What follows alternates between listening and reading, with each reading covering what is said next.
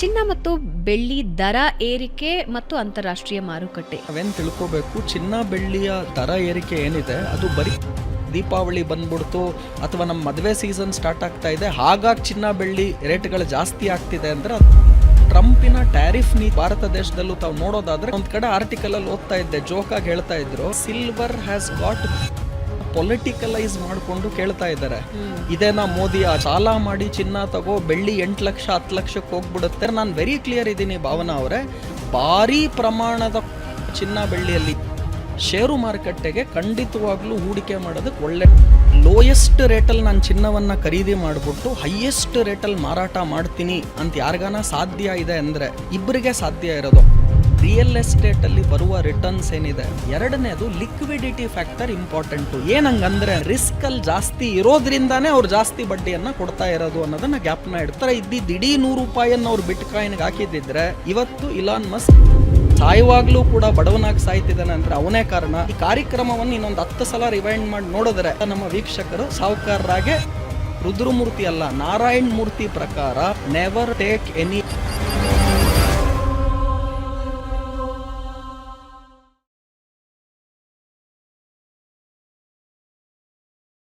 ನಮಸ್ಕಾರ ವೀಕ್ಷಕರೇ, ಬೆಂಗಳೂರು ಬಜ್ ಪಾಡ್ಕಾಸ್ಟ್ಗೆ ಸ್ವಾಗತ.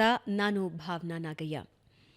ಬಂಗಾರ ಭಾರತೀಯರ ಪಾಲಿಗೆ ಅದೊಂದು ಮೋಹನ, ಹೂಡಿಕೆನ ಹಲವಾರು ವಿಧದಲ್ಲಿ ನಾವಿದನ್ನು ಅರ್ಥ ಮಾಡ್ಕೊಳ್ಬಹುದು. ಆದರೆ ಬೇರೆ ಬೇರೆ ದೇಶಗಳಿಗೆ ಹೋಲಿಕೆ ಮಾಡಿದ್ರೆ ಭಾರತೀಯರು ಸ್ವಲ್ಪ ಬಂಗಾರ ಮೋಹಿಗಳು ಅಂತಾನೆ ಹೇಳಬಹುದು. ಆದರೆ ದಿನಗಳದಂತೆ ಬಂಗಾರದ ಮೇಲಿನ ಹೂಡಿಕೆ ಬೇರೆ ಬೇರೆ ಆಯಾಮಗಳನ್ನು ಪಡೆದುಕೊಳ್ತಾ ಇದೆ. ಇತ್ತೀಚಿನ ದಿನಗಳಲ್ಲಿ ಬಂಗಾರ ಓಡ್ತಾ ಇರೋ ರೀತಿ, ಅದರ ರೇಟ್ಗಳು ಓಡ್ತಾ ಇರೋ ರೀತಿ ನೋಡಿದ್ರೆ ಎಂಥವ್ರಿಗೂ ಭಯ ಆಗುತ್ತೆ. ಇನ್ನು ಮುಂದಿನ ದಿನಗಳಲ್ಲಿ 1 ಗ್ರಾಮ್ ತಗೊಳ್ಬೇಕು ಅಂದರೆ 1 ಲಕ್ಷ ಖರ್ಚು ಮಾಡೋ ದಿನ ಏನು ದೂರ ಇಲ್ಲ ಅಂತ ಜನ ಮಾತಾಡ್ಕೊಳ್ತಾ ಇದ್ದಾರೆ. ಆದರೆ ಇದರ ಜೊತೆಗೆ ಹೂಡಿಕೆಗೆ ಬೆಸ್ಟ್ ಟೈಮ್ ಅಂತ ಕೂಡ ಹೇಳ್ತಾ ಇದ್ದಾರೆ. ಬೆಳ್ಳಿ ದರ ನೋಡಿದ್ರಲ್ಲ, ಇತ್ತೀಚೆಗೆ ಈಗ ಇಳಿತಾ ಇದೆ ಅನ್ನೋದು ಬಿಟ್ಟರೆ ಹತ್ತತ್ರ 2 ಲಕ್ಷ ರೂಪಾಯಿಗೆ ಹೊಟ್ಟೋಗಿತ್ತು. ಹಾಗಾಗಿ ಇನ್ವೆಸ್ಟ್ಮೆಂಟ್ ಮತ್ತು ಬಂಗಾರ ಬೆಳ್ಳಿ ಇದನ್ನು ಯಾವ ರೀತಿ ನೋಡಬೇಕು? ಇನ್ವೆಸ್ಟ್ಮೆಂಟ್ ಅಂತ ಯೋಚನೆ ಮಾಡಿದಾಗ ಸರಿಯಾದ ಹೂಡಿಕೆನ ಬೆಳ್ಳಿ, ಚಿನ್ನ, ಕ್ರಿಪ್ಟೋ ಕರೆನ್ಸಿ, ಡೈಮಂಡ್ಸ್ ಯಾವ್ಯಾವುದ್ರಲ್ಲಿ ಹೂಡಿಕೆ ಮಾಡಬಹುದು ಅಥವಾ ರಿಯಲ್ ಎಸ್ಟೇಟ್ ಬೆಸ್ಟಾ? ಈ ಎಲ್ಲ ಗೊಂದಲಗಳು ಹಲವಾರು ಜನರನ್ನ ಕಾಡ್ತಾ ಇರುತ್ತೆ. ಇದು ಒಂದು ಕರೆಕ್ಟ್ ಟೈಮ್ ಅಂತ ಅನಿಸುತ್ತೆ ಬೆಳ್ಳಿ ಚಿನ್ನದ ಬಗ್ಗೆ ಮಾತನಾಡೋದು, ಅದರ ಹೂಡಿಕೆ ಎಷ್ಟು ಸರಿ ಇದೆ ಅಂತ ತಿಳ್ಕೊಳ್ಳೋದಕ್ಕೆ. ನಮ್ಮ ಜೊತೆ ಮಾತನಾಡೋದಕ್ಕೆ ಚಾರ್ಟರ್ಡ್ ಅಕೌಂಟೆಂಟ್ ಹಾಗೆ ಇನ್ವೆಸ್ಟ್ಮೆಂಟ್ ಎಕ್ಸ್ಪರ್ಟ್ ಆದ ರುದ್ರಮೂರ್ತಿ ಅವರು ನಮ್ಮ ಜೊತೆ ಇದ್ದಾರೆ. ಸರ್ ನಮಸ್ಕಾರ, ಕಾರ್ಯಕ್ರಮಕ್ಕೆ ಸ್ವಾಗತ. ಹೇಗಿದ್ದೀರಿ? ನಮಸ್ಕಾರ, ಚೆನ್ನಾಗಿದ್ದೀನಿ madam, thank you so much. ಬಹಳ ವರ್ಷಗಳಾಯಿತು ನಿಮ್ಮನ್ನು ಹೀಗೆ ಭೇಟಿಯಾಗಿ, ಒಂದು ಚರ್ಚೆಯಲ್ಲಿ ಕೂತು ಬಹಳ ವರ್ಷ ಆಯಿತು. ಸೊ ಕನ್ನಡದಲ್ಲಿ ಮಾತನಾಡೋದಕ್ಕೆ ಹೆಮ್ಮೆ ಆಗುತ್ತೆ ಯಾವಾಗಲೂ ಕೂಡ. ಈ ET ನಾವು CNBC ಈ ಥರ ಅಂತಾರಾಷ್ಟ್ರೀಯ ಮಟ್ಟದಲ್ಲಿ ಜಾಸ್ತಿ ಚಾನೆಲ್ಗಳಲ್ಲಿ ಮಾತನಾಡ್ತಾ ಇದ್ದೀನಿ ಇವಾಗ. ಆದರೂ ಕೂಡ ಬ್ಯಾಕ್ ಟು ಹೋಮ್ ಗ್ರೌಂಡ್ ಖಂಡಿತ ಚೆನ್ನಾಗಿ ಅನಿಸುತ್ತೆ. Wonderful sir. ಚಿನ್ನದ ಓಟ ನಾಗಾಲೋಟ ಅನ್ನೋ ಹಾಗಾಗಿದೆ. ಈಗ ಒಂಚೂರು ಇಳಿಕೆ ಕಾಣ್ತಿದೆ ಅನ್ನೋದು ಬಿಟ್ಟರೆ, ಸ್ವಲ್ಪ ಸಮಾಧಾನ ಅಂದರೆ ಮೇಲಕ್ಕೆ ಏರ್ತಾ ಇಲ್ಲ ಅನ್ನೋದು ಬಿಟ್ಟರೆ, ಈಗ ಒಂದು ವಾರ 10 ದಿನದಿಂದ ಸ್ವಲ್ಪ ಇಳಿಕೆ ಕಾಣ್ತಾ ಇದೆ ಅನ್ನೋದು ಬಿಟ್ಟರೆ, ಚಿನ್ನ ಇನ್ನೇನು 20,000 ದಾಟ್ಬಿಡುತ್ತೇನೋ ಈ ವರ್ಷದ ಎಂಡಲ್ಲಿ ಅಂತ ಅಂದ್ಕೊಳ್ತಾ ಇದ್ರು. ಹಾಗೆ ಬೆಳ್ಳಿ 1 kg 2 ಲಕ್ಷಕ್ಕೆ ಹೊಟ್ಟೋಗುತ್ತೇನೋ ಅಂತ ಇತ್ತು. ಆದರೆ ಈಗ ಒಂಚೂರು ಇಳಿಕೆ ಆಗಿದೆ. ಚಿನ್ನ ಮತ್ತು ಬೆಳ್ಳಿ ದರ ಏರಿಕೆ ಮತ್ತು ಅಂತಾರಾಷ್ಟ್ರೀಯ ಮಾರುಕಟ್ಟೆ ಹೇಗಿದೆ ಈಗ? ಮೊದಲನೇದಾಗಿ ನಾವೇನು ತಿಳ್ಕೋಬೇಕು, ಚಿನ್ನ ಬೆಳ್ಳಿಯ ದರ ಏರಿಕೆ ಏನಿದೆ ಅದು ಬರೀ ಭಾರತ ದೇಶಕ್ಕೆ ಮಾತ್ರ ಅಲ್ಲ. ಎಷ್ಟೊಂದು ಜನ ಈ ಸೋಷಿಯಲ್ ಮೀಡಿಯಲ್ಲಿ ತಿಳುವಳಿಕೆ ಇಲ್ಲದೇನೆ ಕೆಲವರೆಲ್ಲ ಮಾತನಾಡ್ತಾ ಬೆಳ್ಳಿ 8 ಲಕ್ಷ ಹೋಗುತ್ತೆ, KG 10 ಲಕ್ಷ ಹೋಗುತ್ತೆ. ಚಿನ್ನ ನೀವು ಮಾತಾಡ್ತಾ ಸ್ಟಾರ್ಟಿಂಗಲ್ಲಿ ಹೇಳಿದ್ರಿ ಗ್ರಾಮ್ಗೆ ಏನಾನ 1 ಲಕ್ಷ ಹೋಗುತ್ತಾ ಅಂತ, ನನಗೆ ಭಯ ಆಗೋಯ್ತು ಅಷ್ಟೊಂದು ಆಗೋಗುತ್ತಾ ಅಂತ. ಆದರೆ ಖಂಡಿತವಾಗ್ಲೂ ಎಕ್ಸ್ಪೆಕ್ಟೇಷನ್ಸ್ಗೆ ಏನು ತೊಂದರೆ ಇಲ್ಲ, ಎಷ್ಟು ಬೇಕಾದರೂ ಮಾಡ್ಬೋದು. ಆದರೆ ನಾನೇನು ಹೇಳ್ತೀನಿ ಅಂದರೆ, ಕೆಲವರೆಲ್ಲ ಪೊಲಿಟಿಕಲೈಸ್ ಮಾಡಿಕೊಂಡು ಕೇಳ್ತಾ ಇದ್ದಾರೆ, ಇದೇನಾ ಮೋದಿಯ ಅಚ್ಚೇದಿನ್ನು, ಬೆಳ್ಳಿ ಇಷ್ಟೊಂದಾಗೋಯ್ತು, ಚಿನ್ನ ಇಷ್ಟೊಂದಾಗೋಯ್ತು, ಸಾಮಾನ್ಯ ಜನ ಹೇಗೆ ತಗೊಳೋದು ಚಿನ್ನ ಬೆಳ್ಳಿನ ಅಂತ. ಆದರೆ ನಾವು ಒಂದು ತಿಳ್ಕೋಬೇಕು, ಅಂತಾರಾಷ್ಟ್ರೀಯ ಮಾರುಕಟ್ಟೆಯಲ್ಲಿ ಚಿನ್ನದ ಬೆಲೆಗಳಲ್ಲಿ ಏರಿಕೆಯನ್ನು ಕಂಡಿದ್ದೀವಿ ಆಲ್ರೆಡಿ. ಕಳೆದ 1 ವರ್ಷದಲ್ಲಿ 1.5 ವರ್ಷದಲ್ಲಿ $2,000 ಪ್ರತಿ ಔನ್ಸ್ ಇದ್ದಂತಹ ಚಿನ್ನ ಅಂತಾರಾಷ್ಟ್ರೀಯ ಮಾರುಕಟ್ಟೆಯಲ್ಲಿ ಇವಾಗ ಅದು ಹತ್ತತ್ರ $3,900 ಪ್ರತಿ ಔನ್ಸ್ಗಿದೆ. ಅಂದರೆ ಹತ್ತತ್ರ ಡಬಲ್ ಅಂತಾರಾಷ್ಟ್ರೀಯ ಮಾರುಕಟ್ಟೆಯಲ್ಲಿ ಆಗೋಗಿದೆ.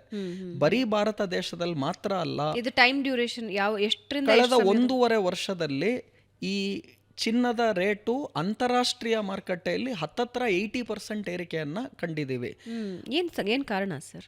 ಮುಂಚೆ ನಾನು ಈ ಕಾರಣಗಳನ್ನು ಮಾತನಾಡ್ತೀನಿ. ಅದಕ್ಕೂ ಮುಂಚೆ ನಾವೇನು ತಿಳ್ಕೋಬೇಕು, ಬರೀ ಭಾರತ ದೇಶಕ್ಕೆ ಮಾತ್ರ ಅಲ್ಲ, ಚಿನ್ನ ಬೆಳ್ಳಿ ರೇಟ್ಗಳು ಅಂತಾರಾಷ್ಟ್ರೀಯ ಮಾರುಕಟ್ಟೆಯಲ್ಲಿ ಜಾಸ್ತಿ ಆದಾಗ ನಮ್ಮಲ್ಲೂ ಕೂಡ ಜಾಸ್ತಿ ಆಗುತ್ತೆ. ಎರಡನೇದು, ರೂಪಾಯಿನ ಮೌಲ್ಯ ಡಾಲರ್ ಎದುರು ಏನು ಅಂತ ನಾವು ನೋಡಬೇಕಾಗತ್ತೆ. ಹತ್ತತ್ರ $1 ₹60 ₹70 ಇದ್ದಂತಹ ಡಾಲರ್ ಬೆಲೆ ಇವಾಗ ಹತ್ತತ್ರ $89 ಹೋಗಿದೆ. ಯಾವಾಗ ಡಾಲರಿನ ಮೌಲ್ಯದಲ್ಲಿ ಹೆಚ್ಚಳ ಅಥವಾ ವೃದ್ಧಿ ಆಗುತ್ತೆ, ರೂಪಾಯಿನ ಮೌಲ್ಯದಲ್ಲಿ ಇಳಿಕೆ ಆಗುತ್ತೆ, ಹಾಗೂ ಯಾವಾಗ ಅಂತಾರಾಷ್ಟ್ರೀಯ ಮಾರುಕಟ್ಟೆಯಲ್ಲಿ ಚಿನ್ನ ಬೆಳ್ಳಿ ದರಗಳಲ್ಲಿ ಏರಿಕೆಯನ್ನು ನಾವು ಕಾಣ್ತೀವಿ, ಆವಾಗ ಇಂಡಿಯಾಲೂ ಕೂಡ ಗೋಲ್ಡ್ ಮತ್ತು ಸಿಲ್ವರ್ ರೇಟ್ಗಳಲ್ಲಿ ಏರಿಕೆ ಆಗುತ್ತೆ.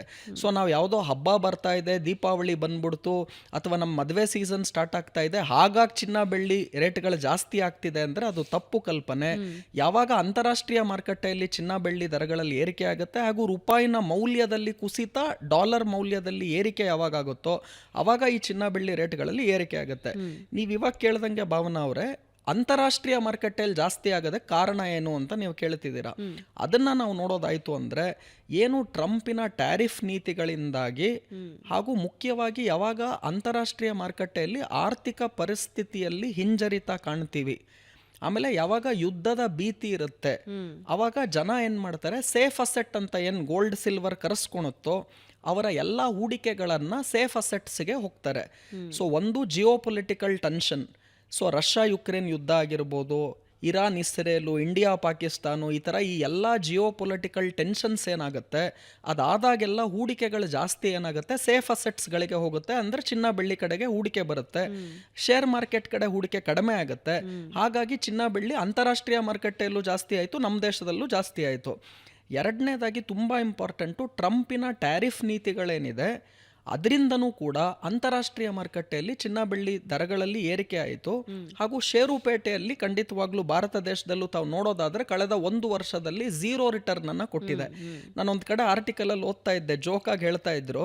ಅವ್ರೇನ್ ಹೇಳ್ತಾರೆ ಅಂದ್ರೆ, silver has got gold place ಅಂದ್ರೆ ಫಸ್ಟ್ ಪ್ಲೇಸ್, ಆಮೇಲೆ gold has got second place ಅಂದ್ರೆ silver place, Nifty Sensex has got participatory certificate ಅಂತ ಹೇಳ್ತಾರೆ. ಅಂದರೆ 1 ವರ್ಷದಲ್ಲಿ ಚಿನ್ನ 60% ಏರಿಕೆಯನ್ನು ಕೊಟ್ಟರೆ, ಅದೇ 1 ವರ್ಷದಲ್ಲಿ ಬೆಳ್ಳಿ 70% ಏರಿಕೆಯನ್ನು ಕೊಟ್ಟಿದೆ ಕಳೆದ 1 ವರ್ಷದಲ್ಲಿ. ಆದರೆ ಷೇರುಪೇಟೆಯನ್ನು ನೋಡೋದಾದರೆ ಕಳೆದ 1 ವರ್ಷದಲ್ಲಿ ಲಾಸ್ಟ್ ದೀಪಾವಳಿಯಿಂದ ಈ ದೀಪಾವಳಿಗೆ ನೋಡಿದ್ರೆ 0% ರಿಟರ್ನ್ ಅನ್ನು ಷೇರು ಮಾರುಕಟ್ಟೆ ಕೊಟ್ಟಿದೆ. ಸೊ ಹೀಗಾಗಿ ಅಂತಾರಾಷ್ಟ್ರೀಯ ಮಾರುಕಟ್ಟೆಯಲ್ಲಿ ಇದೆಲ್ಲ ಆದರೆ ಮತ್ತೊಂದು ಕಡೆ ಡಿ-ಡಾಲರೈಸೇಷನ್ ಅಂತ ತುಂಬಾ ಇಂಪಾರ್ಟೆಂಟ್ ಕಾನ್ಸೆಪ್ಟ್ ಇದೆ. ನಮ್ಮ ಎಲ್ಲ ಪಬ್ಲಿಕ್ಗೆ, ನಮ್ಮ ವ್ಯೂವರ್ಸ್ಗೆ ಈಸಿಯಾಗಿ ಏನಿದು ಡಿ-ಡಾಲರೈಸೇಷನ್, ಒಬ್ಬ ಸಾಮಾನ್ಯ ಮನುಷ್ಯನು ಅರ್ಥ ಮಾಡ್ಕೊಳೋ ಅಂತ ಸಂಗತಿ ಇದು ಏನು ಅಂದರೆ, ಅಂತಾರಾಷ್ಟ್ರೀಯ ಮಾರುಕಟ್ಟೆಯಲ್ಲಿ ಕಂಟ್ರೀಸ್ ಅಂದರೆ ಬೇರೆ ಬೇರೆ ದೇಶಗಳು ಡಾಲರ್ಗಳನ್ನು ರಿಸರ್ವ್ ಆಗಿ ಇಟ್ಕೊಂಡಿರ್ತಾರೆ. ಸೊ ಫಾರೆಕ್ಸ್ ರಿಸರ್ವ್ ಅಂತ ನಾವು ಇದನ್ನ ಕರಿತೀವಿ. ಯಾವ ರೀತಿ ನಾವು ಹಣವನ್ನ ಶೇಖರಣೆ ಮಾಡ್ತೀವಿ, ನಾವು ಸಂಗ್ರಹಿಸ್ತೀವಿ, ಸ್ಟೋರೇಜ್ ಮಾಡ್ತೀವಿ, ಅದೇ ತರ ಸೆಂಟ್ರಲ್ ಬ್ಯಾಂಕ್ಗಳು ಅಂದ್ರೆ ದೇಶದ ಸೆಂಟ್ರಲ್ ಬ್ಯಾಂಕ್, ಈಗ ಇಂಡಿಯಾದು ಸೆಂಟ್ರಲ್ ಬ್ಯಾಂಕ್ ಯಾವುದು, ರಿಸರ್ವ್ ಬ್ಯಾಂಕ್ ಆಫ್ ಇಂಡಿಯಾ. ಅದೇ ತರ Saudi Arabia, people's bank of China, ಅಮೆರಿಕಾದ ಫೆಡರಲ್ ರಿಸರ್ವ್, ಈ ತರ ಎಲ್ಲಾ ದೇಶದ ಸೆಂಟ್ರಲ್ ಬ್ಯಾಂಕ್ಗಳೇನಿತ್ತು ಅವರು ಡಾಲರ್ಗಳನ್ನ ಇಟ್ಕೊಂಡಿದ್ರು ಸ್ಟೋರೇಜ್ ಆಗಿ, ರಿಸರ್ವ್ ಆಗಿ. ಆ ಡಾಲರ್ಗಳನ್ನ ಮಾರ್ಬಿಟ್ಟು ಅದನ್ನ ಗೋಲ್ಡ್ಗೆ ಕನ್ವರ್ಟ್ ಮಾಡ್ತಾ ಇದ್ರು. ಸೊ ಯಾವಾಗ ಡಾಲರ್ಗಳನ್ನ ಮಾರಾಟ ಮಾಡಿ ಗೋಲ್ಡ್ ಮತ್ತೆ ಸಿಲ್ವರ್ ಅನ್ನ ಸೆಂಟ್ರಲ್ ಬ್ಯಾಂಕ್ಗಳು ಪರ್ಚೇಸ್ ಮಾಡಕ್ ಶುರು ಮಾಡ್ತು, ಹಾಗೂ ಇನ್ಸ್ಟಿಟ್ಯೂಷನ್ಸ್, ದೊಡ್ಡ ದೊಡ್ಡ ಸಂಸ್ಥೆಗಳು ಚಿನ್ನ ಬೆಳ್ಳಿಯನ್ನ ಖರೀದಿ ಮಾಡಕ್ ಸ್ಟಾರ್ಟ್ ಮಾಡಿದ್ರು, ಅವಾಗ ಅಂತಾರಾಷ್ಟ್ರೀಯ ಮಾರುಕಟ್ಟೆಯಲ್ಲಿ ಈ ದಿಢೀರ್ ಏರಿಕೆಯನ್ನ ನಾವು ಕಂಡ್ವಿ. ಈ ಡಿ-ಡಾಲರೈಸೇಷನ್ ಅಂದ್ರೆ ಏನು ಅಂದ್ರೆ, ಡಾಲರ್ಗಳನ್ನ ಮಾರಾಟ ಮಾಡಿ, ನಿಮ್ಮ ಸಂಗ್ರಹದಲ್ಲಿ ಏನ್ ಡಾಲರ್ಸ್ಗಳಿತ್ತು ಅದನ್ನ ಮಾರಾಟ ಮಾಡಿ ಚಿನ್ನ ಮತ್ತೆ ಬೆಳ್ಳಿಯನ್ನ ಖರೀದಿ ಮಾಡಕ್ ಸ್ಟಾರ್ಟ್ ಮಾಡಿದ್ರು. ಬರೀ ಸಾಮಾನ್ಯ ಜನ ಅಥವಾ ರಿಟೇಲ್ ಪಬ್ಲಿಕ್ ಅಂತಾರಾಷ್ಟ್ರೀಯ ಮಾರುಕಟ್ಟೆಯಲ್ಲೂ ಸಾಮಾನ್ಯ ಜನಗಳು ಪರ್ಚೇಸ್ ಮಾಡಿದ್ರೆ ಈ ತರ 60-70% 1 ವರ್ಷಕ್ಕೆ ಏರಿಕೆ ಖಂಡಿತ ಕಾಣಕ್ಕಾಗಲ್ಲ. ಯಾವಾಗ ಇನ್ಸ್ಟಿಟ್ಯೂಷನ್ಸ್ ಅಥವಾ ದೊಡ್ಡ ದೊಡ್ಡ ಸಂಸ್ಥೆಗಳು, ಸೆಂಟ್ರಲ್ ಬ್ಯಾಂಕ್ಗಳು ಯಾವಾಗ ಚಿನ್ನವನ್ನು ಖರೀದಿ ಮಾಡಕ್ಕೆ ಶುರು ಮಾಡಿದ್ರೋ, ಅವರು ಖರೀದಿ ಮಾಡುವಂತಹ ಪ್ರಮಾಣ ಏನಿದೆ, ಪ್ರಪೋರ್ಷನ್ ಏನಿದೆ, ಅದು ತುಂಬ ಜಾಸ್ತಿ ಇತ್ತು. ಹಾಗಾಗಿ ಈ ದಿಢೀರ್ ಏರಿಕೆಯನ್ನು ಚಿನ್ನ ಬೆಳ್ಳಿಯಲ್ಲಿ ನಾವು ಅಂತಾರಾಷ್ಟ್ರೀಯ ಮಾರುಕಟ್ಟೆಯಲ್ಲಿ ಕಂಡಿದ್ದೀವಿ. ಹಾಗಾಗಿ ನಮ್ಮ ದೇಶದಲ್ಲೂ ಕೂಡ ಈ ಭಾರಿ ಪ್ರಮಾಣದ ಏರಿಕೆ ಆಗಿದೆ. ಅಂದರೆ ಒಂದು 4 ಪಟ್ಟು ಏರಿಕೆ, 3 ಪಟ್ಟು ಏರಿಕೆ ಆಗಿದೆ ಅಂತ ಅನ್ಸುತ್ತೆ. 2018ರಲ್ಲಿ ನಂಗೆ ನೆನಪಿರೋ ಹಾಗೆ 3750ರಿಂದ 4000 ಒಳಗಡೆ ಇರ್ತಾ ಇತ್ತು. ಇವತ್ತು ನಾವು ಲೆಕ್ಕ ಹಾಕಿದ್ವಿ ಅಂದರೆ 3 ಪಟ್ಟು ಜಾಸ್ತಿ ಆಗಿದೆ. ಆದರೆ ಪ್ರಶ್ನೆ ಇರೋದು ಇನ್ನೂ ಏರಿಕೆ ಆಗುತ್ತಾನೇ ಹೋಗುತ್ತಾ ಅಂತ. ನಾನು ಹೇಳಿದ ಹಾಗೆ ಈಗ ಒಂದು ಸಣ್ಣ ವಿರಾಮ ಸಿಕ್ಕಿದೆ, ಒಂದು ಸಣ್ಣ ಬ್ರೇಕ್ ಸಿಕ್ಕಿದೆ, ವಾಪಸ್ ಒಂದು ಚೂರು ಕಮ್ಮಿ ಆಗ್ತಾ ಇದೆ. ಬೆಳ್ಳಿಯಲ್ಲೂ ಕೂಡ ನಾನು ನೋಡಿದ ಪ್ರಕಾರನೇ 1,80,000 ಚಿಲ್ಲರೆ ಆಗಿತ್ತು ಒಂದು ಕೆಜಿಗೆ. ಈಗ ಅದೊಂಚೂರು ಡ್ರಾಪ್ ಆಗಿದೆ, 1,50,000 ಪ್ಲಸ್ಗೆ ಬಂದಿದೆ. ಇದು ಇನ್ನೂ ಏರಿಕೆ ಆಗುತ್ತಾ? ಇಯರ್ ಎಂಡ್ ಇದೆ, ಏರಿಕೆ ಆಗುತ್ತಾ ಅಥವಾ ಇಳಿಕೆ ಆಗುತ್ತಾ? ಭಾವನಾ ಅವರೇ, ಒಳ್ಳೆ ಪ್ರಶ್ನೆ. ಯಾವುದೇ ಒಂದು ಅಸೆಟ್ ಕ್ಲಾಸು, ಅದು ಗೋಲ್ಡ್ ಆಗಿರಲಿ, ಸಿಲ್ವರ್ ಆಗಿರಲಿ, ಶೇರ್ಸ್ ಆಗಿರಲಿ, ರಿಯಲ್ ಎಸ್ಟೇಟ್ ಆಗಿರಲಿ, ಯಾವಾಗ ಕಳೆದ ಒಂದೇ ಒಂದು ವರ್ಷದಲ್ಲಿ ಈ ಥರ 60-70% ರಿಟರ್ನ್ಸ್ಗಳನ್ನು ಅಥವಾ ಪರ್ಫಾರ್ಮೆನ್ಸನ್ನು ಮಾಡಿರುತ್ತೆ, ಅದೇ ಥರ ಪರ್ಫಾರ್ಮೆನ್ಸ್ ನೆಕ್ಸ್ಟ್ ಇನ್ನೊಂದು ವರ್ಷ ಕೊಡುತ್ತೆ ಅನ್ನೋದು ಖಂಡಿತ ಸಾಧ್ಯತೆಗಳು, ಪ್ರಾಬಬಿಲಿಟಿ ತುಂಬ ಕಡಿಮೆ. ಯಾಕಂದ್ರೆ ಆಲ್ರೆಡಿ ಅದು 60-70% ಮೂಮೆಂಟನ್ನು ಕೊಟ್ಬಿಟ್ಟಿದೆ. ಸೊ ಇಲ್ಲಿಂದ ಮುಂದಕ್ಕೆ ಏನಾಗುತ್ತೆ ಚಿನ್ನ ಬೆಳ್ಳಿಯಲ್ಲಿ ಅಂತ ತಾವು ಕೇಳೋದಾದರೆ, ಮೊದಲನೇದಾಗಿ ಆಲ್ರೆಡಿ ನಾನು ದೀಪಾವಳಿ ಟೈಮಲ್ಲೂ ಹೇಳ್ತಾನೆ ಬರ್ತಾ ಇದ್ದೆ, ಈ ರೇಟಲ್ಲಿ ಖಂಡಿತ ಚಿನ್ನ ಬೆಳ್ಳಿಯನ್ನ ಖರೀದಿ ಮಾಡಬೇಡಿ. ಅದರಲ್ಲೂ ಕೂಡ ಕೆಲವರು ಸಾಲ ಮಾಡಿ ಚಿನ್ನ ತಗೋ, ಬೆಳ್ಳಿ 8 ಲಕ್ಷ 10 ಲಕ್ಷಕ್ಕೆ ಹೋಗ್ಬಿಡುತ್ತೆ, ಅದೇ ತರ ಚಿನ್ನ 50,000 ರೂಪಾಯಿ ಗ್ರಾಮ್ಗೆ ಹೋಗ್ಬಿಡುತ್ತೆ, ಇನ್ನ ಸಿಗೋದಿಲ್ಲ. ಆಮೇಲೆ ಎಷ್ಟೊಂದು ಜನ, ಸಾಮಾನ್ಯ ಜನ ಏನ್ ಮಾಡಕ್ ಸ್ಟಾರ್ಟ್ ಮಾಡಿದ್ರು, ನನಗೆ ಮಗ ಅಥವಾ ಮಗಳ ಮದುವೆ ಇನ್ನು 5 ವರ್ಷ ಆದ್ಮೇಲಿದೆ, ಈಗಲೇ ಕೊಂಡಿಡ್ಕೊಂಡ್ ಬಿಡೋಣ, ಯಾಕಂದ್ರೆ ಈಗಲೇ ಈ ರೇಟ್ ಆಗಿದೆ, ಇನ್ನು 5 ವರ್ಷಕ್ಕೆ ಎಷ್ಟೊಂದು ಆಗ್ಬಿಡುತ್ತೆ ಅಂತ. ಇವ್ರು ಎಲ್ಲರೂ ಕೂಡ 5 ವರ್ಷ ಆದ್ಮೇಲೆ ಆಗುವಂತ ಮದುವೆಗೆ ಈಗಲೇ ಗೋಲ್ಡ್ ಸಿಲ್ವರ್ ಖರೀದಿ ಮಾಡೋದಕ್ಕೆ ಸ್ಟಾರ್ಟ್ ಮಾಡಿದ್ರು. ನನ್ನ ಗಮನಕ್ಕೆ ಬಂದಿದ್ದು ಈ ಬೆಳ್ಳಿ ಬಿಸ್ಕೆಟ್ಗಳ ಖರೀದಿ ಜಾಸ್ತಿ ಆಯಿತು. 2019-20 ಇದೇ ರೀತಿ ಬೆಳ್ಳಿ ರೇಟ್ ಜಾಸ್ತಿಯಾಗಿ 1 ಲಕ್ಷ ದಾಟಿದ್ದು ರುದ್ರಮೂರ್ತಿ ಅವರೇ? ನೀವು ಹೇಳೋ ಥರನೇ ಭಾವನಾ ಅವರೇ, 75,000ಕ್ಕೆ ಹೋಯ್ತು 35,000 ಇಂದ. ಬರೀ 35,000 ಕೆಜಿಗೆ ಇದ್ದಂತಹ ಬೆಳ್ಳಿ ನನ್ನ ಜ್ಞಾಪನದ ಪ್ರಕಾರ 1 ಲಕ್ಷಕ್ಕೆ ಹೋಗ್ಬಿಡುತ್ತೆ ಅಂತಿದ್ರು, 75,000ವರೆಗೂ ಹೋಯ್ತು. ಅದಾದ್ಮೇಲೆ ತಿರ್ಗಾ ವಾಪಸ್ ಕರೆಕ್ಷನ್ ಕೊಟ್ಟು ಒಂದು 55,000-60,000ಕ್ಕೆ ಬಂತು. ನಾನು ಇವಾಗ ತಾನೇ ಗೋಲ್ಡ್ ಸಿಲ್ವರ್ ಬಗ್ಗೆ ನಾವು ಮಾತನಾಡ್ತಾ ನೀವು ಕೇಳಿದ್ರಿ, ಇದು ಇಳಿಕೆ ಅರೌಂಡ್ 2020-21 ಆ ಟೈಮಲ್ಲಿ. ಅಂದ್ರೆ ಆಗ್ಲೂ ಬೆಳ್ಳಿ 1 ಲಕ್ಷ ಮೀರ್ಕೊಂಡು ಹೊಟ್ಟೋಗ್ಬಿಡುತ್ತೆ ಅಂತ ತುಂಬಾ ಜನ ಆ ಟೈಮಲ್ಲೂ ಏನ್ ಮಾಡಿದ್ರು ವೀಕ್ಷಕರೇ, ಮನೇಲಿ ಏನೇನು ದುಡ್ಡಿದೆ ತಗೊಂಡು ಹೋಗಿ ಬೆಳ್ಳಿ ಬಿಸ್ಕೆಟ್ಗಳನ್ನ ಖರೀದಿ ಮಾಡಿ ತಗೊಂಡು ಬಂದ್ಬಿಟ್ಟಿದ್ರು. ಕೊನೆಗೆ ಲಾಸ್ ಆಯ್ತು ಅವರಿಗೆ. ಅಟ್ ದ ಸೇಮ್ ಟೈಮ್ ಈಗಲೂ ಹಾಗೆ ಆಗ್ತಾ ಇದೆ. ನಾನು ಅದಕ್ಕೆ ಈ ಪ್ರಶ್ನೆ ಕೇಳ್ತಾ ಇದ್ದೀನಿ. ತುಂಬ ಜನ ಏನು ಮಾಡ್ತಿದ್ದಾರೆ, ಬೆಳ್ಳಿಯಲ್ಲಿ ಇನ್ವೆಸ್ಟ್ ಮಾಡಿದ್ರೆ ಮುಂದಿನ ದಿನಗಳಲ್ಲಿ ಒಳ್ಳೆ ಲಾಭ ಬರುತ್ತೆ ಅಂತ ಹೇಳಿ ತಮ್ಮ ಹತ್ರ ಏನೇನು ಇನ್ವೆಸ್ಟ್ಮೆಂಟ್ ಇದೆಯೋ ಅಥವಾ ಬೇರೆ ಎಲ್ಲೋ ಕೂಡಿಟ್ಟಿರೋದು, FDನೋ ಇನ್ನೊಂದು ಮುರಿದು ತೊಗೊಂಡು ಬಂದು ಬೆಳ್ಳಿ ಬಿಸ್ಕೆಟ್ಗಳನ್ನು ಖರೀದಿ ಮಾಡ್ತಿದ್ದಾರೆ. ಕೆಲವರು ಚಿನ್ನದ ಮೇಲೆ ಇನ್ವೆಸ್ಟ್ ಮಾಡ್ತಾ ಇದ್ದಾರೆ. Is it a right time? ಯಾಕಂದರೆ ನಾನೇ ಈ ಒಂದು 10 ದಿನಗಳಲ್ಲಿ ಬೆಳ್ಳಿ ಇಳಿದಿರೋ ರೀತಿ ನೋಡಿದ್ದೀನಿ. 2 ಲಕ್ಷ ಇನ್ನೇನು ತಲುಪ್ತು ಅನ್ನೋವಾಗ ಇವಾಗ 1.5 ಲಕ್ಷಕ್ಕೆ ಬಂದಿದೆ. ನೋಡಿ, ಯಾವುದೇ ಒಂದು ಆಸ್ತಿ ಅಥವಾ ಅಸೆಟ್ ಕ್ಲಾಸು ನೀವು ಹೇಳ್ದಂಗೆ ಇವಾಗ ಬೆಳ್ಳಿ ಹತ್ತತ್ರ 2 ಲಕ್ಷಕ್ಕೆ ಹೋಗಿದ್ದು ಪ್ರತಿ ಕೆಜಿಗೆ, ಈಗ ಹತ್ತತ್ರ 1.5 ಲಕ್ಷಕ್ಕೆ ಬಂದಿದೆ ಅಂದರೆ ಆಲ್ರೆಡಿ 50,000 ರೂಪಾಯಿ ಕರೆಕ್ಷನ್ನು ಆನ್ 2 ಲ್ಯಾಕ್ ರುಪೀಸ್ ನಾವು ಕ್ಯಾಲ್ಕುಲೇಟ್ ಮಾಡಿದ್ರೆ ಹತ್ತತ್ರ 20% ಡಿಪ್ ಅಂತ ನಾವೇನು ಕರಿತೀವಿ ಅಥವಾ ಇಳಿಕೆ ಅಂತ ನಾವೇನು ಕರಿತೀವಿ, ಭಾರಿ ಪ್ರಮಾಣದ ಇಳಿಕೆಯನ್ನು ನಿರೀಕ್ಷಿಸಬೇಡಿ ಅಂತ ಹೇಳ್ತೀನಿ. ಯಾಕೆ ಅಂದರೆ ಯಾರ್ಯಾರು ಆಲ್ರೆಡಿ ಬೈ ಮಾಡಿದಾರಲ್ಲ ಅವರೆಲ್ಲ ಇನ್ಸ್ಟಿಟ್ಯೂಷನ್ಸ್ಗಳು ಮತ್ತೆ ಸೆಂಟ್ರಲ್ ಬ್ಯಾಂಕ್ಗಳ ಖರೀದಿ ಮಾಡಿರೋದ್ರಿಂದ ಅವರು ಶಾರ್ಟ್ ಟರ್ಮ್ಗೆ ಬೈಯಿಂಗ್ ಸೆಲ್ಲಿಂಗ್ ಅನ್ನ ಮಾಡೋದಿಲ್ಲ. ಆದರೆ ತುಂಬಾನೇ ಹೈಯರ್ ವ್ಯಾಲ್ಯೂಸ್, ನಾನು ಈಗ ತಾನೇ ಹೇಳ್ತಿದ್ದಂಗೆನೆ 5 ವರ್ಷ ಆದಮೇಲೆ ಬರುವಂತಹ ಮದುವೆಗೆ ಕಾಮನ್ ಮೆನ್ನು ಇನ್ನು ಸಿಗದೇ ಇಲ್ಲ ಬೆಳ್ಳಿ ಚಿನ್ನ ಅಂತ ಖರೀದಿ ಮಾಡಕ್ಕೆ ಸ್ಟಾರ್ಟ್ ಮಾಡಿದಾಗ ಖಂಡಿತ ಅದು ಶಾರ್ಟ್ ಟರ್ಮ್ಗೆ ಒಂದು ಪೀಕ್ ಅಂತ ಹೇಳ್ತಾ ಇತ್ತು. ಸೊ ನನ್ನ ಪ್ರಕಾರ ಈಗ ಆಲ್ರೆಡಿ ಹತ್ತತ್ರ ಚಿನ್ನದಲ್ಲಿ ಒಂದು 8-10% ಕರೆಕ್ಷನ್ ಅನ್ನು ನಾವು ಆಲ್ರೆಡಿ ನೋಡಿದ್ದೀವಿ. ಬೆಳ್ಳಿಯಲ್ಲಿ ಹತ್ತತ್ರ ಒಂದು 15-20% ಕರೆಕ್ಷನ್ ಅನ್ನು ಆಲ್ರೆಡಿ ನೋಡಿದ್ದೀವಿ. ಸೊ ಇಲ್ಲಿಂದ ಇನ್ನೊಂದು 5-10% ಕರೆಕ್ಷನ್ ಬರ್ಬೋದು, ಅಂದ್ರೆ ಇಳಿಕೆ ಆಗ್ಬೋದು. ಇವತ್ತಿನ ರೇಟ್ ಅಪ್ರಾಕ್ಸಿಮೇಟ್ ಆಗಿ ನಾನು ನೋಡೋದಾಯ್ತು ಅಂದ್ರೆ 22 ಕ್ಯಾರೆಟ್ ಚಿನ್ನ, ಅಂದ್ರೆ ಏನ್ ನೀವು ಆಭರಣ ಚಿನ್ನ ಅಂತ ಕರಿತೀವಿ, ಅದು ಹತ್ತತ್ರ 11,000 ರೂಪಾಯಿ ಪ್ರತಿ ಗ್ರಾಮ್ಗಿದೆ ಚಿನ್ನ. 24 ಕ್ಯಾರೆಟ್ ಅಪರಂಜಿ ಚಿನ್ನ ಅಂತ ನಾವೇನ್ ಕರಿತೀವಿ, ಅದು ಹತ್ತತ್ರ 12,000 ರೂಪಾಯಿ ಇವಾಗಿದೆ ಗ್ರಾಮ್ಗೆ. ಅಂದ್ರೆ ಆಲ್ರೆಡಿ ಪೀಕ್ ಇಂದ ಬೆಳ್ಳಿಯಲ್ಲಿ ಹತ್ತತ್ರ 15-20% ಇಳಿಕೆ, ಅಂದ್ರೆ 2 ಲಕ್ಷ ಹತ್ತತ್ರ ಇದ್ದಿದ್ದು ಇವಾಗ 1.5 ಲಕ್ಷಕ್ಕೆ ಬಂದಿದೆ. ಚಿನ್ನದಲ್ಲಿ ತಾವು ನೋಡೋದಾದ್ರೆ ಅದರಲ್ಲೂ ಕೂಡ 8-10% ಇಳಿಕೆ ಆಲ್ರೆಡಿ ಬಂದಿದೆ. ಇಲ್ಲಿಂದ ಇನ್ನೊಂದು 5-10% ಇಳಿಕೆ ಬರುವ ಸಾಧ್ಯತೆ ಇದೆ. ಡಿಸೆಂಬರ್ ಟೈಮ್, ಜನವರಿ ಟೈಮ್, ಹೊಸ ವರ್ಷಕ್ಕೆ ಸಂಕ್ರಾಂತಿಗೆ ಜನವರಿ 14th ನಾವೇನು ನ್ಯೂ ಇಯರ್ ಅಂತ ಕರಿತೀವಿ, ಆ ಟೈಮಲ್ಲಿ ನಿಮಗೆ ಚಿನ್ನ ಒಳ್ಳೆ ರೇಟ್ಗೆ, ಅಂದರೆ ಇಲ್ಲಿಂದ ಈಗೇನು ಬೆಲೆ ಇದೆ ಇಲ್ಲಿಂದ ಒಂದು 5-10% ಇಳಿಕೆ ಬರುವ ಸಾಧ್ಯತೆ ಇದೆ. ಆದರೆ ಚಿನ್ನ 5,000 ರೂಪಾಯಿ ಗ್ರಾಮಕ್ಕೆ ಬಂದ್ಬಿಡುತ್ತೆ, ಬೆಳ್ಳಿ 1,00,000ಕ್ಕೂ ಕೆಳಗಡೆ ಪ್ರತಿ ಕೆಜಿಗೆ ಬಂದ್ಬಿಡುತ್ತೆ ಅನ್ನುವ ಕನಸನ್ನು ಇಟ್ಕೊಳಕ್ ಹೋಗ್ಬೇಡಿ. ಇಲ್ಲಿಂದ ಇನ್ನೊಂದು 5-10% ಇಳಿಕೆ ಬರುವ ಸಾಧ್ಯತೆ ಜಾಸ್ತಿ ಇದೆ. ಅದ್ರ ಒಂದು ಮಾತ್ರ ಹೇಳ್ತೀನಿ, ನೆಕ್ಸ್ಟ್ 1 ಇಯರ್ಗೆ, ಇವಾಗಿಂದ ನೆಕ್ಸ್ಟ್ 1 ಇಯರ್ಗೆ ಚಿನ್ನ ಬೆಳ್ಳಿಯನ್ನು ತಗೊಳೋದಾದರೆ ನನ್ನ ಪ್ರಕಾರ ಈ ಲಾಸ್ಟ್ ಇಯರ್ ಬಂದಂಥ ರಿಟರ್ನ್ಸ್ಗಳು ಫಸ್ಟ್ ಆಫ್ ಆಲ್ ಬರುವ ಸಾಧ್ಯತೆಗಳು ನೆಕ್ಸ್ಟ್ ಟು 0 ಅಂತ ಹೇಳ್ತೀನಿ. ಅಂದರೆ ಬರಲ್ಲ ಅಂತ ಹೇಳ್ತಾ ಇದ್ದೀನಿ. ಅಂದರೆ 70% ಏರಿಕೆ ಇಲ್ಲಿಂದ ತಿರ್ಗಾ ನೆಕ್ಸ್ಟ್ 1 ವರ್ಷಕ್ಕಾಗತ್ತೆ ಅನ್ನುವ ಕನ್ಸನ್ ಕಾಣಬೇಡಿ. ನನ್ನ ಪ್ರಕಾರ ನೆಗೆಟಿವ್ ರಿಟರ್ನ್ ಕೊಟ್ಟರು ಕೂಡ ಆಶ್ಚರ್ಯ ಪಡೋದು ಬೇಕಾಗಿಲ್ಲ. ಅಂದ್ರೆ ಇವತ್ತಿನ ವ್ಯಾಲ್ಯೂ ಏನಿದೆ ಗೋಲ್ಡ್ ಸಿಲ್ವರ್, ಇನ್ನು 1 ವರ್ಷ ಆದ್ಮೇಲೆ ನೀವು ನೋಡೋದಾದ್ರೆ ನೆಕ್ಸ್ಟ್ ದೀಪಾವಳಿಗೆ 2026 ದೀಪಾವಳಿಲಿ ನಾವು ಮಾತಾಡುವಾಗ ಇವತ್ತೇನು 1 ಗ್ರಾಮ್ ಚಿನ್ನ ಇದೆ, ಇವತ್ತೇನು 1 kg ಬೆಳ್ಳಿ ಇದೆ, ಇದಕ್ಕೂ ಕಡಿಮೆ ಇದ್ದರೆ ನನಗೆ ಆಶ್ಚರ್ಯ ಖಂಡಿತ ಆಗೋದಿಲ್ಲ. ಯಾಕೆ ಅಂದರೆ ಈಗ ಆಲ್ರೆಡಿ ಚೈನಾ ಮತ್ತು ಅಮೇರಿಕಾ ನಡುವೆ ಮಾತುಕತೆಗಳು ನಡೀತಾ ಇದೆ.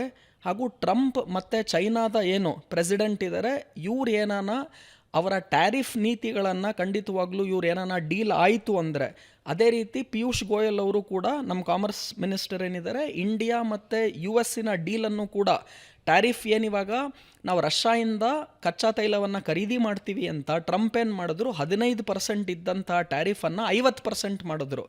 ಈಗ ಆಲ್ರೆಡಿ ತಿರ್ಗಾ ಮಾತುಕತೆಗಳೆಲ್ಲ ಆಗಿ ನಾವು ನಿಧಾನವಾಗಿ ರಷ್ಯಾ ಹತ್ರ ಏನು ಕಚ್ಚಾ ತೈಲವನ್ನು ಆಮದು ಜಾಸ್ತಿ ಮಾಡ್ತಿದ್ದೀವಿ ಅದನ್ನು ಕಡಿಮೆ ಮಾಡಿಕೊಂಡು ಅಮೇರಿಕಾ ಬಳಿನೇ ನಾವು ಈ ಕಚ್ಚಾ ತೈಲವನ್ನು ತಗೊಳ್ತೀವಿ. ಹೀಗಾಗಿ ವಾಪಸ್ ತಿರ್ಗಾ ಟ್ಯಾರಿಫ್ಗಳು 50%ಗೆ ಏರಿಕೆ ಮಾಡಿದ್ರು, ಅದು ವಾಪಸ್ 15%ಗೆ ಬರುವ ಸಾಧ್ಯತೆಗಳು ಇನ್ನೇನು ಕೆಲವೇ ದಿನಗಳಲ್ಲಿ ಆಗ್ಬಿಡುತ್ತದು. ಸೊ ಇದೆಲ್ಲ ಆಯಿತು ಅಂದರೆ ಈ ಟ್ಯಾರಿಫ್ ರಾಜ್ಯ ಟ್ರಂಪ್ದೇನು ನಡೀತಾ ಇತ್ತು ಅದು ಇವಾಗ ಖಾಲಿ ಆಗ್ತಾ ಇದೆ ಅಥವಾ ಅದು ಹೋಗ್ತಾ ಇದೆ. ಯಾವಾಗ ಈ ಟ್ಯಾರಿಫ್ಗಳು ಕಡಿಮೆ ಆಗುತ್ತೆ, ಗೋಲ್ಡ್ ಸಿಲ್ವರ್ ದರಗಳಲ್ಲಿ ತಿರ್ಗಾ ಇಳಿಕೆಯನ್ನು ಕಾಣ್ತೀವಿ. ಹಾಗೂ ಷೇರುಪೇಟೆಯಲ್ಲಿ ಕಳೆದ 1 ವರ್ಷದಲ್ಲಿ ಯಾವುದೇ ರೀತಿಯಾದಂತಹ ರಿಟರ್ನ್ ಬಂದಿಲ್ಲದಿರೋದ್ರಿಂದ ಇಲ್ಲಿಂದ ನೆಕ್ಸ್ಟ್ 1 ವರ್ಷ ಷೇರು ಮಾರುಕಟ್ಟೆಗೆ ಖಂಡಿತವಾಗ್ಲೂ ಹೂಡಿಕೆ ಮಾಡೋದಕ್ಕೆ ಒಳ್ಳೆ ಟೈಮು.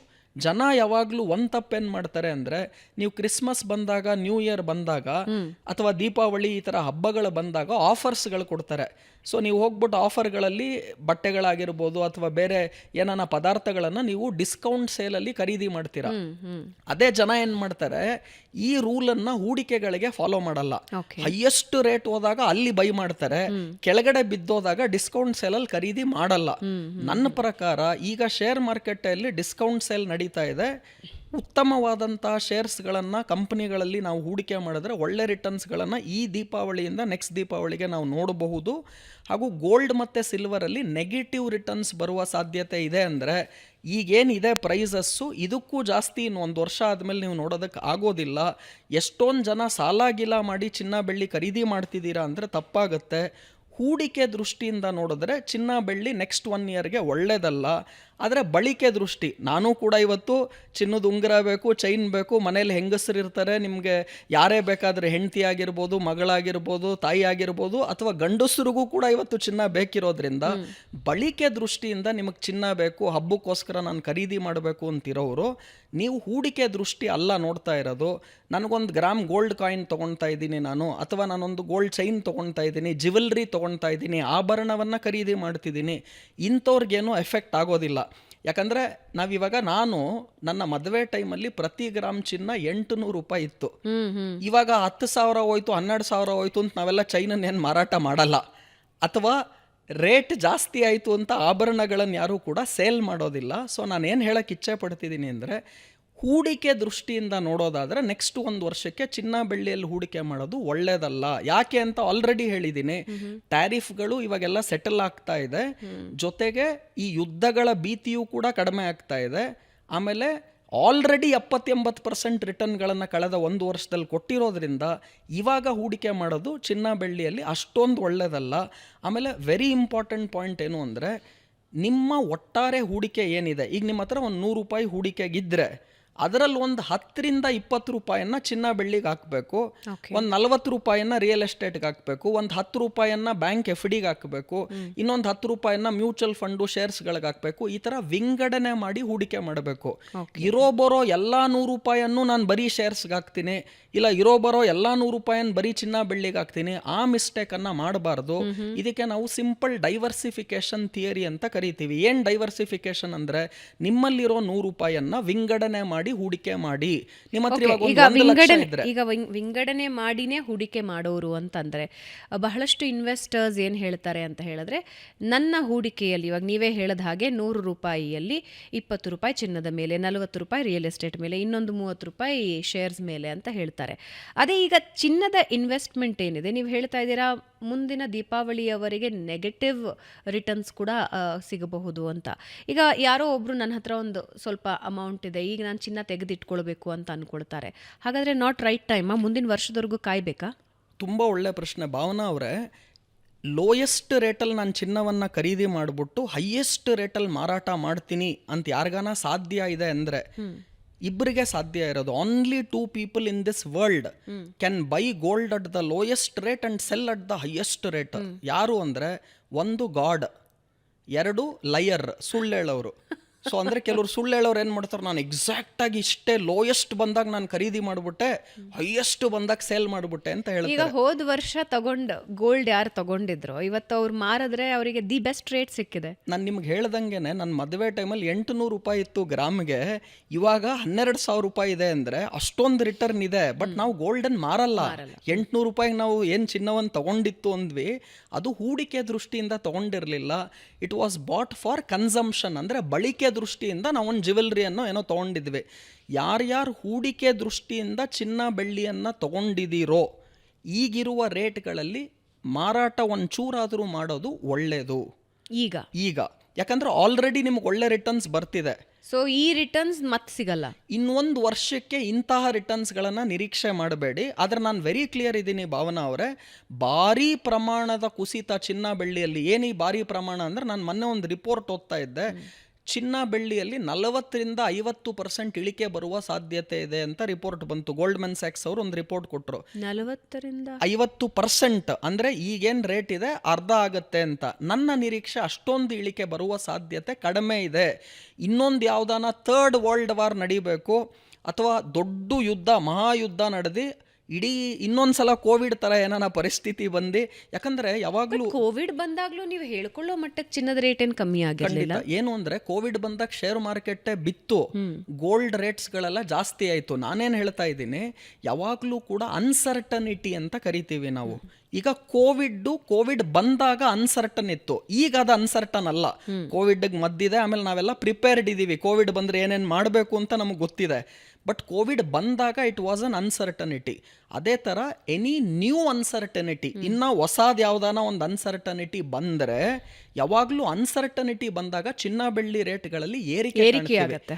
ಸೊ ನಾನೇನು ಹೇಳ್ತಾ ಇದ್ದೀನಿ, ಇಲ್ಲಿಂದ ತಿರ್ಗಾ 60-70% ಏರಿಕೆ ಏನಾನ ಚಿನ್ನ ಬೆಳ್ಳಿಯಲ್ಲಿ ನೆಕ್ಸ್ಟ್ ಒಂದು ವರ್ಷಕ್ಕೆ ಆಗಬೇಕು. ನೀವು ಹೇಳಿದ್ರಿ ರುದ್ರಮೂರ್ತಿ ಇನ್ನೊಂದು ವರ್ಷಕ್ಕೆ ನೆಗೆಟಿವ್ ರಿಟರ್ನ್ ಕೊಡುತ್ತೆ ಅಂತ ನೀವು ಹೇಳ್ತಾ ಇದ್ದೀರಾ. ಬಟ್ ಇಲ್ಲಿಂದ ತಿರ್ಗಾ 60-70% ಆ ಥರ ರಿಟರ್ನ್ ಬರಬಹುದಾ? ಆ ಥರ ಬರಬೇಕಂದ್ರೆ ಯಾವುದಾನ ಕೋವಿಡ್ ಥರ ಅನ್ಸರ್ಟನಿಟಿ, ಅಂದರೆ ಏನು ಗೊತ್ತಿಲ್ಲದಿರುವಂತಹ ಯಾವುದಾನ ಅಥವಾ ಮತ್ತೊಂದು ಅಥವಾ 3rd ವರ್ಲ್ಡ್ ವಾರ್ ಆಗಬೇಕು ಅಂತ ನಾನು ಹೇಳಿದೆ. ಆ ಥರ ಏನಾನ ಆದಲ್ಲಿ ಅವಾಗ ಇನ್ನೂ ಇಲ್ಲಿಂದ ಒಂದು 50-60% ಏರಿಕೆ ಆಗ್ಬೋದು. ಆದರೆ ನನ್ನ ಪ್ರಕಾರ ಬಿಕಾಸ್ ಇನ್ಸ್ಟಿಟ್ಯೂಷನ್ಸ್ ಮತ್ತು ಸೆಂಟ್ರಲ್ ಬ್ಯಾಂಕ್ಗಳು ಚಿನ್ನ ಖರೀದಿ ಮಾಡಿರೋದ್ರಿಂದ, ಆಮೇಲೆ ವೆರಿ ವೆರಿ ಇಂಪಾರ್ಟೆಂಟ್ ಏನು ಅಂದರೆ, ಸಿಲ್ವರ್ಗೆ ಇಂಡಸ್ಟ್ರಿಯಲ್ ಯೂಸೇಜು ಕೂಡ ಇದೆ. ಏನು ಇಂಡಸ್ಟ್ರಿಯಲ್ ಯೂಸೇಜ್ ಅಂದರೆ, ಈಗ ನೀವು ಎಲೆಕ್ಟ್ರಿಕಲ್ ವೆಹಿಕಲ್ಸ್ ನೋಡ್ತಾ ಇದ್ದೀರಾ, EVs, ಅದರಲ್ಲಿ ಎಲ್ಲಾನು ಕೂಡ ಸಿಲ್ವರಿನ ಬಳಕೆ ಇದೆ. ಸೋಲಾರ್ ಏನು ಪವರ್ ಆಗಿ ನಾವು ಯೂಸ್ ಮಾಡ್ತಿದ್ದೀವಿ ಸೋಲಾರನ್ನು, ಅದರಲ್ಲೂ ಕೂಡ ಸೋಲಾರ್ ಪ್ಯಾನೆಲ್ಸ್ಗಳನ್ನು ಮಾಡಬೇಕಾದರೂ ಕೂಡ ಸಿಲ್ವರನ್ನು ಯೂಸ್ ಮಾಡ್ತೀವಿ. ಸೊ ಇದಕ್ಕೆ ನಾವು ಇಂಡಸ್ಟ್ರಿಯಲ್ ಯೂಸೇಜ್ ಅಂತ ಕರಿತೀವಿ. ಅಂದರೆ ಕಾರ್ಖಾನೆಗಳಲ್ಲಿ ಇದನ್ನು ತಯಾರಿಕೆ ಮಾಡುವಾಗ ಬೆಳ್ಳಿಯ ಬಳಕೆ ಆಗುತ್ತೆ. ಸೊ ಸಿಲ್ವರ್ಗೆ ಇಂಡಸ್ಟ್ರಿಯಲ್ ಯೂಸೇಜು ಕೂಡ ಇರೋದ್ರಿಂದ ಇನ್ವೆಸ್ಟ್ಮೆಂಟ್ ದೃಷ್ಟಿಯಿಂದ ತಾವು ನೋಡೋದಾದರೆ silver is a better alternative than gold. ಅಂದರೆ ಹೂಡಿಕೆ ದೃಷ್ಟಿಯಿಂದ ನೋಡೋದಾಯ್ತು ಅಂದರೆ, ಆದರೆ ಎಲ್ಲರೂ ಕೂಡ ಬಳಕೆ ದೃಷ್ಟಿಯಿಂದ ನೋಡೋದಾದರೆ ನೀವು ಬೆಳ್ಳಿ ಆಭರಣ ಹಾಕೊಂಡೋದ್ರೆ ಜಾಸ್ತಿ ನಿಮ್ಮನ್ನು ನೋಡೋದಿಲ್ಲ. ಸೊ ನೀವು ಗೋಲ್ಡ್ ಆಭರಣಗಳಲ್ಲಿ ಬರುವಂತಹ ನಿಮ್ಮ ಏನು ಪ್ರೆಸ್ಟೀಜ್ ಇದೆ ಅದು ಸಿಲ್ವರ್ ಐಟಮ್ಸಲ್ಲಿ ಬರೋದಿಲ್ಲ. ಸೊ ಇನ್ವೆಸ್ಟ್ಮೆಂಟ್ ದೃಷ್ಟಿಯಿಂದ ನೋಡೋದಾದರೆ ಇಂಡಸ್ಟ್ರಿಯಲ್ ಯೂಸೇಜು ಬೆಳ್ಳಿಗಿದೆ. ಏನು ಇಂಡಸ್ಟ್ರಿಯಲ್ ಯೂಸೇಜ್ ಅಂದರೆ, ನಾನು ಈಗ ತಾನೇ ಹೇಳ್ದಂಗೆ EVಯಲ್ಲಿ ಬಳಕೆ ಆಗಿರ್ಬೋದು, ಸೋಲಾರ್ ಪ್ಯಾನೆಲ್ಸ್ಗಳಲ್ಲಾಗಿರ್ಬೋದು, ಹಾಗೂ ಇಂಡಸ್ಟ್ರೀಸ್ಗಳಲ್ಲೂ ಕೂಡ ಸಿಲ್ವರ್ ಯೂಸೇಜ್ ಇರೋದ್ರಿಂದ ಹೂಡಿಕೆ ದೃಷ್ಟಿಯಿಂದ ನೋಡೋದಾಯಿತು ಅಂದರೆ, ಇನ್ನು ಮುಂದಿನ ದಿನಗಳಲ್ಲಿ ಈ ಫಾಸಿಲ್ ಫ್ಯೂಯಲ್ಸ್ ಅಥವಾ ಈ ಪೆಟ್ರೋಲ್ ಡೀಸೆಲ್ಗಳೆಲ್ಲ ಹೋಗಿ ನಾವೇನು ಕಂಪ್ಲೀಟ್ ಇ ವಿ ಬರೋದಕ್ಕೆ ಇನ್ನೊಂದು 5-10 ವರ್ಷ ಆಗ್ಬೋದೋ ಏನೋ ನನಗೆ ಗೊತ್ತಿಲ್ಲ. ಸೊ ಆ ಟೈಮಲ್ಲಿ ಇ ವಿ ಬಳಕೆಗಳು ಜಾಸ್ತಿ ಆಗುತ್ತೆ. ಯಾವಾಗ ಎಲೆಕ್ಟ್ರಾನಿಕ್ ವೆಹಿಕಲ್ಗಳ ಬಳಕೆ ಜಾಸ್ತಿ ಆಗುತ್ತೋ ಸಿಲ್ವರಿನ ಯೂಸೇಜು ಕೂಡ ಜಾಸ್ತಿ ಸೊ ನೀವು ಚಿನ್ನದ ಆಭರಣಕ್ಕಿಂತ, ಚಿನ್ನದ ಮೇಲಿನ ಇನ್ವೆಸ್ಟ್ಮೆಂಟ್ಗಿಂತ ಬೆಳ್ಳಿ ಮೇಲಿನ ಇನ್ವೆಸ್ಟ್ಮೆಂಟ್ ಹೆಚ್ಚು ಲಾಭ ಅಂತೀರಿ. ಯಾಕೆ ಅಂದರೆ ಇಂಡಸ್ಟ್ರಿಯಲ್ ಯೂಸೇಜ್ ಬೆಳ್ಳಿಗಿದೆ, ಗೋಲ್ಡ್ಗೆ ಆ ಇಂಡಸ್ಟ್ರಿಯಲ್ ಯೂಸೇಜ್ ಇಲ್ಲ ಅಂತ ಹೇಳ್ತಾ ಇದ್ದೀನಿ. ಸೊ ನಿಮ್ಮ ಪ್ರಕಾರ ಈಗ ಸಡನ್ ರಿಟರ್ನ್ಸ್ ಅಥವಾ ಮುಂದೆ 1 ವರ್ಷದಲ್ಲಿ ನಾನು ಇವತ್ತು ಇನ್ವೆಸ್ಟ್ ಏನು ಮಾಡಿದ್ದೀನಿ ಅದರದ್ದು ಒಳ್ಳೆ ರಿಟರ್ನ್ಸ್ ಬರಬೇಕು ಅಂದರೆ ಚಿನ್ನ ಮತ್ತು ಬೆಳ್ಳಿ ಎರಡೂ ಒಳ್ಳೆ ಹೂಡಿಕೆ ಅಲ್ಲ. ಚಿನ್ನ ಬೆಳ್ಳಿಯಲ್ಲಿ ಹೂಡಿಕೆ ಮಾಡಿದ್ರೂ ಕೂಡ ಮುಂದಿನ 1 ವರ್ಷದಲ್ಲಿ ನಿಮ್ಮ ಹತ್ರ 100 ರೂಪಾಯಿ ಇದ್ರೆ ಅದರಲ್ಲಿ ಒಂದು 10 ರೂಪಾಯಿಯನ್ನ ಚಿನ್ನ ಬೆಳ್ಳಿಯಲ್ಲಿ ಹಾಕಿ. ಅದಕ್ಕೂ ಜಾಸ್ತಿ ಹಾಕ್ಬೇಡಿ. 10% ಆಫ್ ಯುವರ್ ಟೋಟಲ್ ಇನ್ವೆಸ್ಟ್ಮೆಂಟ್ ಏನಿದೆ, ನಾನು ಈಗ ತಾನೇ ಹೇಳ್ದಂಗೆ ದೇವರು ಮತ್ತೆ ಸುಳ್ಳು ಹೇಳೋರು ಇವರಿಬ್ಬರು ಬಿಟ್ರೆ ಎಕ್ಸಾಕ್ಟ್ ಬಾಟಮ್ ಪೀಕ್ ಅನ್ನ ಹೇಳಕ್ ಯಾರಿಗೂ ಸಾಧ್ಯ ಇಲ್ಲ, ನನಗೂ ಆಗೋದಿಲ್ಲ. ಆದ್ರೆ ನನ್ನ 23 ವರ್ಷದ ಎಕ್ಸ್ಪೀರಿಯನ್ಸ್ ಏನಿದೆ ಇನ್ವೆಸ್ಟ್ಮೆಂಟ್ ಜಗತ್ತಿನಲ್ಲಿ, ಅದರ ಅನಾಲಿಸಿಸ್ ಮತ್ತು ಆರ್ಥಿಕವಾಗಿ ನಾವು ಏನೇನು ನಡೀತಾ ಇದೆ ನಮ್ಮ ಸುತ್ತಲೂ, ಇವಾಗ ನಾಳೆ ಇನ್ನೊಂದು ಯಾವುದೋ ಹೊಸ ಮಾಹಿತಿ ಬರ್ಬೋದು, ನಾನು ಅದನ್ನು ಇವತ್ತು ಡಿಸ್ಕಸ್ ಮಾಡಿಲ್ಲದೆ ಇರ್ಬೋದು. ಸೊ ಹಾಗಾಗಿ ನಾನು ಏನು ಹೇಳ್ತಾ ಇದ್ದೀನಿ, ಹೂಡಿಕೆ ದೃಷ್ಟಿಯಿಂದ ನೋಡೋದಾದರೆ, ಬಳಕೆ ದೃಷ್ಟಿ ಅಲ್ಲ ಹೂಡಿಕೆ ದೃಷ್ಟಿಯಿಂದ ನೋಡೋದಾದರೆ ನೆಕ್ಸ್ಟ್ 1 ಇಯರ್ಗೆ ಗೋಲ್ಡ್ ಸಿಲ್ವರಲ್ಲಿ ಜಾಸ್ತಿ ರಿಟರ್ನನ್ನು ಎಕ್ಸ್ಪೆಕ್ಟ್ ಮಾಡಬೇಡಿ. ನನ್ನ ಪ್ರಕಾರ ನೆಗೆಟಿವ್ ರಿಟರ್ನ್ ಬಂದರೂ ಆಶ್ಚರ್ಯ ಪಡೋದು ಬೇಕಾಗಿಲ್ಲ. ಅಂದರೆ ಇಳಿಕೆ ಆದರೂ ಇವತ್ತು ನೀವು 1 ಗ್ರಾಮ್ ಗೋಲ್ಡ್ ತೊಗೊಂಡಿದ್ದೀರಾ, ಫಾರ್ ಎನ್ ಎಕ್ಸಾಂಪಲ್ 12,000 ರೂಪಾಯಿ ಕೊಟ್ಟು ಗೋಲ್ಡ್ ತೊಗೊಂಡಿದ್ದೀರಾ ಅಂದರೆ ಮುಂದಿನ ದೀಪಾವಳಿಯ ಒಳಗೆ ಅದು ಒಂದು ಚೂರು ಇಳಿದ್ರೂ 10,000 ಬಂದಿರಬಹುದು, 11,000 ಬಂದಿರಬಹುದು, 11,000 ಆಗಿರಬಹುದು. ಆದರೆ ಒಂದೊಂದು ಸ್ಪಷ್ಟ ವೀಕ್ಷಕರು ರುದ್ರಮೂರ್ತಿ ಅವರು ಹೇಳ್ತಾ ಇದ್ದಾರೆ, ಕೆಲವೊಂದು ಆರ್ಟಿಕಲ್ಸ್ ನಾವು ನೋಡ್ತಾನೆ ಇರ್ತೀವಿ, 5,000ಕ್ಕೆ ಬೀಳುತ್ತಂತೆ ಚಿನ್ನ, 6,000ಕ್ಕೆ ಬೀಳುತ್ತಂತೆ. ದಟ್ ಈಸ್ ನಾಟ್ ಪಾಸಿಬಲ್, ಅದು ಸಾಧ್ಯ ಇಲ್ಲ. ಆದರೆ ಒಂದು ನೀವು ತಗೊಂಡಿದ್ದಕ್ಕಿಂತ ಒಂದು ಚೂರು ಇಳಿಬಹುದು. ಆದರೆ ಇದು ರುದ್ರಮೂರ್ತಿ ಅವರು ಹೇಳ್ತಾ ಇರೋದು ಸ್ಪಷ್ಟವಾಗಿದೆ, ಮುಂದಿನ ದೀಪಾವಳಿವರೆಗೆ ಅಂದರೆ ಮುಂದಿನ ವರ್ಷದವರೆಗೆ. ಅದಾದಮೇಲೆ ಅದು ಏರಿಕೆನೂ ಕಾಣಬಹುದು ಅಥವಾ ಬದಲಾವಣೆಗಳಿಗೆ ತಕ್ಕ ಹಾಗೆ ಪ್ರೈಸ್ನಲ್ಲಿ ವೇರಿಯೇಷನ್ಸ್ ಆಗಬಹುದಾಗಿದೆ. ಓಕೆ, ಈ ಟ್ರೆಡಿಷ್ನಲ್ ಇನ್ವೆಸ್ಟ್ಮೆಂಟ್, ಭಾರತೀಯರಿಗಂತೂ ಗೋಲ್ಡು ಮತ್ತು ಸಿಲ್ವರ್ ಅನ್ನೋದು ಟ್ರೆಡಿಷ್ನಲ್ ಇನ್ವೆಸ್ಟ್ಮೆಂಟ್ ಅಂತ ನೋಡುವಾಗ ಇವಾಗಿನ ಯಂಗ್ಸ್ಟರ್ಸ್ ಹೆಚ್ಚು ಗಮನ ಕೊಡ್ತಾ ಇರೋದು ರಿಯಲ್ ಎಸ್ಟೇಟ್, ಆಮೇಲೆ ಶೇರ್ಸ್ ಮೇಲೆ. ಸೊ ಚಿನ್ನ ಮತ್ತು ಬೆಳ್ಳಿಯ ಮೇಲಿನ ಇನ್ವೆಸ್ಟ್ಮೆಂಟ್ ಮತ್ತು ರಿಯಲ್ ಎಸ್ಟೇಟಿಗೆ ಹೋಗೋಣ. ಫಸ್ಟು ರಿಯಲ್ ಎಸ್ಟೇಟ್ ಇನ್ವೆಸ್ಟ್ಮೆಂಟ್ ಎರಡಕ್ಕೂ ಇರೋ ವ್ಯತ್ಯಾಸ ಮತ್ತು ಲಾಭ ಯಾವುದರಲ್ಲಿ ಹೆಚ್ಚು? ನೋಡಿ, ಅನೇಕ ಜನ ತಪ್ಪು ಕಲ್ಪನೆ ಇದೆ ಭಾವನಾ ಅವರೇ. ಇವತ್ತು ನಿಮ್ಮ ಕಾರ್ಯಕ್ರಮದ ಮುಖಾಂತರ, ಈ ಸುವರ್ಣ ಡಿಜಿಟಲ್ ಪ್ರೋಗ್ರಾಮಿನ ಮುಖಾಂತರ ಎಲ್ಲರಿಗೂ ತಿಳ್ಕೊಳ್ಬೇಕು, ರಿಯಲ್ ಎಸ್ಟೇಟಲ್ಲಿ ಬರುವ ರಿಟರ್ನ್ಸ್ ಏನಿದೆ ಬ್ಯಾಂಕ್ FD ರಿಟರ್ನ್ಗೂ ಕಡಿಮೆ ಇದೆ ಅನ್ನೋದನ್ನು ನಾನು ಕ್ಲಿಯರ್ ಕಟ್ಟಾಗಿ ಹೇಳ್ತಾ ಇದ್ದೀನಿ. ಹೇಗೆ ಹೇಳ್ತೀರಿ ಅದನ್ನು? ಸೊ ವೆರಿ ಸ್ಪಷ್ಟವಾಗಿ ಎಕ್ಸಾಂಪಲ್ ಮುಖಾಂತರ ತಮಗೆ ಹೇಳ್ತಾ ಇದ್ದೀನಿ. ಮೊದಲನೇದಾಗಿ ರಿಯಲ್ ಎಸ್ಟೇಟ್ ಇನ್ವೆಸ್ಟ್ಮೆಂಟ್ಗೂ ಗೋಲ್ಡ್ ಸಿಲ್ವರ್ ಅಥವಾ ಶೇರ್ಸ್ಗೂ ಏನು ವ್ಯತ್ಯಾಸ ಅಂತ ತಾವು ನೋಡೋದಾದರೆ, ನಂಬರ್ 1, ನಿಮ್ಮ ಹತ್ರ ಇವಾಗ ಒಂದು 10-12 ರೂಪಾಯಿ ಇದೆ ಅನ್ಕೊಳ್ಳಿ, ನೀವು 1 ಗ್ರಾಮ್ ಚಿನ್ನವನ್ನು ಖರೀದಿ ಮಾಡ್ಬೋದು. 12,000 ಇದ್ರೆ 12,000ಕ್ಕೆ ಯಾವ ಸೈಟ್ ಬರುತ್ತೆ ರಿಯಲ್ ಎಸ್ಟೇಟ್ ಅಲ್ಲಿ? ಬರಲ್ಲ. ಅಂದ್ರೆ ರಿಯಲ್ ಎಸ್ಟೇಟ್ ಹೂಡಿಕೆಗೆ you need big amount. At least ಒಂದು ಸೈಟ್ ತಗೋಬೇಕು, ಚಿಕ್ಕ 30-40 ಸೈಟ್ ತಗೋಬೇಕು ಅಂದ್ರೂ ನಿಮ್ಮ ಕೈಲಿ ಒಂದು 30 lakh 50 lakh. So amount required for real estate ಏನಿದೆ ಅದು ಲಾರ್ಜ್ ಇದೆ. ಅದೇ ಗೋಲ್ಡ್ ಸಿಲ್ವರು ಶೇರ್ಸು ಇದೆಲ್ಲ, ಇವಾಗ ಫಾರ್ ಎಕ್ಸಾಂಪಲ್ ಒಳ್ಳೆ ಕಂಪನಿ ITC ಅಂತ ಕಂಪನಿ ಇವಾಗ ನಿಮಗೆ ಶೇರ್ ರೇಟ್ ನೋಡಿದ್ರೆ ಒಂದು 425 ರೂಪಾಯಿ ಇದೆ. ಸೊ ನಿಮ್ಮ ಹತ್ರ ಬರೀ 425 ರೂಪಾಯಿ ಇದ್ರೂ ಒಂದು ಶೇರ್ ITC ತಗೋಬೋದು. ಮ್ಯೂಚುವಲ್ ಫಂಡ್ ಬರೀ 500 ರೂಪಾಯಿ ಇದ್ರೂ ಕೂಡ ನಾನು ಒಂದು ಮ್ಯೂಚುವಲ್ ಫಂಡ್ ಯೂನಿಟ್ಗೆ ಹೂಡಿಕೆ ಮಾಡ್ಬೋದು. ಸೊ ನಿಮ್ಮ ಹತ್ರ 500 ರೂಪಾಯಿ 1000 ರೂಪಾಯಿ ಇದ್ರೂ ಕೂಡ ನೀವು ಶೇರ್ಸ್ಗಳಲ್ಲಿ ಮ್ಯೂಚುವಲ್ ಫಂಡ್ಗಳಲ್ಲಿ ಹೂಡಿಕೆ ಮಾಡ್ಬೋದು. ಚಿನ್ನಕ್ಕೆ ನಾನು ಹೇಳ್ದಂಗೆ 1 ಗ್ರಾಮ್ ಚಿನ್ನ ತಗೋಬೇಕಂದ್ರೆ ಒಂದು 12-13 ಸಾವಿರ ರೂಪಾಯಿ ಇವಾಗ ಇರಬೇಕಾಗತ್ತೆ. ಸಿಲ್ವರ್ ನಿಮಗೆ 5 ಗ್ರಾಮ್ 10 ಗ್ರಾಮ್ ಕಾಯಿನ್ಸ್ ಬರುತ್ತೆ.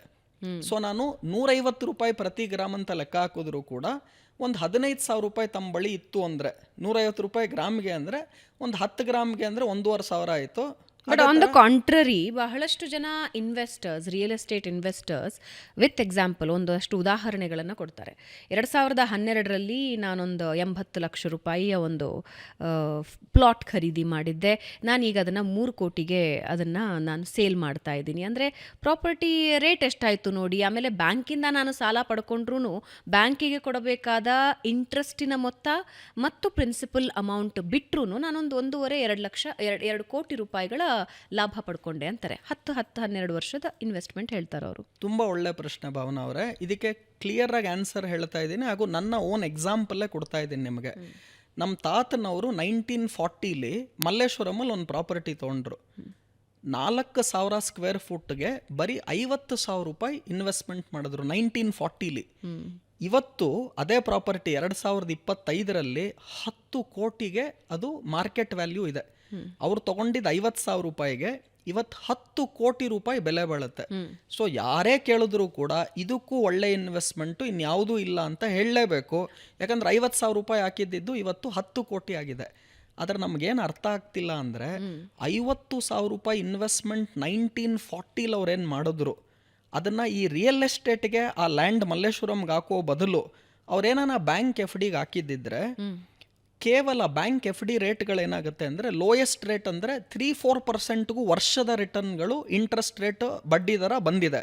ಹೈಯೆಸ್ಟ್ ಅಂದರೆ ಒಂದು 13-14%ವರ್ಗೂ ಬಡ್ಡಿ ದರಗಳು ಬಂದಿದೆ. ಸೊ ಆವರೇಜ್ ಆಗಿ ಲೋಯೆಸ್ಟ್ 3%, ಹೈಯೆಸ್ಟ್ 14% ಅಂದರೆ ಆವರೇಜ್ ಆಗಿ ಒಂದು 7-8% ವರ್ಷದ ಬಡ್ಡಿ ಅಂತ ನಾವು ಲೆಕ್ಕ ಹಾಕಿದ್ರೆ 1940 ಅವ್ರು 50,000 ರೂಪಾಯಿ ಏನಾನ ಬ್ಯಾಂಕ್ ಎಫ್ ಡಿಗೆ ಆವರೇಜ್ 7% ಇಂಟ್ರೆಸ್ಟ್ ಅಂತ ನಾವು ಲೆಕ್ಕ ಹಾಕಿದ್ರೆ ನೀವು ಮ್ಯಾಥಮೆಟಿಕ್ಸ್ ಮಾಡಿದರೆ ಹತ್ತತ್ರ ಇವತ್ತು 40 ಕೋಟಿ ಆಗ್ತಾ ಇತ್ತು. ಸೊ ಅದೇ 50,000 ಅವ್ರ ಲ್ಯಾಂಡ್ಗೆ ಹಾಕಿದ್ದು ಏನಾಗಿದೆ ಅಂದರೆ 10 ಕೋಟಿ ಆಗಿದೆ. ನಾನು ಸಾರಿ ಹೇಳಿ. ಬಟ್ ಗ್ಲೋಬಲೈಸೇಷನ್ ಯಾವಾಗ ವ್ಯಾಪಾರೀಕರಣ ಮತ್ತು ಗ್ಲೋಬಲೈಸೇಷನ್ಗೆ ಭಾರತ ತೆರೆದುಕೊಳ್ತಲ್ಲ ಆಗ ರಿಯಲ್ ಎಸ್ಟೇಟ್ ವ್ಯತ್ಯಾಸ ಆಗ್ತಾ ಹೋಗ್ತಾ ಇದೆ. ಇವತ್ತು ಬೆಂಗಳೂರು ಅಥವಾ ಆಂಧ್ರದ ಅಥವಾ ತಮಿಳುನಾಡಿನ ದಕ್ಷಿಣ ಭಾರತದ ಮಾತ್ರನೇ ನಾವು ತಗೋಣ, ಕೆಲವು ಇನ್ವೆಸ್ಟರ್ಸ್ ಹೇಳೋ ಪ್ರಕಾರ 20% ಪ್ರತಿ ವರ್ಷಕ್ಕೆ ಏರಿಕೆ ಆಗುತ್ತೆ ರಿಯಲ್ ಎಸ್ಟೇಟ್ ಅಂತಾರೆ. ನಿಜಾನಾ? ರಿಯಲ್ ಎಸ್ಟೇಟಲ್ಲಿ ಒಂದೇನಾಗುತ್ತೆ, ನಾನು ಅವಾಗಲೇ ಹೇಳ್ತಾ ಇದ್ದಂಗೆ ಹೆವಿ ಅಮೌಂಟ್ ಆಫ್ ಇನ್ವೆಸ್ಟ್ಮೆಂಟ್ ಬೇಕಾಗುತ್ತೆ. ಸ್ಮಾಲ್ ಅಮೌಂಟ್ಗಳಲ್ಲಿ ಕೊಡ್ತಾ ಇದೆಯಲ್ಲ ಸರ್, ಬ್ಯಾಂಕ್ CMI ಕೊಡ್ತಾ EMI ಕೊಟ್ಟರು ನೀವು ಡೌನ್ ಪೇಮೆಂಟ್ ಅನ್ನೋದು ಮಿನಿಮಮ್ ಮಾಡಲೇಬೇಕಾಗತ್ತಲ್ವಾ. ಸೊ ಒಂದು ಇದಾಯಿತು ಅಂದರೆ ಇನ್ವೆಸ್ಟ್ಮೆಂಟ್ ಹೆವಿ ಅಮೌಂಟ್ ಅಂತ. ಎರಡನೇ very important factor real estate ಹೂಡಿಕೆ ಮಾಡೋದಕ್ಕೆ ಮುಂಚೆ ನಾವೇನು ನೋಡಬೇಕು ಅಂದರೆ ನಿಮಗೆ ಲಿಕ್ವಿಡಿಟಿ ಇದೆಯಾ. ಈಗ ನಾನು ನಿಮ್ಗೆ ಎಕ್ಸಾಂಪಲ್ ಕೊಡ್ತೀನಿ. ಇದೇ ತಾತ ಪ್ರಾಪರ್ಟಿನೇ ಹೇಳ್ತಾ ಇದ್ದೀನಿ. ನಾನೇನು ಹೇಳಿದೆ, ತಾತ 50,000 ರೂಪಾಯಿಗೆ ಇನ್ವೆಸ್ಟ್ ಮಾಡಿದ್ರು 1940.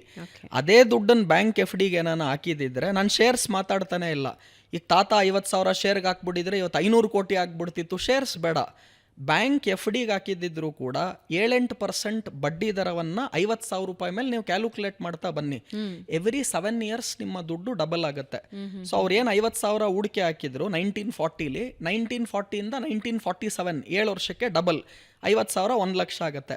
1 ಲಕ್ಷ ಅಲ್ಲಿಂದ 7 ವರ್ಷಕ್ಕೆ ಡಬಲ್ 2 ಲಕ್ಷ ಆಗುತ್ತೆ. 2 ಲಕ್ಷ ಅಲ್ಲಿಂದ 7 ವರ್ಷಕ್ಕೆ 4 ಲಕ್ಷ. ಈ ಥರ ನೀವು ಕ್ಯಾಲ್ಕುಲೇಟ್ ಮಾಡ್ತಾ ಹೋದರೆ ಹತ್ತತ್ರ 40 ಕೋಟಿ ಬರುತ್ತೆ. ಸೊ ನಾನೇನು ಹೇಳಿದೆ, ಬ್ಯಾಂಕ್ ಎಫ್ ಡಿಗೆ ಹಾಕಿದ್ದಿದ್ರೆ 40 ಕೋಟಿ ಆಗ್ತಿತ್ತು. ಇವರು ರಿಯಲ್ ಎಸ್ಟೇಟ್ಗೆ ಹಾಕಿರೋದ್ರಿಂದ ಬರೀ 10 ಕೋಟಿ ಆಯಿತು 50,000 ಅಂದೆ. ಒಂದು. ಎರಡನೇದು ಲಿಕ್ವಿಡಿಟಿ ಫ್ಯಾಕ್ಟರ್ ಇಂಪಾರ್ಟೆಂಟು. ಏನಂಗಂದ್ರೆ ಅಂದರೆ ಈಗ ನಾನು ಆ ಪ್ರಾಪರ್ಟಿ ಮಾರೋದಕ್ಕೆ ರೆಡಿ ಇದ್ದೀನಿ, ಅದರ ಮಾರ್ಕೆಟ್ ವ್ಯಾಲ್ಯೂ 10 ಕೋಟಿ ಇದೆ. ನನಗೆ ನಾಳೆ ಬೆಳಗ್ಗೆ ನನ್ನ ದುಡ್ಡು ಸಿಗುತ್ತಾ ಅನ್ನೋದು ಪ್ರಶ್ನೆ. ನೀವು ಅದರಲ್ಲಿ ಡಾಕ್ಯುಮೆಂಟೇಷನ್ಗೆ ನೋಡಬೇಕು, ತಿರ್ಗಾ ಬ್ಯಾಂಕ್ ಲೋನ್ಗೆ ಏನಾನ ಅಪ್ಲೈ ಮಾಡ್ತೀರಾ, because it is heavy amount 10 crores ಅಂದರೆ ಅದನ್ನು ನೋಡಬೇಕು, ಡಾಕ್ಯುಮೆಂಟೇಷನ್ ನೋಡಬೇಕು, ಆಮೇಲೆ ಫ್ಯಾಮಿಲಿ ಟ್ರೀ ನೋಡಬೇಕು, ನಾಳೆ ಯಾರು ಕೇಸ್ ಹಾಕ್ತಾರೆ ಗೊತ್ತಿಲ್ಲ. ಸೊ ಚಿನ್ನ ನಿಮ್ಮ ಹತ್ರ ಇದ್ದರೆ ನಾವು ಭಾಷೆ ಮಾತಾಡ್ತಾ ಆಡು ಭಾಷೆಯಲ್ಲಿ ಹೇಳ್ತೀವಿ, ಕಳ್ಳಂಗೆ ಕೊಟ್ಟರು ನನಗಿದಕ್ಕೆ 10,000 ರೂಪಾಯಿ ಗ್ರಾಮ ಕೊಟ್ಬಿಡ್ತಾನಪ್ಪ ಅಂತ. ಅದರ ಅರ್ಥ ಏನು ಅಂದರೆ ನಿಮ್ಮ ಚಿನ್ನಾನ ಕಳ್ಳಂಗೆ ಕೊಟ್ಟರೆ ಅವ್ನು ಕದ್ಕೊಂಡು ಹೋಗಲ್ಲ, ಅವ್ನು 10,000 ಕೊಟ್ಟು ನಮ್ಮ ಚಿನ್ನಾನ ಎತ್ಕೊಂಡು ಹೋಗ್ತಾನೆ. ಮಿನಿಮಮ್ ಆದರೂ ನನಗೊಂದು 10,000 ಗ್ರಾಮಕ್ಕೆ ಬಂದುಬಿಡುತ್ತೆ. ಅದೇ ನೀವು ರಿಯಲ್ ಎಸ್ಟೇಟನ್ನು 10 ಕೋಟಿ ವ್ಯಾಲ್ಯೂ ಇದೆ, ಬಟ್ ಅದನ್ನು ಲಿಕ್ವಿಡೇಟ್ ಮಾಡೋದಕ್ಕೆ ಟೈಮ್ ತೊಗೊಳುತ್ತೆ. ಗೋಲ್ಡ್ ಆಗಲಿ ಶೇರ್ಸ್ ಆಗಲಿ ವಿತಿನ್ 24 hours ನಾನು ಅದನ್ನು ಕ್ಯಾಶ್ಗೆ ಕನ್ವರ್ಟ್ ಮಾಡ್ಬೋದು. ಈಗ ನಿಮ್ಮ ಹತ್ರ ಚಿನ್ನ ಇದೆ, 10 ಗ್ರಾಮ್ ಗೋಲ್ಡ್ ಇದೆ, ನಾನು ಇಮಿಡಿಯೇಟ್ ವಿತಿನ್ 24 hours ನನ್ನ 10 ಗ್ರಾಮ್ ಗೋಲ್ಡನ್ನು ಬ್ಯಾಂಕ್ ಅಥವಾ ಕ್ಯಾಶ್ಗೆ ನಾನು ಕನ್ವರ್ಟ್ ಮಾಡ್ಬೋದು. ಅದೇ ನಿಮ್ಮ ಹತ್ರ ರಿಯಲ್ ಎಸ್ಟೇಟ್ 10 ಕೋಟಿ ಇದ್ದರೂ ಕೂಡ ವಿತಿನ್ 24 hours ಕನ್ವರ್ಟ್ ಮಾಡೋದಕ್ಕೆ ಆಗೋದಿಲ್ಲ, ಲಿಕ್ವಿಡಿಟಿ. ಆದ್ರೆ ನಾನೇನು ಹೇಳ್ತಿದ್ದೀನಿ, ರಿಯಲ್ ಎಸ್ಟೇಟ್ ಇನ್ವೆಸ್ಟ್ಮೆಂಟ್ ರಾಂಗ್ ಅಂತ ಹೇಳ್ತಾ ಇಲ್ಲ. ಏನಾಯಿತು ಅಂದರೆ ಅನೇಕ ಜನ ಮುಂಚೆ ಏನಾಗ್ತಾ ಇತ್ತು, ಈ ಕ್ಯಾಶನ್ನು ಪ್ರಿಸರ್ವ್ ಮಾಡೋದಕ್ಕೋಸ್ಕರ ಗೋಲ್ಡಲ್ಲಿ ಇನ್ಕಮ್ ಟ್ಯಾಕ್ಸನ್ನು ನಾನು ಅವಾಯ್ಡ್ ಮಾಡ್ತೀನಿ, ಗೋಲ್ಡಲ್ಲಿ ನಾನು ಹೂಡಿಕೆಗಳನ್ನು ಇಟ್ಕೊಳ್ತಿರ್ತೀನಿ, ಅಥವಾ ಬ್ಯಾಂಕ್ ಎಫ್ ಡಿಗಳಲ್ಲಿ ಇಟ್ಟರೆ ಬ್ಯಾಂಕು ಗೊತ್ತಾಗ್ಬಿಡುತ್ತೆ ನಿಮ್ಮ ಹತ್ರ ಇರೋ ಕ್ಯಾಶನ್ನು ಅಲ್ಲಿ ಡೆಪಾಸಿಟ್ ಮಾಡಬೇಕಾಗತ್ತೆ, ಇನ್ಕಮ್ ಟ್ಯಾಕ್ಸು ಗೊತ್ತಾಗ್ಬಿಡುತ್ತೆ. ಸೊ ಹಾಗಾಗಿ ಎಲ್ಲ ಜನ ಏನು ಮಾಡ್ತಾಯಿದ್ರು, ಗೋಲ್ಡ್ ಪರ್ಚೇಸ್ ಮಾಡ್ತಿದ್ರು ಅಥವಾ ರಿಯಲ್ ಎಸ್ಟೇಟ್ಗಳಲ್ಲಿ ಹಾಕ್ತಾಯಿದ್ರು. ಐದರ್ ಬೇನಾಮಿ ನೇಮ್ಗಳಲ್ಲಿ ಅನೇಕ ಜನ ಇನ್ವೆಸ್ಟ್ಮೆಂಟ್ಸ್ಗಳನ್ನು ಮಾಡ್ತಾಯಿದ್ರು, ಅಥವಾ ಇನ್ನೊಂದೇನು ಮಾಡ್ತಾಯಿದ್ರು ಅಂದರೆ ಕ್ಯಾಶ್ಗಳನ್ನು ಹಂಗೆ ಇಟ್ಕೊಂಡ್ರೆ ವ್ಯಾಲ್ಯೂ ಕಡಿಮೆ ಆಗ್ತಾ ಇರುತ್ತೆ, ದುಡ್ಡಿನ ವ್ಯಾಲ್ಯೂ. ಸೊ ಬ್ಯಾಂಕ್ ಎಫ್ ಡಿಲಿ ಇಡೋದಕ್ಕೆ ಆಗೋದಿಲ್ಲ, ಬಿಕಾಸ್ ಡೆಪಾಸಿಟ್ ಮಾಡಬೇಕಾಗತ್ತೆ. ಸೊ ರಿಯಲ್ ಎಸ್ಟೇಟು ಮತ್ತೆ ಗೋಲ್ಡಲ್ಲಿ ಆಗ್ತಾ ಇದ್ರು. ಗೋಲ್ಡಲ್ಲಿ ಆಗ್ದವರೆಲ್ಲ ಗೋಲ್ಡನ್ ಟೈಮ್, ಯಾಕಂದ್ರೆ ಗೋಲ್ಡ್ ರೇಟ್ಗಳು ಅದೇ ತರ ಏರಿಕೆ ಆಯಿತು. ಆದರೆ ಯಾರ್ಯಾರು ಈ ರಿಯಲ್ ಎಸ್ಟೇಟಲ್ಲಿ ಆಗ್ತಾ ಇದ್ರು ಅವ್ರಿಗೇನಾಯಿತು ಅಂದರೆ ಅಕೌಂಟ್ ಡಾಕ್ಯುಮೆಂಟಲ್ಲಿ ತೋರಿಸೋ ವ್ಯಾಲ್ಯೂ ಒಂದಿರುತ್ತೆ, ಅಥವಾ SR ವ್ಯಾಲ್ಯೂ ಅಂತ ನೀವೇನು ಕರಿತೀವಿ ಅದು ಬೇರೆ ಇರುತ್ತೆ, ಮಾರ್ಕೆಟ್ ವ್ಯಾಲ್ಯೂನೇ ಬೇರೆ ಇರುತ್ತೆ. So real estate as an investment ನೀವು ನೋಡೋದಾದ್ರೆ ನನ್ನ ಪ್ರಕಾರ there are other asset classes which are better. Okay. ಆದರೆ ರಿಯಲ್ ಎಸ್ಟೇಟ್ ಅಲ್ಲೂ ಒಂಚೂರು ದುಡ್ಡು ಹಾಕ್ಲೇಬೇಕು. ನಿಮ್ಮ ಹತ್ರ ಇರೋ ದುಡ್ಡು ಎಲ್ಲವನ್ನೂ ಕೂಡ ನೀವು ನನ್ನ ಎಕ್ಸಾಂಪಲ್ಲೇ ತಗೊಂಡ್ರೆ, ನಾನು ಹತ್ತತ್ರ up to the age of 41 ಸ್ವಂತ ಮನೆ ನಾನು ತೊಗೊಂಡಿರಲಿಲ್ಲ ಎಷ್ಟೇ ದುಡ್ಡಿತ್ತು ಅಂದ್ರೂ ಕೂಡ. ಹಾಗೂ ನನ್ನ ಎಲ್ಲ ಇನ್ವೆಸ್ಟ್ಮೆಂಟ್ಸ್ಗಳು ಅದರ್ ದೆನ್ ರಿಯಲ್ ಎಸ್ಟೇಟಲ್ಲೇ ಇತ್ತು. ನನ್ನ ಸ್ನೇಹಿತ ಒಬ್ಬ ಚೆನ್ನೈಯಲ್ಲಿದ್ದ, ಅವನು ಎಷ್ಟು ಚೆನ್ನಾಗಿ ಉದಾಹರಣೆ ಕೊಟ್ಟ ಅಂದರೆ, ನಾನು CA ಓದಿ 5 ಮಾಸ್ಟರ್ ಡಿಗ್ರಿ ಓದಿದ್ದೀನಿ, ಆದರೆ ನನ್ನ ಚೆನ್ನೈ ಸ್ನೇಹಿತ ಬರೀ 5ನೇ ಕ್ಲಾಸು. ಆದರೆ ಮಾರ್ವಾಡಿ ಅಂಡ್ ಅವನು ದೇಶ ಸುತ್ತಿದಾನೆ ಮತ್ತೆ ಜೀವನ ನೋಡಿದಾನೆ. 50 ವರ್ಷ ಅವನ ಏಜು. ಅವ್ನು ಏನ್ ಹೇಳ್ದ ಅಂದ್ರೆ, ರುದ್ರ ಇವಾಗ ನೀನ್ ಯಾವ್ದೋ ಒಂದು ಮನೇಲಿದೀಯಾ, ಅದಕ್ಕೆ ನೀನು ಬಾಡಿಗೆ ಕಟ್ಟಿದ್ರೆ ಎಷ್ಟಾಗತ್ತೆ, ಸ್ವಂತ ಮನೆ ನಿಂದ ಎಷ್ಟಾಗತ್ತೆ ಅಂದ. ನಾನಂದೆ ನಾನೀಗಿರೋ ಮನೆ ಏನಿದೆ ನಾನು ಬಾಡಿಗೆ ಕಟ್ಟಿದ್ರೆ ಹತ್ತತ್ರ 1.5 ಲಕ್ಷ ತಿಂಗಳಿಗೆ ಬಾಡಿಗೆ ಕೊಡಬೇಕು. ಅದನ್ನ ನಾನು ಕೊಂಡ್ಕೋಬೇಕು ಅಂದ್ರೆ 10 ಕೋಟಿ ಬೇಕು ಅಂತ ಹೇಳಿದೆ. ಬೇಡ, ನಾರ್ಮಲ್ ಎಕ್ಸಾಂಪಲ್ ತಗೊಂಡ್ರು ಕೂಡ ನೀವು ಇವಾಗ ಒಂದು ಅಪಾರ್ಟ್ಮೆಂಟ್ ಅಲ್ಲಿ ಇದೀರಾ, 30-35 ಸಾವಿರ ಬಾಡಿಗೆ ಕಟ್ತಿದ್ದೀರಾ ಅಂತ ಅನ್ಕೊಳ್ಳೋಣ. ಅದೇ ಅಪಾರ್ಟ್ಮೆಂಟ್ ನೀವು ಖರೀದಿ ಮಾಡಬೇಕು ಅಂದ್ರೆ 1-1.5 ಕೋಟಿ ರೂಪಾಯಿ ಆಗುತ್ತೆ. ಸೊ ನೀವು ಖರೀದಿ ಮಾಡಿದ್ರೆ 1-1.5 ಕೋಟಿ ಆಗುತ್ತೆ ಅಪಾರ್ಟ್ಮೆಂಟ್ಗೆ. ನಾನು ಬಾಡಿಗೆಗೆ ಏನಾನ ತಗೊಂಡ್ರೆ 30-35 ಸಾವಿರ ತಿಂಗಳಿಗೆ ಬಾಡಿಗೆ ಕಟ್ಟಬೇಕು ಅಂತ ಅನ್ಕೊಳ್ಳಿ. ನನ್ನ ಸ್ನೇಹಿತ ಏನಿದ್ದ ಚೆನ್ನೈಯಲ್ಲಿ, ಅವನಿದ್ದಂತಹ ಮನೆ ಏನಿದೆ 1.5 ಲಕ್ಷ ತಿಂಗಳಿಗೆ ಬಾಡಿಗೆ ಕಟ್ತಿದ್ದ.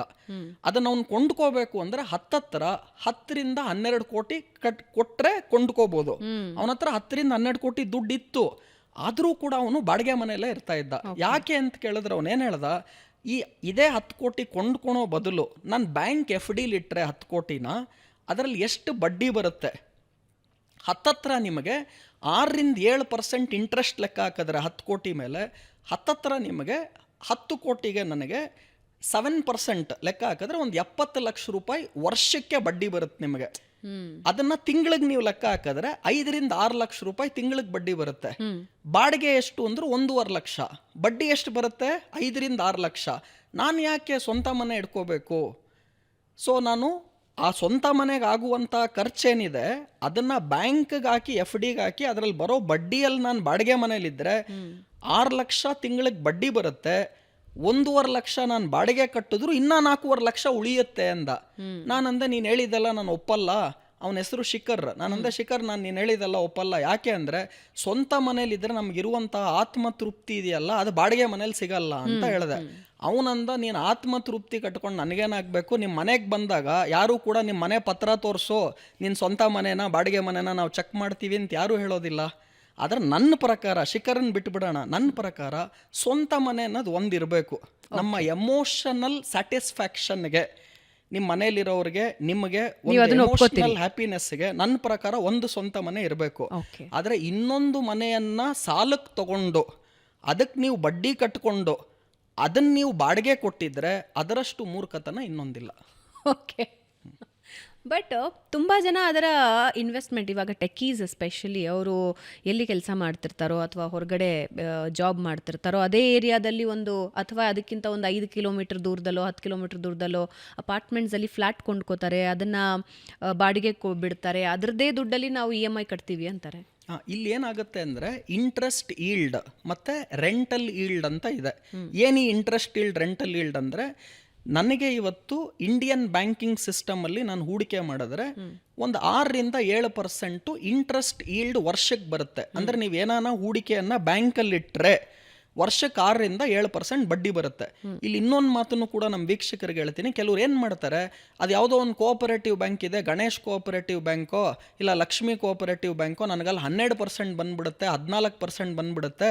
ನಾನು ಏನಾನ ಸ್ಟೇಟ್ ಬ್ಯಾಂಕ್ ಆಫ್ ಇಂಡಿಯಾಲಿ ಇಟ್ಟರೆ ಬರೀ 6% ಬರುತ್ತೆ. ಸೊ ಆಗ ಗಣೇಶ್ ಕೋಆಪರೇಟಿವ್ ಬ್ಯಾಂಕಲ್ಲಿ ಇಟ್ಬಿಡೋಣ ಅಂತ ದುಡ್ಡನ್ನು ಕೋಆಪರೇಟಿವ್ ಬ್ಯಾಂಕ್ಗಳಲ್ಲಿ ಇಡ್ತಾರೆ. ಆದರೆ ಜನ ಅರ್ಥ ಮಾಡ್ಕೋಬೇಕು, ಕೋಆಪರೇಟಿವ್ ಬ್ಯಾಂಕಲ್ಲಿ ಯಾಕೆ 10-12% ಬಡ್ಡಿ ಕೊಡ್ತಾರೆ ಅಂದರೆ, ಗಣೇಶ್ ಕೋಆಪರೇಟಿವ್ ಬ್ಯಾಂಕಲ್ಲಿ ನೀವು ದುಡ್ಡಿಟ್ರೆ ಯಾವಾಗ ವಾಪಸ್ ಬರುತ್ತೆ ಅಂತ ಗಣೇಶನಿಗೂ ಗೊತ್ತಿಲ್ಲ. ಸೊ ಆ ಡೇಂಜರು, ಆ ರಿಸ್ಕ್ ಇರೋದ್ರಿಂದಾನೇ SBI ಸ್ಟೇಟ್ ಬ್ಯಾಂಕ್ ಆಫ್ ಇಂಡಿಯಲ್ಲಿ ನಿಮ್ಗೆ 6% ಬಡ್ಡಿ ಬಂದರೆ ಅಲ್ಲಿ ನಿಮಗೆ 10-12% ಬರ್ತಿರುತ್ತೆ. ಸೊ ಬಡ್ಡಿ ಜಾಸ್ತಿ ಬರ್ತಿದೆ ಅಂತ ಕೋಆಪರೇಟಿವ್ ಬ್ಯಾಂಕ್ಗಳಲ್ಲಿ ಹೂಡಿಕೆ ಮಾಡೋದು ರಿಸ್ಕಲ್ಲಿ ಜಾಸ್ತಿ ಇರೋದ್ರಿಂದಾನೇ ಅವ್ರು ಜಾಸ್ತಿ ಬಡ್ಡಿಯನ್ನು ಕೊಡ್ತಾ ಇರೋದು ಅನ್ನೋದನ್ನ ಗ್ಯಾಪ್ನ ಇಟ್ಕೊಳ್ಳಿ. ಸೊ ಬರೀ ನೀವು ಇಂಟ್ರೆಸ್ಟಲ್ಲಿ ಜಾಸ್ತಿ ಬರುತ್ತೆ ಅಂತ ನೋಡೋದಲ್ಲ, ನಿಮ್ಮ ಕ್ಯಾಪಿಟಲ್ ಸೇಫ್ಟಿಯಲ್ಲಿ ಜಾಸ್ತಿ ಇದೆ ಅಂತ ನೋಡಬೇಕು.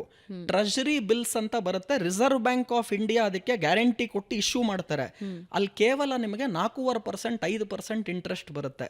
ಅದೇ ನಿಮಗೆ SBIಯಲ್ಲಿ 6% ಬಂದರೆ ಟ್ರೆಜರಿ ಬಿಲ್ಲಲ್ಲಿ ಬರೀ 5% ಯಾಕೆ ಬರುತ್ತೆ ಅಂದರೆ ಅಲ್ಲಿ central bank Reserve bank of ಇಂಡಿಯಾನೇ ಗ್ಯಾರಂಟಿ ಕೊಡ್ತಾ ಇದೆ.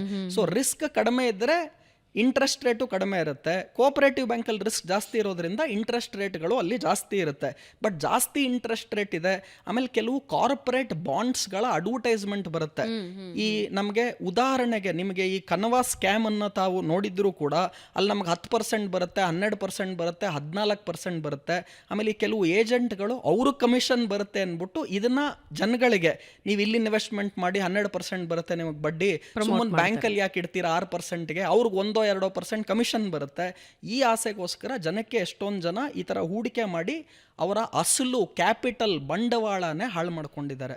ಸೊ ಈ ಮಿಸ್ಟೇಕ್ ಮಾಡಬೇಡಿ. ಆಮೇಲೆ ನಾನು ಈ ಇಂಟ್ರೆಸ್ಟ್ ಈಲ್ಡ್ ರೆಂಟಲ್ ಈಲ್ಡ್ ಅಂತ ಹೇಳ್ತಾ ಇದ್ದೆ. ಭಾರತ ದೇಶದಲ್ಲಿ ಇಂಟ್ರೆಸ್ಟ್ ಈಲ್ಡ್ 6-7% ವರ್ಷಕ್ಕಿದ್ರೆ ರೆಂಟಲ್ ಈಲ್ಡ್ ನೀವು ಏನಾನ ಹೂಡಿಕೆ ಮಾಡಿ ಅದನ್ನ ಬಾಡಿಗೆ ಕೊಟ್ರೆ ತಿಂಗಳಿಗೆ 0.5% ರಿಟರ್ನ್ ಬಂದ್ರೆ ಜಾಸ್ತಿ, ಅದು ಕಮರ್ಷಿಯಲ್ ಆಗಿದ್ರೆ. Rental yield yearly 3-4% correct. Commercial ಆಗಿದ್ರೆ 6% ವರ್ಷಕ್ಕೆ ಬರುತ್ತೆ. ಅಂದ್ರೆ 0.5% ನಾನು ಲೆಕ್ಕ ರೆಸಿಡೆನ್ಷಿಯಲ್ 3-3.5 ಅಷ್ಟೇ ಬರೋದು. ಸೊ ನೀವು 3-3.5% ನಿಮಗೆ ರೆಂಟಲ್ ಈಲ್ಡ್ ಇದೆ, ಇಂಟ್ರೆಸ್ಟ್ ಈಲ್ಡ್ 6% ಇದೆ. ಎಲ್ಲಿ ಬೆಟರು? ಸೊ ನೀವು ಹೇಳ್ತಿದ್ರಿ ಈ ಕೆಲವು ಟೆಕ್ಕಿಗಳು ಏನು ಮಾಡ್ತಾರೆ, ಅವ್ರು ಅಲ್ಲೇ ನಿಯರ್ ಬೈ ಯಾವುದೋ ಒಂದು ಪ್ರಾಪರ್ಟಿ ತೊಗೊಳ್ತಾರೆ, ಅದಕ್ಕೆ ಬ್ಯಾಂಕ್ ಲೋನ್ ತೊಗೊಳ್ತಾರೆ, ಬರೋ ಸಾಲ ಅಲ್ಲಿ ಬಡ್ಡಿ ಕಟ್ತಾ ಇರ್ತಾರೆ, ಆಮೇಲೆ ಅದನ್ನು ಬೇರೆಯವ್ರಿಗೆ ಬಾಡಿಗೆ ಕೊಡ್ತಾರೆ ಅಂತ. ಅವ್ರಿಗೆ ಬರೋ ರೆಂಟಲ್ ಈಲ್ಡ್ ಬರೀ 3%. ಆದರೆ ವರ್ಷಕ್ಕೆ ಇಂಟ್ರೆಸ್ಟ್ ಈಲ್ಡ್ ಅವ್ರು ಕಟ್ತಾ ಇರೋದು 6%. ನಾನು ಹೇಳಿದ್ದು ಬ್ಯಾಂಕ್ FD ರಿಟರ್ನು. ನೀವು ಹೌಸಿಂಗ್ ಲೋನ್ ತೊಗೊಂತು ಅಂದರೆ ಬ್ಯಾಂಕ್ 6% ಕೊಡೋದಿಲ್ಲ, 8.25%, 9%, 10% ಕೊಡುತ್ತೆ. ಯಾಕೆ ಅಂದರೆ ಬ್ಯಾಂಕು ಕೂಡ ಬಿಸ್ನೆಸ್ ಮಾಡ್ತಿದೆ. ಅವ್ರು FD ಮೇಲೆ 6%, 6.5% ಕೊಟ್ರೆ ಲೋನ್ ಮೇಲೆ 8-8.25 ಕೊಟ್ರೆ ಬ್ಯಾಂಕ್ ಬದುಕಕ್ಕೆ ಸಾಧ್ಯ ಆಗೋದು. ಸೊ ಹಾಗಾಗಿ ನೀವು ಇಂಟ್ರೆಸ್ಟ್ಗೆ ಏನಾನ ದುಡ್ಡು ತಗೊಂಡು ಬ್ಯಾಂಕ್ ಲೋನ್ ತಗೊಂಡು ಅದನ್ನ ನೀವು ಬಾಡಿಗೆ ಕೊಟ್ರೆ ರೆಂಟಲ್ ಈಲ್ಡ್ ನಿಮಗೆ ಬರೀ 3% ಬರ್ತಾ ಇದೆ. ನೀವು ಕಟ್ಟೋ ಹೌಸಿಂಗ್ ಲೋನ್ ಮೇಲೆ 8.25-9% ಕಟ್ಟಿದ್ರೆ ನೋ ಡೌಟ್ ಕೆಲವ್ರು ಏನು ವಾದ ಮಾಡ್ತಾರೆ, ಆ ಮನೆ ವ್ಯಾಲ್ಯೂ ಅಪ್ರಿಷಿಯೇಟ್ ಆಗುತ್ತಲ್ವಾ ಅಂತ. ಆದರೆ ಈ ಡಿಫರೆನ್ಸ್ ಏನಿದೆ, ರೆಂಟಲ್ ಈಲ್ಡ್ಗೂ ಇಂಟ್ರೆಸ್ಟ್ ಈಲ್ಡಿನ ವ್ಯತ್ಯಾಸ 3% ರೆಂಟಲ್ ಈಲ್ಡ್ ಇದೆ, ಇಂಟ್ರೆಸ್ಟ್ ಈಲ್ಡ್ ನೀವು ಹೌಸಿಂಗ್ ಲೋನ್ ಮೇಲೆ ಕಟ್ಟೋದು 8.25-9% ಅಂದರೆ ಡಿಫರೆನ್ಸ್ 6-7% ಇದೆ. ಅಷ್ಟೊಂದು ಕ್ಯಾಪಿಟಲ್ ಅಪ್ರಿಸಿಯೇಷನ್ ಆಗೋದಿಲ್ಲ. ಹಾಗಾಗಿ ಯಾವತ್ತೂ ಕೂಡ ಸಾಲ ಮಾಡಿ ಇನ್ನೊಂದು ಮನೆ ತಗೊಂಡು ಅದನ್ನ ಬಾಡಿಗೆ ಕೊಡೋದು ಖಂಡಿತವಾಗ್ಲೂ ತಪ್ಪು. ಅದೇ ನಿಮ್ಮ ಸೇವಿಂಗ್ಸ್. ಸ್ವಂತ ಮನೆ ಒಂದಿರಬೇಕು. ನಾನು ಹೇಳದ್ನಲ್ಲ, ಒಂದು ಎಮೋಷನಲ್. ತುಂಬಾ ಜನ ಇನ್ವೆಸ್ಟರ್ಸ್ ಮಾತಾಡುವಾಗ ಹೇಳ್ತಾ ಇದ್ರು, ನಾನು ಅದನ್ನೂ ಒಪ್ಪೋದಿಲ್ಲ, ಸ್ವಂತ ಮನೆ ಅಂದ್ಬಿಟ್ಟು EMI ಜೀವನ ಪರ್ಯಂತ EMIಗೆ ನಮ್ಮನ್ನು ನಾವು ದುಡ್ಕೊಳ್ಳೋದಕ್ಕಿಂತ ಅದನ್ನು ಇನ್ವೆಸ್ಟ್ ಮಾಡಿದ್ರೆ ಅದಕ್ಕಿಂತ ಹೆಚ್ಚು ಪಡಿಬಹುದು ಅಂತ. ಅಂದರೆ ಏನು ಇನ್ವೆಸ್ಟ್ ಮಾಡ್ತಾರಲ್ಲ ಅದರಿಂದ ಬರುವಂತಹ ಲಾಭ ಏನಿದೆ ಇಲ್ಲಿ ನೀವು ಕಟ್ಟೋ ಬಾಡಿಗೆಗಿಂತ ತುಂಬ ಜಾಸ್ತಿ ಇರುತ್ತೆ. ಹಾಗಾಗಿ ನೀವೇ ಎಕ್ಸಾಂಪಲ್ ಕೊಟ್ಟರಲ್ಲ, ಅದಕ್ಕೆ ನಾನೇ ಹೇಳಿದೆ 41 ವರ್ಷದ ವಯಸ್ಸುವರೆಗೂ ನಾನು ಬಾಡಿಗೆ ಮನೆಯಲ್ಲೇ ಇದ್ದೆ. ಯಾಕಂದರೆ ಇನ್ವೆಸ್ಟ್ಮೆಂಟ್ ಎಲ್ಲ ಗೊತ್ತಿರೋದ್ರಿಂದ. ಆದರೆ ಆಫ್ಟರ್ ಎ ಪೀರಿಯಡ್ ನಿಮ್ಗೇನು ಅನಿಸುತ್ತೆ ಅಂದರೆ ನಮ್ಮ ಮನೆಯಲ್ಲಿ ಸ್ವಂತ ಮನೆಯಲ್ಲಿ ಇರುವಂತಹ ಇಂಡಿಪೆಂಡೆನ್ಸು, ಫ್ರೀಡಮ್ಮು, ಎಮೋಷ್ನಲ್ ಸ್ಯಾಟಿಸ್ಫ್ಯಾಕ್ಷನ್ನು ಇದನ್ನ ದುಡ್ಡಿಗೆ ವ್ಯಾಲ್ಯೂ ಮಾಡೋದಕ್ಕೆ ಆಗೋದಿಲ್ಲ. ಸೊ ಆ ಎಮೋಷ್ನಲ್, ಈಗ I cannot say I love my wife worth 10 crore, I love my mother worth 20 crore ಆಗಲ್ಲ. It is an emotional satisfaction. So ಅದಿರೋದ್ರಿಂದ ಒಂದು ಸ್ವಂತ ಮನೆ ಇಟ್ಕೊಳ್ಳಿ, ಈ ಕ್ಯಾಲ್ಕುಲೇಷನ್ ಎಲ್ಲ ಮಾಡಬೇಡಿ. ಆದರೆ ಇನ್ನೊಂದು ಮನೆಯನ್ನ ಅದೇ ನೀವು ನಾನು ಸೇವಿಂಗ್ಸ್ ಇದೆ ನನ್ನ ಹತ್ರ, ನಾನು ಬ್ಯಾಂಕ್ ಲೋನ್ ಹೋಗ್ತಾ ಇಲ್ಲ, ನನ್ನ ಹತ್ರ ಇರುವಂತಹ ಸೇವಿಂಗ್ಸ್ ಇಂದ ನಾನು ಇನ್ನೊಂದು ಮನೆ ತಗೊಂಡು ಅದನ್ನ ಬಾಡಿಗೆ ಕೊಟ್ಟಿದ್ದೀನಿ ಅಂದ್ರೆ ಪರವಾಗಿಲ್ಲ, ದಟ್ ಈಸ್ ವರ್ತ್ ಓಕೆ. ಯಾಕೆ ಅಂದ್ರೆ you might get lesser return but you are not paying bank interest. So ನಿಮ್ಮ ದುಡ್ಡಿನಲ್ಲಿ ಇನ್ನೊಂದು ಮನೆ ತಗೊಂಡು ಅದನ್ನ ನಾನು ಬಾಡಿಗೆ ಕೊಟ್ಟಿದ್ದೀನಿ ಅಂದ್ರೆ ಅದು ಓಕೆ. ಬಟ್ ಸಾಲ ಮಾಡಿ ಅದರಲ್ಲಿ ನಾನು ಬಡ್ಡಿ ಕಟ್ಕೊಳ್ತೀನಿ. ಆಮೇಲೆ ನಿಮ್ಗೆ ಇಲ್ಲಿ ಇನ್ನೊಂದೇನು ಅರ್ಥ ಆಗ್ತಾ ಇಲ್ಲ, ಎಷ್ಟೊಂದು ಜನ ಇವಾಗ ಏನು ಸ್ಯಾಲ್ರಿಡ್ ಕ್ಲಾಸ್ ಇದ್ದಾರೆ ಅವರೆಲ್ಲ ಲೋನನ್ನು ಏನು ಮಾಡ್ತಾರೆ ಅಂದರೆ 15 ವರ್ಷಕ್ಕೆ ಲೋನ್ ತೊಗೊಂಡಿರ್ತಾರೆ. ಈ 15 years ಎಷ್ಟು ದೊಡ್ಡ ಪೀರಿಯಡ್ ಅಂತ ಅವ್ರಿಗೆ ಅರ್ಥ ಆಗಲ್ಲ. ನೀವು ಅದಕ್ಕೂ ಇನ್ನ ಜಾಸ್ತಿ ತಗೊಂಡಿದ್ದಾರೆ. ಆವರೇಜ್ ಆಗಿ 15 ವರ್ಷ ಮಿನಿಮಮ್ ಕೊಡ್ತಾರೆ. ಯಾಕೆ ಅಂದ್ರೆ ನಿಮ್ಮ EMI ಒಂಚೂರು ಕಡಿಮೆ ಆಗಿಬಿಡುತ್ತೆ ಅಂತ. ಆದ್ರೆ ನಮ್ಗೇನು ಅರ್ಥ ಆಗ್ತಾ ಇಲ್ಲ, 15 yearsಗೆ ನೀವು ಲೋನ್ ತೊಗೊಂಡ್ರೆ ಸ್ಟಾರ್ಟಿಂಗ್ 10 6, 7, 8 ವರ್ಷ ನೀವು ಕಟ್ಟೋದು ಎಲ್ಲ ಬರೀ ಬಡ್ಡಿಗೆ ಹೋಗುತ್ತೆ, ಅಸ್ಲಿಗೆ ಏನೇ ದುಡ್ಡು ಹೋಗೋದಿಲ್ಲ. ಇದ್ರ ಮಧ್ಯದಲ್ಲೇ ಸಾರಿ ಟು ಇಂಟ್ರಪ್ಟ್, ನಾನು ತುಂಬ ಕೆಲವೊಂದು ವಿಡಿಯೋಸನ್ನು ನೋಡ್ತಾ ಇದ್ದೆ. ಪ್ರಿನ್ಸಿಪಲ್ ಅಮೌಂಟ್ ಅಥವಾ ಒಂದು EMI ಅಥವಾ 2 EMI ಎಕ್ಸ್ಟ್ರಾ ಕಟ್ಟಿ ಪರ್ಸೆಂಟೇಜ್ ಆಫ್ EMI ಒಂದು 7% ಪ್ರತಿ ವರ್ಷ ಜಾಸ್ತಿ ಮಾಡಿದ್ರೆ ನೀವು ಬೇಗ ಕ್ಲಿಯರ್ ಮಾಡಬಹುದು ಅಂತಾರೆ. ಹೌ ಇಟ್ ವರ್ಕ್ಸ್, ಹೆಂಗೆ ವರ್ಕ್ ಆಗುತ್ತೆ? ಸೊ ಇಲ್ಲಿ ಏನಾಗುತ್ತೆ ಅಂದರೆ ನಿಮ್ಗೆ 2 ಆಪ್ಷನ್ ಇದೆ. ಒಂದು, ನಿಮ್ಮ ಟೈಮ್ ಪೀರಿಯಡ್, ಈಗ 15 ವರ್ಷಕ್ಕೆ ಸಾಲ ತೊಗೊಂಡ್ರೆ ನೀವು ಕಟ್ಟುವ EMI ಕಡಿಮೆ ಇರುತ್ತೆ. ಮಂತ್ಲಿ ಏನು ಕಟ್ತೀರಾ ಅದು ಕಡಿಮೆ ಆಗುತ್ತೆ, ಬಿಕಾಸ್ ಡ್ಯೂರೇಷನ್ ಅಥವಾ ಕಾಲಾವಧಿ ಜಾಸ್ತಿ ಇದೆ. ಅದೇ ನೀವು ಇವಾಗ ಉದಾಹರಣೆಗೆ 1 ಕೋಟಿ ಲೋನ್ ತೊಗೊಂಡಿದ್ದೀರಾ, ಆ ಲೋನ್ಗೆ ನೀವು 15 ವರ್ಷ EMI ಕಟ್ತಾ ಹೋಗ್ತೀರಾ ಅಂದರೆ ತಿಂಗಳಿಗೆ ಕಟ್ಟೋ ಅಮೌಂಟ್ ಏನು ಬರುತ್ತೆ, ಅದೇ ನೀವು ಅದೇ ಲೋನನ್ನು ನಾನು ಬರೀ 10 ವರ್ಷಕ್ಕೆ ತೊಗೊಳ್ತೀನಿ ಇಲ್ಲ 5 ವರ್ಷಕ್ಕೆ ತೊಗೊಳ್ತೀನಿ ಅಂದರೆ ಅವಾಗೇನಾಗುತ್ತೆ, ನೀವು ಕಟ್ಟುವ EMI ಜಾಸ್ತಿ ಆಗುತ್ತೆ. ಯಾಕೆ EMI ಜಾಸ್ತಿ ಆಗುತ್ತೆ ಅಂದರೆ ಲೋನ್ ಪೀರಿಯಡ್ ಕಡಿಮೆ ಆಗ್ತಾ ಇದೆ. ಸೊ ಜಾಸ್ತಿ ಕಾಲಾವಧಿಗೆ ಲೋನ್ ತಗೊಂಡ್ರೆ ನೀವು ಕಟ್ಟೋ EMI ಕಡಿಮೆ ಆಗುತ್ತೆ. ಕಡಿಮೆ ಕಾಲಾವಧಿಗೆ ಲೋನ್ ತಗೊಂಡ್ರೆ ನೀವು ಕಟ್ಟುವ EMI ಜಾಸ್ತಿ ಆಗುತ್ತೆ. EMI ಅಮೌಂಟ್ ಜಾಸ್ತಿ. ಹೌದು. ಆದರೆ ನೀವು ಯಾವಾಗ ಜಾಸ್ತಿ ಪೀರಿಯಡ್ಗೆ ಲೋನ್ ತೊಗೊಳ್ತೀರಾ, ಸ್ಟಾರ್ಟಿಂಗ್ ಹತ್ತತ್ರ ಅರ್ಧ ಪೀರಿಯಡ್ ಅಂದರೆ 15 ವರ್ಷಕ್ಕೆ ಅರ್ಧ ಅಂದರೆ ಒಂದು 7 ವರ್ಷ ನೀವು ಕಟ್ಟೋ ದುಡ್ಡೆಲ್ಲ ಬರೀ ಬಡ್ಡಿಗೆ ಹೋಗ್ತಿರುತ್ತೆ ಹೊರತು ಹಸ್ಲಿಗೆ ಹೋಗೋದಿಲ್ಲ. ಕೆಲವ್ರು ಏನು ಮಾಡ್ತಾ ಇದ್ದಾರೆ, ಓಕೆ ನಾನು ಒಬ್ಬ ಫಿನಾನ್ಷಿಯಲ್ ಕನ್ಸಲ್ಟೆಂಟು, ನಿಮ್ಗೊಂದು ಐಡಿಯಾ ಕೊಡ್ತೀನಿ, ನೀವು ತಿಂಗಳು ಕಟ್ಟೋ EMI ಒಂಚೂರು ಜಾಸ್ತಿ ಮಾಡ್ಕೊಂಬಿಡಿ, ಲೋನ್ ಬೇಗ ಕಟ್ಟಿಬಿಡಿ ಅಂತ.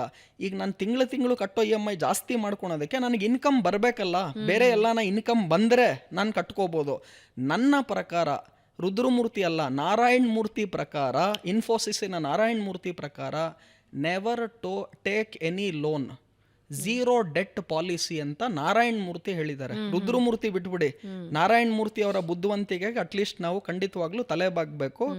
ಇಡೀ ಪ್ರಪಂಚದಲ್ಲಿ, ವಿಶ್ವದಲ್ಲಿ ಈ ಇನ್ಫೋಸಿಸ್ ಸಂಸ್ಥೆಯ ಮುಖಾಂತರ ಎಷ್ಟೊಂದು ಜನಕ್ಕೆ ಕೆಲಸ ಕೊಟ್ಟರು, ಎಷ್ಟೊಂದು ಜನ ಇನ್ವೆಸ್ಟರ್ಸ್ಗಳು ಇನ್ಫೋಸಿಸ್ ಅವರು ದುಡ್ಡು ಮಾಡಿದ್ರು. ಇನ್ಫೋಸಿಸ್ ನಾರಾಯಣ್ ಮೂರ್ತಿ ಅವರ ಕಾರ್ ಡ್ರೈವರ್ ಇವತ್ತು ಹತ್ತತ್ರ ಒಂದು 15-20 ಕೋಟಿಗೆ ವ್ಯಾಲ್ಯೂ ಇದ್ದಾರೆ ಅವರು. ಅಂದರೆ ಯಾಕೆ ಅಂದರೆ ಅವ್ರ ಹತ್ರ ಇನ್ಫೋಸಿಸ್ ಶೇರ್ಸ್ ಇತ್ತು. ಅವ್ರ ಕಾರ್ ಡ್ರೈವರ್ ಆಗಿದ್ರೂ ಕೂಡ ಇನ್ಫೋಸಿಸ್ ಶೇರ್ಸ್ ಇರೋದ್ರಿಂದ 15-20 ಕೋಟಿ ಅವ್ರ ಹತ್ರ ದುಡ್ಡು ಮಿನಿಮಮ್ ಇತ್ತು. ಸೊ ನಾನೇನು ಹೇಳ್ತಾ ಇದ್ದೀನಿ ಅಂದರೆ, EMIಗಳಿಗೆ ಫಸ್ಟ್ ಆಫ್ ಆಲ್ ಹೋಗಬೇಡಿ, ಡೆಟ್ ಫಸ್ಟ್ ಆಫ್ ಆಲ್ ತಗೋಬೇಡಿ. ಎಷ್ಟೊಂದು ಜನ ಏನು ಹೇಳ್ತಾರೆ ಅಂದರೆ, ನೀವು ಹೇಳ್ದಂಗೆ ಸೋಷಿಯಲ್ ಮೀಡಿಯಾನೂ ಕೂಡ ಇದಕ್ಕೆ ಪ್ರಭಾವ ಬೀರ್ಬಿಟ್ಟಿದೆ. ಈ ಸಾಲ, ಈಗ ರುದ್ರಮೂರ್ತಿ ಅವರೇ, ಎಲ್ಲರೂ ಕೂಡ ಬ್ಲೆಸ್ಡ್ ಇರೋದಿಲ್ಲ, ಎಲ್ಲರೂ ಕೂಡ ಬ್ಯಾಂಕ್ ಅಕೌಂಟಲ್ಲಿ ಬ್ಯಾಲೆನ್ಸ್ ಇಟ್ಕೊಂಡು ಬರೋದಿಲ್ಲ, ಎಲ್ಲರೂ ಕೂಡ ಪ್ರಾಪರ್ಟೀಸ್ ಇಟ್ಕೊಂಡು ಬರೋದಿಲ್ಲ. ಒಬ್ಬ ಮಧ್ಯಮ ಕೆಳ ಮಧ್ಯಮ ವರ್ಗದವರಿಗೆ ಫಾರ್ ಎನ್ ಎಕ್ಸಾಂಪಲ್ ಒಂದು 50,000ದಿಂದ 1,00,000ದವರೆಗೆ ಸಂಬಳ ಬರುತ್ತೆ. ಒಂದು ಮನೆ ಅಂತ ಮಾಡ್ಕೋಬೇಕು, EMIಸ್ಗೆ ಹೋಗಲೇಬೇಕು, ಅಕೌಂಟಲ್ಲಿ. ಭಾವನವ್ರೆ, ತುಂಬ ಒಳ್ಳೆ ಪ್ರಶ್ನೆ, ತುಂಬ ಸಿಂಪಲ್ ಆನ್ಸರ್ ಕೊಡ್ತೀನಿ ಇದಕ್ಕೆ. ಬಿಲ್ ಗೇಟ್ಸ್ ಒಂದು ಕಡೆ ತುಂಬ ಒಳ್ಳೆ ಮಾತು ಹೇಳ್ತಾರೆ. ಸೊ ನಿಮ್ಮ ಪ್ರಶ್ನೆಗೆ ನಾನು ಉತ್ತರಕ್ಕೆ ಬರ್ತಿದ್ದೀನಿ, ಬಟ್ ಬಿಲ್ ಗೇಟ್ಸ್ ಮಾತಿನ ಮುಖಾಂತರ ಉತ್ತರ ಕೊಡ್ತೀನಿ. ಅವ್ರೇನು ಹೇಳ್ತಾರೆ, ಮನುಷ್ಯ ಹುಟ್ಟುವಾಗ ಮಾತ್ರ ಬಡವನಾಗಿ ಹುಟ್ಟೋದಕ್ಕೆ ಸಾಧ್ಯ ಇದೆ, ಕರೆಕ್ಟ್. ಆದರೆ ಅವ್ನು ಸಾಯುವಾಗಲೂ ಕೂಡ ಬಡವನಾಗಿ ಸಾಯ್ತಾ ಇದ್ದಾನೆ ಅಂದರೆ ಅದಕ್ಕೆ ಅವನೇ ಕಾರಣ ಅಂತ ಬಿಲ್ ಗೇಟ್ಸ್ ಹೇಳ್ತಾರೆ. Right. You can only be born poor, but if you are dying poor, it is because of you yourself. Correct. ನಾನು ಇದನ್ನ ಏನಕ್ಕೆ ಹೇಳ್ತಿದ್ದೀನಿ, ನಿಮ್ಮ ಸಂಬಳ 50,000 ಇದೆ ಅಂದ್ಕೊಳ್ಳಿ, ಬೇಡ 10,000 ರೂಪಾಯಿ ತಿಂಗಳಿಗೆ ಸಂಬಳ ಇದ್ರೂ ಪರವಾಗಿಲ್ಲ. ವಾರನ್ ಬಫೆಟ್ ಫಸ್ಟ್ ರೂಲ್ ಹೇಳ್ತಾರೆ, save, spend less than what you earn ಅಂತಾರೆ. ಅಂದರೆ ನೀವು 10,000 ದುಡಿದ್ರೆ ಮಿನಿಮಮ್ 20% ಸೇವ್ ಮಾಡಿ. ಅಂದರೆ 10,000ರಲ್ಲಿ 2,000 ರೂಪಾಯಿ ಫಸ್ಟು ಎತ್ತಿಟ್ಬಿಡಿ, ಮಿಕ್ಕಿದ 8,000 ರೂಪಾಯಿನ ಖರ್ಚು ಮಾಡಿ. ನನ್ನ ಹತ್ರ 10,000 ಸಂಬಳ ಬರುತ್ತೆ, ಎಲ್ಲ ಖರ್ಚು ಮಾಡಿ ಮಿಕ್ಕಿದ ದುಡ್ಡನ್ನು ಉಳಿತಾಯ ಮಾಡ್ತೀನಿ ಅಲ್ಲ.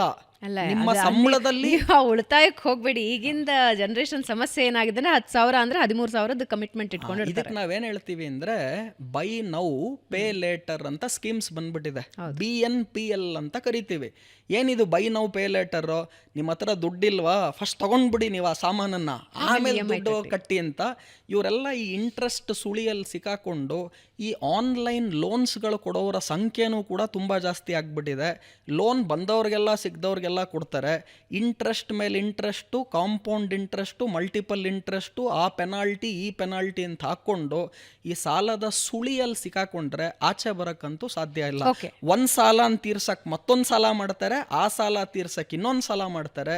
ಸೊ ನಾರಾಯಣ್ ಮೂರ್ತಿಯ ಕಾನ್ಸೆಪ್ಟ್ ಏನಿದೆ, 0 ಡೆಟ್ ಅಂದರೆ ನಿನ್ನ ಕಾಲು ಎಷ್ಟಿದೆ ಅಷ್ಟೇ ಚಾಚು, ಹಾಸಿಗೆ ಎಷ್ಟಿದೆ ಅಷ್ಟು ಕಾಲು ಚಾಚು ಅಲ್ಲ, ಪಕ್ಕದ ಮನೆ ಹಾಸಿಗೆವರೆಗೂ ಕಾಲು ಚಾಚ್ಬಿಟ್ರೆ ಆ ಬಡ್ಡಿಯ ಸುಳಿಯಲ್ಲಿ ಸಿಕ್ಕಾಕೊಂತು ಅಂದ್ರೆ ಆಚೆ ಬರೋದಕ್ಕಾಗೋದಿಲ್ಲ. ಇವತ್ತು ಸೋಷಿಯಲ್ ಮೀಡಿಯಾಲಿ ಅನೇಕ ಜನ ಅವ್ರ ಲಾಭ ಮಾಡ್ಕೊಳೋದಕ್ಕೋಸ್ಕರ ನೀವು ಡೆಟ್ ತಗೊಂಡದೆ ಹೋದ್ರೆ ಬೆಳೆಯೋದಿಲ್ಲ, ಸೊ ಲೋನ್ ತಗೊಳ್ಳಿ, ಲೋನ್ ಮಾಡ್ಕೊಳ್ಳಿ. ಸಿಂಪಲ್ ರೂಲ್ ಏನು, ಇವಾಗ ನೀವು ಎಲ್ಲೋ ಒಂದು ಕಡೆ ಸಾಲ ಮಾಡ್ತೀರಾ ಅಂತ ಅನ್ಕೊಳ್ಳೋಣ. ತಿಂಗಳಿಗೆ 2% ಸಾಲ ತೊಗೊಳೋರು ಎಷ್ಟೊಂದು ಜನ ಇದ್ದಾರೆ. ತಿಂಗಳಿಗೆ 2%, 3% ನೀವು ಸಾಲ ತೊಗೊಂಡ್ರೆ ವರ್ಷಕ್ಕೆ ಎಷ್ಟಾಯಿತು ಅಂದರೆ 24% ಆಗುತ್ತೆ ವರ್ಷಕ್ಕೆ. ತಿಂಗಳಿಗೆ 2% ಅಂದರೆ ನೀವು 24% ವರ್ಷಕ್ಕೆ ಸಾಲ ತೊಗೊಂಡ್ರೆ ಆ ದುಡ್ಡನ್ನು ಎಲ್ಲೋ ಬಿಸ್ನೆಸ್ಗೆ ಹಾಕ್ತೀರಾ ಅಂತ ಅನ್ಕೊಳ್ಳೋಣ. ಅಲ್ಲಿ ನಿಮಗೆ ಬಿಸ್ನೆಸ್ಸಿಂದ 24%ಕ್ಕೂ ಜಾಸ್ತಿ ಲಾಭ ಬಂದಾಗ ಮಾತ್ರ ನಿಮಗದು ವರ್ಕೌಟ್ ಆಗುತ್ತೆ. ಈಗ ನಾನು 24% ಲೋನ್ ತೊಗೊಂಡು ಅದನ್ನ ಬಿಸ್ನೆಸ್ಗೆ ಹಾಕಿ ಅದರಿಂದ ನನಗೆ 10% ಬರೀ ಲಾಭ ಬಂದರೆ ಬಿಸ್ನೆಸ್ಸಿಂದ, ನಾನು ಲೋನಿನ ಸುಳಿಯಲ್ಲಿ ಸಿಕ್ಕಾಕೊಂಡು ಬಿಡ್ತೀನಿ. ಯಾಕಂದ್ರೆ ನನಗೆ ಬರ್ತಿರೋದು ಬರೀ 10% ರಿಟರ್ನು, ನಾನು ಕಟ್ತಾ ಇರೋದು 24% ರಿಟರ್ನು. ಸೊ ಸಾಲ ಯಾವಾಗ ಮಾಡಬೇಕು ಅಂದರೆ, ಫಸ್ಟ್ ಆಫ್ ಆಲ್ ಸಾಲ ಮಾಡದೇ ಇರೋದು ಒಳ್ಳೇದು. ಸಾಲ ಯಾವಾಗ ಮಾಡಬೇಕು ಅಂದರೆ, ನನ್ನ ಥರ ಮಂತ್ಲಿ ಇನ್ಕಮ್ ಏನು ಬರ್ತಾ ಇದೆ, ನಾನು ಕಟ್ಟುವ EMI ಏನಿದೆ, ಸೇವಿಂಗ್ಸಲ್ಲಿ ಎಷ್ಟಿದೆ ಅಂತ ನೋಡ್ಬೇಕು. ಈಗ ನೀವು 50,000 ರೂಪಾಯಿ ತಿಂಗಳಿಗೆ ನಿಮ್ಮ ಸಂಬಳ ಇದೆ, 50,000 ತಿಂಗಳಿಗೆ ಸಂಬಳ ಇದೆ ಅಂದ್ಬಿಟ್ಟು 40,000 EMIಗೆ ಹೋಗ್ಬೇಡಿ. ಯಾಕಂದ್ರೆ 50,000 ಸಂಬಳದಲ್ಲಿ ನಿಮಗೆ ಖರ್ಚಿದೆ. ಖರ್ಚೆಲ್ಲ ಹೋಗಾದ್ಮೇಲೆ ಎಷ್ಟು ಸೇವ್ ಮಾಡ್ತೀರಾ? ಈಗ 50,000 ಸಂಬಳದಲ್ಲಿ 30,000 ರೂಪಾಯಿ ಖರ್ಚಿದೆ ಅಂದ್ರೆ ನೀವು ಸೇವಿಂಗ್ ಮಾಡ್ತಿರೋದು 20,000. ಆ 20,000ರಲ್ಲಿ ನಾನೊಂದು 5,000 EMI ಕಟ್ತೀನಿ ಅಂದ್ರೆ ಓಕೆ. 50,000 ಸಂಬಳ ಬರ್ತಿರುತ್ತೆ, 40,000, 50,000, 60,000 EMI ಕಟ್ತಾ ಇರ್ತಾರೆ. ಆ EMI ಕಟ್ಟಕ್ಕೆ ಇನ್ನೊಂದು ಸಲ ಮಾಡ್ತಾರೆ. ಸೊ ಈ ಸಾಲದ ಸುಳಿಯಲ್ಲಿ ಸಿಕ್ಕಾಕೊಳ್ತಾರೆ. ಸೊ ಹಾಗಾಗಿ ಇವತ್ತಿನ ಈ ಕಾರ್ಯಕ್ರಮದ ಮುಖಾಂತರ ನಾರಾಯಣ ಮೂರ್ತಿ ಹೇಳಿರೋ ಮಾತನ್ನ ರುದ್ರಮೂರ್ತಿ ಕಂಪ್ಲೀಟಾಗಿ ಒಪ್ಕೊಳ್ತೀನಿ. ಆದಷ್ಟು ಸಾಲ ತಗೋಬೇಡಿ, ಫಸ್ಟ್ ರೂಲ್. ಎರಡನೇ ರೂಲು, ಸಾಲ ತಗೊಂಡ್ರೂ ಕೂಡ ನೀವೇನು ಬಡ್ಡಿ ದರ ಕಟ್ತಾ ಇದ್ದೀರಾ ಆ ದುಡ್ಡನ್ನು ನಾನು ಎಲ್ಲಿ ಹೂಡಿಕೆ ಮಾಡಿದ್ರೆ ನನಗೇನು ಬಡ್ಡಿ ಬರ್ತಾ ಇದೆ, ರಿಟರ್ನ್ ಏನು ಬರ್ತಿದೆ ನೋಡಿ. ಆಮೇಲೆ ವೆರಿ ವೆರಿ ಇಂಪಾರ್ಟೆಂಟ್ ಏನು ಅಂದರೆ, ಫಸ್ಟ್ ಆಫ್ ಆಲ್ ಲೋನ್ ತಗೋಬೇಡಿ. ಎರಡನೇದು, ಲೋನ್ ತಗೊಂಡ್ರೂ ಕೂಡ ಅಸೆಟ್ಗೋಸ್ಕರ ತೊಗೊಳ್ತಿದ್ದೀರಾ, ಎಕ್ಸ್ಪೆಂಡಿಚರ್ಗೋಸ್ಕರ ಲೋನ್ ತೊಗೊಳ್ತಿದ್ದೀರಾ, ಇಂಪಾರ್ಟೆಂಟ್. ಏನಂಗಂದ್ರೆ, ನಾನೀಗ ಮನೆ ತೊಗೊಳೋದಕ್ಕೋಸ್ಕರ ಸಾಲ ಮಾಡ್ತಿದ್ದೀನಿ ಅಂದರೆ, ಮನೆ ಒಂದು ಆಸ್ತಿ, ಆಸ್ತಿ ಖರೀದಿಗೆ ಸಾಲ ಮಾಡೋದು ಓಕೆ. ದುಂಡು ವೆಚ್ಚ ಮಾಡೋದಕ್ಕೆ, ಖರ್ಚು ಮಾಡೋದಕ್ಕೆ ಸಾಲ ಮಾಡೋದು ನೋ. ಏನಿ ದುಂಡು ವೆಚ್ಚ, ನಾನು ಗೋವಾಗೆ ಹೋಗ್ತಾ ಇದ್ದೀನಿ ನ್ಯೂ ಇಯರ್ಗೆ, ಹೊಸ ಐಫೋನ್ ರಿಲೀಸ್ ಆಯ್ತು, ಹೊಸ ಕಾರ್ ಬಂತು, ಇದೆಲ್ಲ ಡಿಪ್ರಿಸಿಯಬಲ್ ಅಸೆಟ್ ಅಥವಾ ಇದೆಲ್ಲ ಎಕ್ಸ್ಪೆಂಡಿಚರ್ಸ್. ಸೊ ಡಿಪ್ರಿಸಿಯಬಲ್ ಅಸೆಟ್ಸ್ ಅಥವಾ ಎಕ್ಸ್ಪೆಂಡಿಚರ್ಗಳಿಗೆ ಯಾವ್ದ ವ್ಯಾಲ್ಯೂ ಕಡಿಮೆ ಆಗುತ್ತೆ. ನಿಮ್ಮ ಐಫೋನ್ ಹೊಸದು ಬಂತು, 1 ಲಕ್ಷ ಐಫೋನ್ ಇದೆ ಅಂದರೆ ಇನ್ನೊಂದು 2 ತಿಂಗಳು ಬಿಟ್ಟು ಮಾರ್ತೀರಾ ಅಂದ್ರೆ 60,000 ರೂಪಾಯಿಗೂ ಹೋಗಲ್ಲ.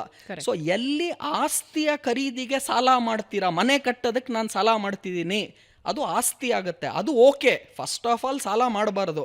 ಸಾಲ ಮಾಡಿದ್ರೂ ಕೂಡ ಆಸ್ತಿಯ ಖರೀದಿಗೆ ಸಾಲ ಮಾಡೋದು ಓಕೆ. ಖರ್ಚಿಗೆ, ದುಂಡು ವೆಚ್ಚಕ್ಕೆ ಸಾಲ ಮಾಡ್ತೀರಾ ಅಂದರೆ ಅದರಷ್ಟು ಮೂರ್ಖತನ ಇನ್ನೊಂದಿಲ್ಲ. Okay, done.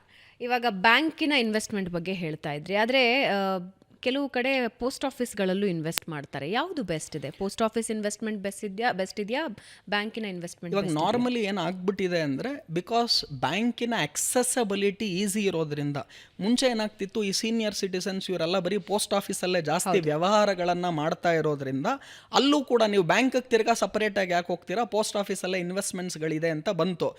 ಈಗೇನಾಗಿದೆ, ಎಲ್ಲದಕ್ಕೂ ವಾಟ್ಸಪ್ ಇದೆ, ಎಲ್ಲದಕ್ಕೂ ಇಮೇಲ್ ಇರೋದ್ರಿಂದ ಪೋಸ್ಟ್ ಆಫೀಸಲ್ಲಿ ಲೆಟರ್ ಬರೆಯೋರ ಸಂಖ್ಯೆ ಯಾವುದು ಇಲ್ಲವೇ ಇಲ್ಲ ಆಗೋಗಿದೆ. ಸೊ ಹಾಗಾಗಿ more or less it makes no difference. ನನ್ನ ಪ್ರಕಾರ bank deposits are as equivalent today to post office deposits.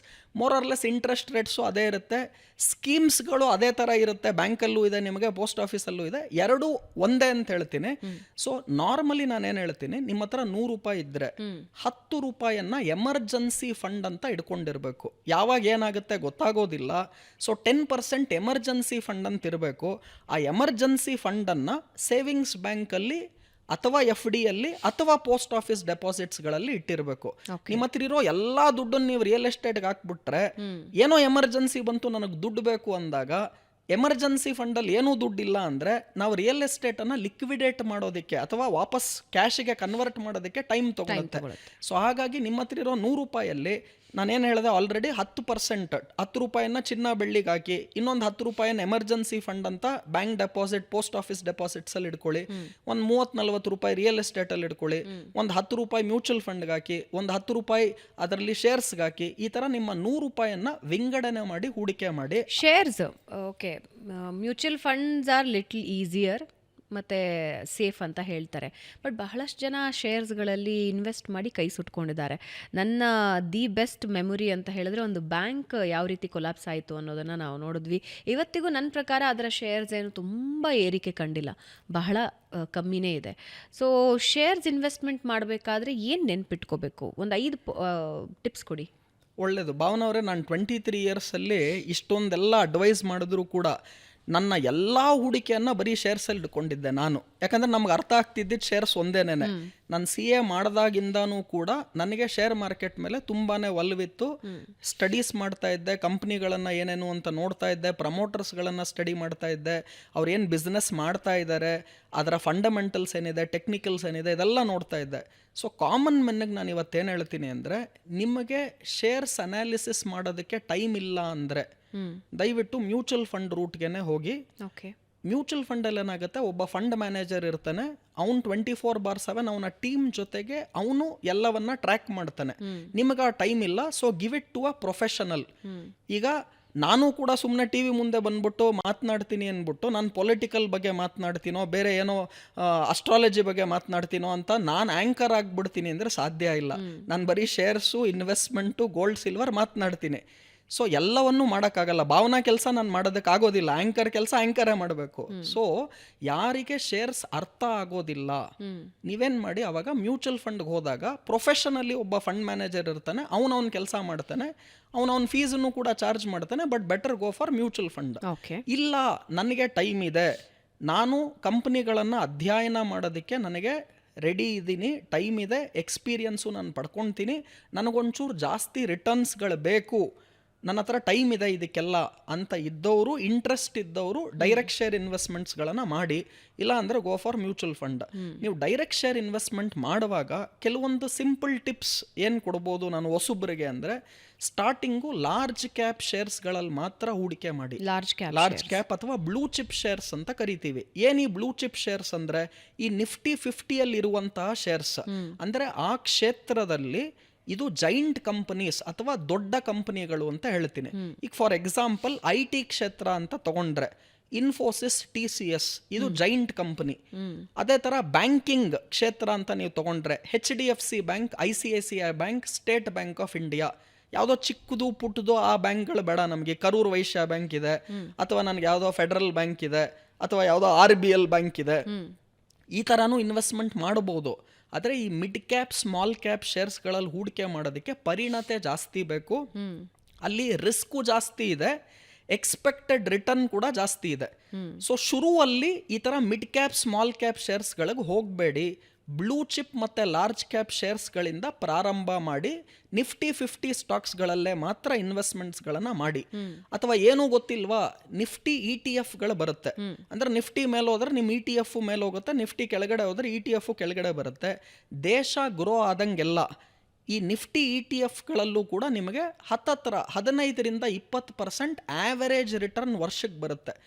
ಬ್ಯಾಂಕಲ್ಲಿ ಇವತ್ತು ನನಗೆ 6-6.5%, 7% FD ರಿಟರ್ನ್ ಬಂದರೆ ಇಲ್ಲಿ ಅದರ 3 ಪಟ್ಟು ಆಯಿತು 20% ಅಂದರೂ ಕೂಡ. ಸೊ ಇವಾಗ ನೀವು ಹೇಳ್ಬೋದು, ಹೋದ ವರ್ಷ ಆಗದವ್ರಿಗೆ ಎಲ್ಲಿ 20% ಬಂದೇ ಇಲ್ಲ, 0% ರಿಟರ್ನ್ ಅಂದರೆ, ಕೆಲವು ಸಲ ಏನಾಗುತ್ತೆ 40% ಒಂದೇ ವರ್ಷಕ್ಕೆ ರಿಟರ್ನು ಶೇರ್ ಮಾರ್ಕೆಟ್ ಕೊಡುತ್ತೆ, ಇನ್ನೊಂದು ವರ್ಷ -10% ಕೊಡುತ್ತೆ. ಆವರೇಜ್ ಆಗಿ ಸರಾಸರಿ ಒಂದು 15-20% ರಿಟರ್ನ್ ಬಂದರೂ ಕೂಡ ಶೇರ್ಸಲ್ಲಿ that is a good return. ಯಾಕಂದರೆ ಬ್ಯಾಂಕ್ FD ಕಂಪೇರ್ ಮಾಡಿದ್ರೆ 3 ಟೈಮ್ಸ್ ರಿಟರ್ನ್ ಅಂತ ಹೇಳ್ತೀನಿ. ಸೊ ಹೊಸೊಬ್ಬರು ಟೈಮ್ ಇಲ್ಲ ಅನ್ನೋರು, ಕೆಲಸಕ್ಕೆ ಹೋಗ್ತಿದ್ದೀನಿ, ನಾನು ಮಾರ್ಕೆಟ್ ಎಲ್ಲ ಟ್ರ್ಯಾಕ್ ಮಾಡೋಕ್ಕಾಗಲ್ಲ, ಅನಾಲಿಸಿಸ್ ಮಾಡೋದಕ್ಕೆ ನಂಗೆ ಗೊತ್ತಿಲ್ಲ ಅಂದರೆ ಮ್ಯೂಚುವಲ್ ಫಂಡ್ ರೂಟ್ಗೆ ಹೋಗಿ. ಇಲ್ಲ ನಾನು ಶೇರ್ಸಲ್ಲಿ ಇನ್ವೆಸ್ಟ್ಮೆಂಟ್ ಮಾಡಿ ಒಂಚೂರು ಜಾಸ್ತಿ ರಿಸ್ಕ್ ತೊಗೊಂಡ್ರು ನಂಗೆ ಹೈಯರ್ ರಿಟರ್ನ್ ಬೇಕು, ನನಗೆ ಅಧ್ಯಯನ ಮಾಡೋದಕ್ಕೆ ಟೈಮ್ ಇದೆ, ನನಗೆ ಡೈರೆಕ್ಟ್ ಈಕ್ವಿಟಿ ಶೇರ್ಸ್ಗೆ ಹಾಕ್ತೀನಿ ಅಂತಿದ್ರೆ ಶುರುವಲ್ಲಿ mid cap, small cap avoid ಮಾಡಿ, ಲಾರ್ಜ್ ಕ್ಯಾಪ್, ಬ್ಲೂ ಚಿಪ್ ಶೇರ್ಸ್ಗಳಲ್ಲಿ ಮಾತ್ರ ಹೂಡಿಕೆ ಮಾಡಿ. ನಂತರ ಎಕ್ಸ್ಪೀರಿಯನ್ಸ್ ಬಂದಾದ ನಂತರ ಆಮೇಲೆ ಮಿಡ್ ಸ್ಮಾಲ್ ಕ್ಯಾಪಿಗೆ ಬನ್ನಿ.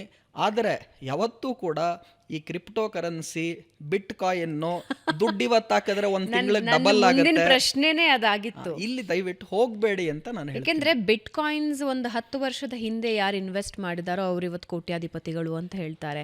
ಬಿಟ್ ಕಾಯಿನ್ಸ್ ಯಾವಾಗ ಜನಪ್ರಿಯತೆಗೆ ಬರೋದಕ್ಕೆ ಶುರುವಾಯಿತು, ಕ್ರಿಪ್ಟೋ ಕರೆನ್ಸಿ ಯುಗ ಶುರು ಆಗೋಯ್ತು. ಆ ಕ್ರಿಪ್ಟೋ ಕರೆನ್ಸಿಯಲ್ಲಿ ನಾನು ಕಣ್ಣಾರೆ ಕಂಡ ಹಾಗೆ ಮನೇಲಿರೋ ಒಡವೆ ತಗೊಂಡು ಹೋಗಿ ಮಾರಿ, ಇನ್ನೆಲ್ಲೋ ಆಸ್ತಿ ಇದ್ದಿದ್ದನ್ನು ಮಾರಿ, ಕ್ರಿಪ್ಟೋ ಕರೆನ್ಸಿ ಅಂತ ಇನ್ವೆಸ್ಟ್ ಮಾಡಿ ಅದು ಕೈ ಕಳ್ಕೊಂಡು ಬೇರೆಯವ್ರನ್ನೂ ಇನ್ವೆಸ್ಟ್ ಮಾಡಿ ಮುಳುಗಿರೋದು ಬಹಳಷ್ಟು ಪ್ರಕರಣ ನನ್ನ ಕಣ್ಣು ಮುಂದೆ ಇದೆ.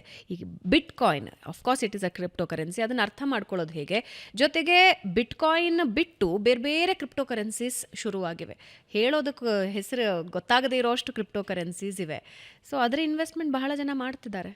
ನೋಡಿ, ಇದಕ್ಕೆ ಬೆಸ್ಟ್ ಎಕ್ಸಾಂಪಲ್ ನಾನು ಹೇಳೋದಕ್ಕೆ ಇವತ್ತವರೆಗೂ ನಿಮ್ಮ ಈ ಸುವರ್ಣ ಡಿಜಿಟಲ್ ಮುಖಾಂತರ ಸಂಪೂರ್ಣ ನಾಲೆಡ್ಜ್ ಇವತ್ತು ಕ್ರಿಪ್ಟೋ ಕರೆನ್ಸಿ ಹಾಗೂ ಬಿಟ್ ಕಾಯಿನಿನ ಬಗ್ಗೆ ಕೇವಲ 1-2 ನಿಮಿಷದಲ್ಲಿ ಸಂಪೂರ್ಣ ಮಾಹಿತಿಯನ್ನು ಕೊಡ್ತೀನಿ. ಓಕೆ.